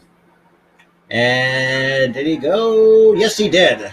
2-1 on Jackie Bradley Jr. I don't know what happened to that dude back. That dude back used to be good. I don't know what happened to that He dude. just completely. He's only hit 211 in Yep. Boston this year. That's close enough to go with that. Yeah, well, it's close enough to call it. Close enough to call it. And the swing and a miss, strike 2 on a curve. Ooh, that's a curve. That's a nice curve ball. Oh, you're watching the game 2 on ESPN Plus too? Say what? Are you watching the game 2, Dante? Which one? The Cubs and Red Sox. Yep. I'm gonna be watching it. Oh, they having doubleheader? No, because you can on ESPN Plus you can either go from the Red Sox broadcast or the Cubs. For me, I'm the Cubs then. That misses inside for ball 2, I guess. It's ball. I think it's ball 3. Ball 3. Oh, good lord. Ground will be nice here.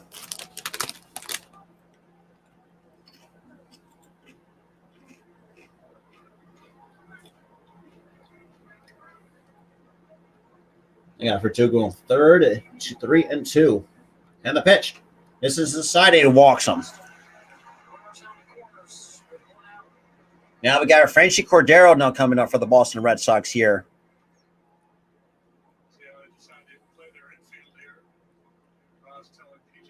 And man, Thompson got hit around, especially for he gave up 6 infield singles.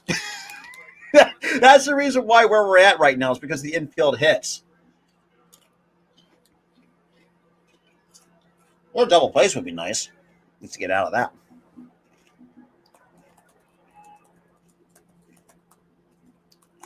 And of course, that's the shit has a flag.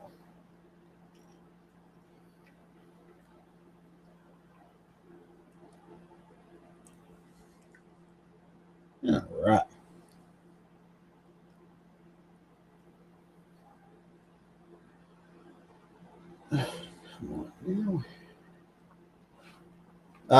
What count do you got on Cordero right now, Dante? Say what? What's the count on Cordero? What's the counter going there? Hold on. I had turned it off. Hold on. I got you. Frenchie Cordero at the plate. Okay. Oh, nice play at the plate. Oh, they gunned him down at the plate? Yep, 2 outs here at the top of the 10th. That's crazy. Oof. I had on Patrick Wisdom too, of all people, to save the game for the Cubs.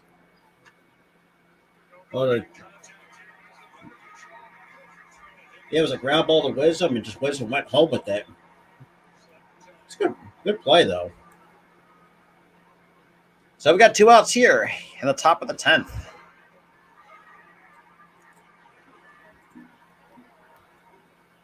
Yep.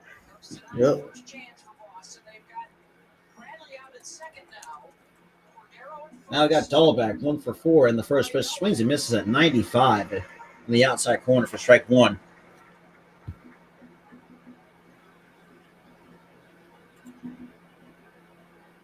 Well, sheesh. We have 1 for 4 with the single for Bobby Dolbeck, the number 8 hitter. And they got Arroyo. And that pitch misses outside the 96. Count even a ball and a strike here.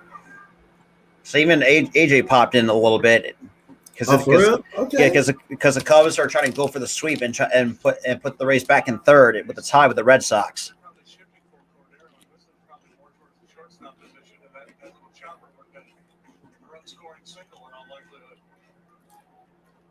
And here comes a 1-1 pitch from Witt. And steps up.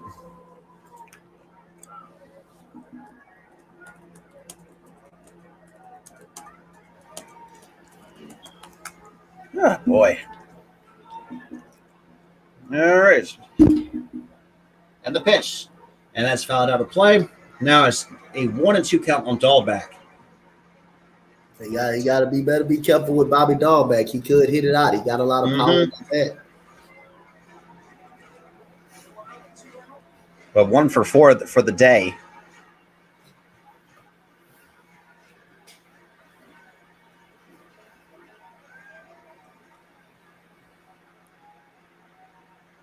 So 1 ball, 2 strikes, 2 outs. Runners at first and second here at the top of the 10th. And the 1-2 pitch. And fouls it out of play. Once again. A foul ball. It was a little bit high and inside of him. Yes. So 1.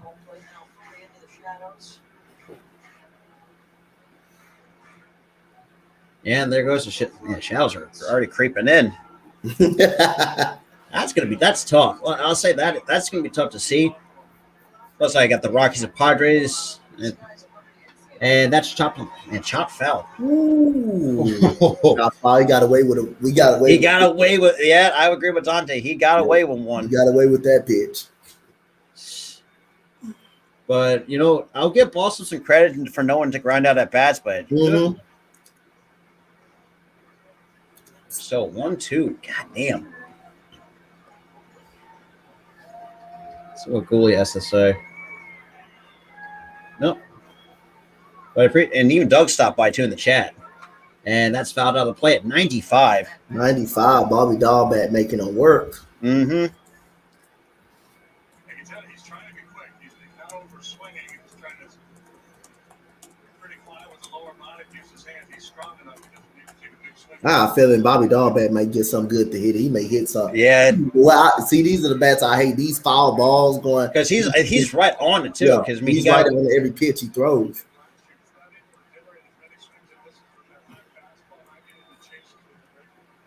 and here we go. And looks back, Jackie. I don't know. For Jackie Bradley has fallen off the last couple of years. Yes, it's he could be crazy. an It's really all-star. crazy to really think about. Jackie Bradley was an all-star too.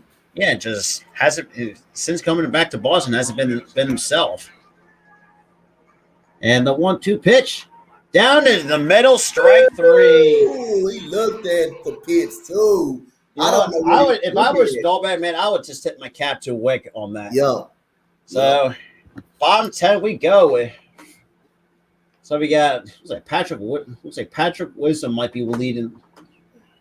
Actually, yeah. So now, all right. So that's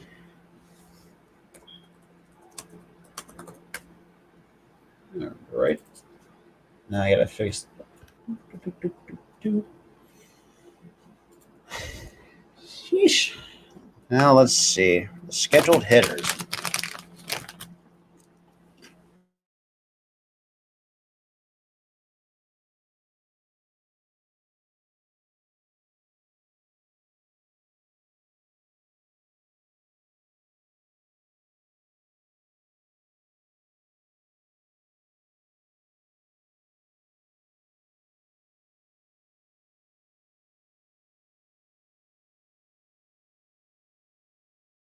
Yeah.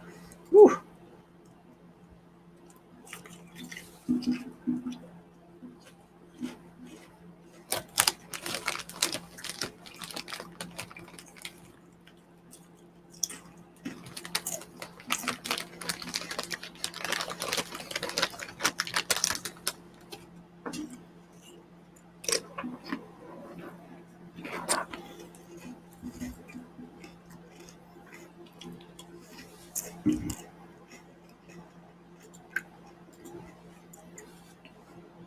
All right. So, yeah. So that was my boy, Coach Dante. I appreciate you tuning in, my dude. All right.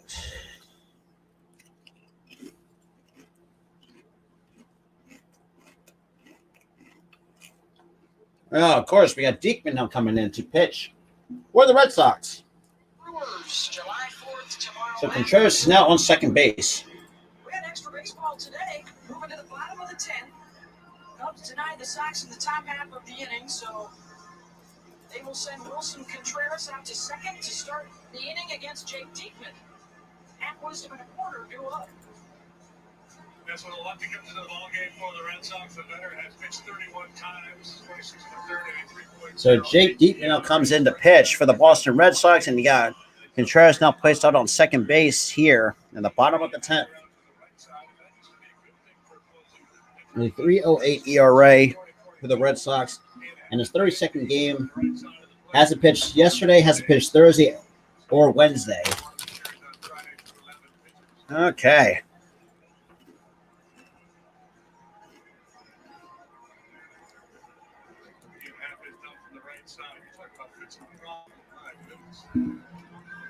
So now we got Ian Happ to lead it off for the Chicago Cubs. It's Ian Happ, Patrick Wisdom, and Nico Horner. And the pitch skips in the dirt, and that hits him. So the first pitch he sees gets hit. By the way, that's still not. Now we got Patrick Wisdom. For those who have not seen the bottom. Yep. Front toe.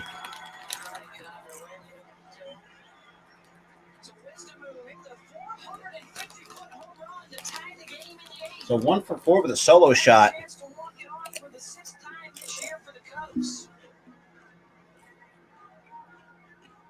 Yeah, he shot at 8 people though. Greatly appreciate it. I know we've been here for a little bit over 4 hours now. Oh boy. And the pitch. Swing and miss for strike 1 to Patrick Wisdom.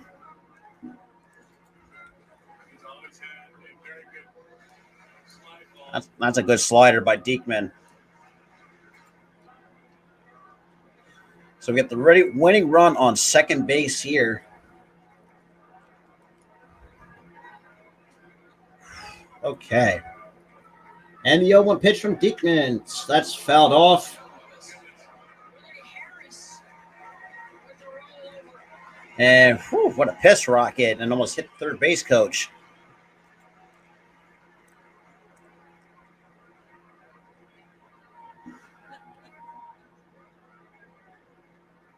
Woof. Damn.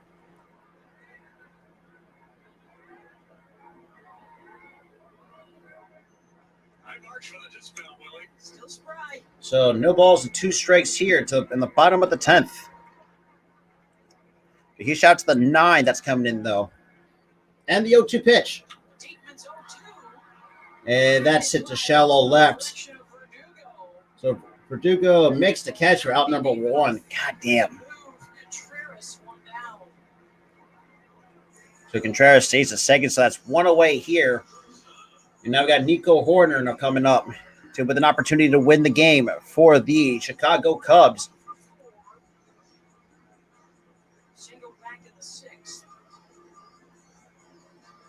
So Nico Horner 1 for 4 with a single back in the 6th. That is, whew.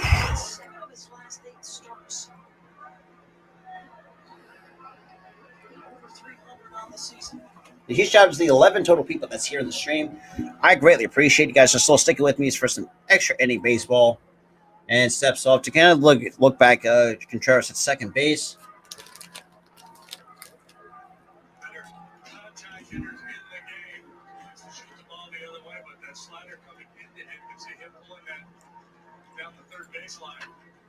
And Horner hits it to left. Verdugo makes the catch. Now it's 2 outs here in the bottom of the 10th. So back-to-back failed attempts to get Contreras home. This is unreal.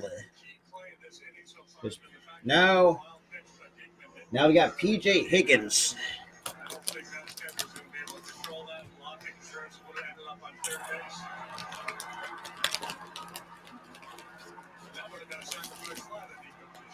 And just puts the brakes on. So with 2 outs, it's PJ Higgins seeking his first career walk-off hit. And the first pitch misses. Oh, it's right there. Really, that's a ball. Right, that's called a strike.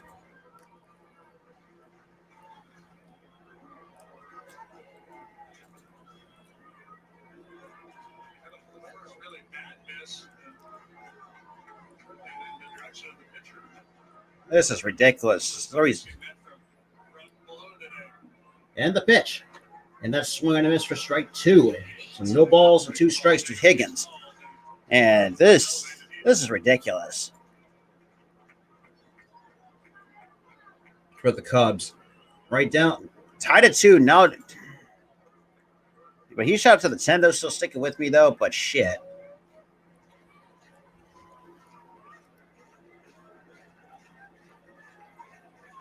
Now we're and the 0-2 pitch. And that's chopped foul.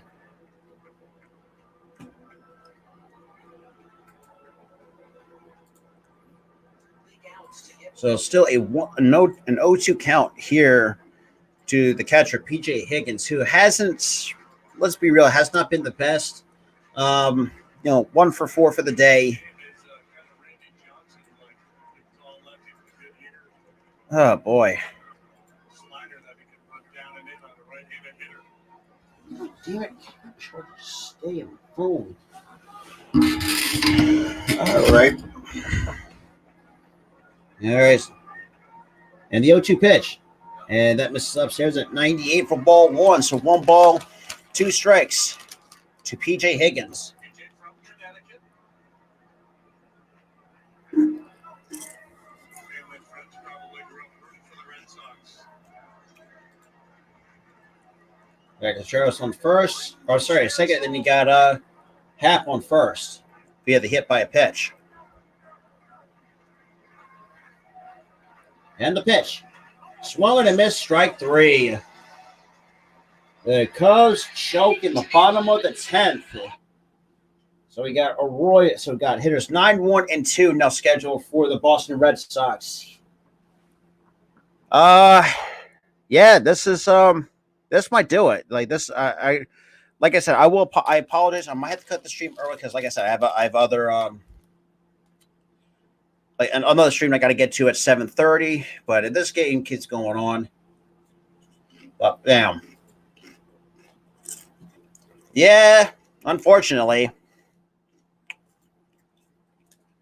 because like I said, I had the USFL championship game at 7:30. Thank God it's not at 6:30. Yeah, but huge shout out to the 14 people, though. I do apologize if I had to cut the stream early so I can get ready to do my other stream. But other than that, this will do it for me. But other than that, yeah, so that will do it here for the Red Sox in Chicago play-by-play. I do apologize in advance, but I had to end this early. But yes, unfortunately, like I said, the Cubs can really completely fail to win the game and there as well. But let me get some comments here before we get out of here or wrap it up. I'll say that, Adrian. But other than that, I hope you guys enjoyed my Cubs coverage today. But I thought it was actually quite a good game today. But other than that, I'll see you guys later tonight at 7:30 for the Stars and Birmingham Stallions championship game.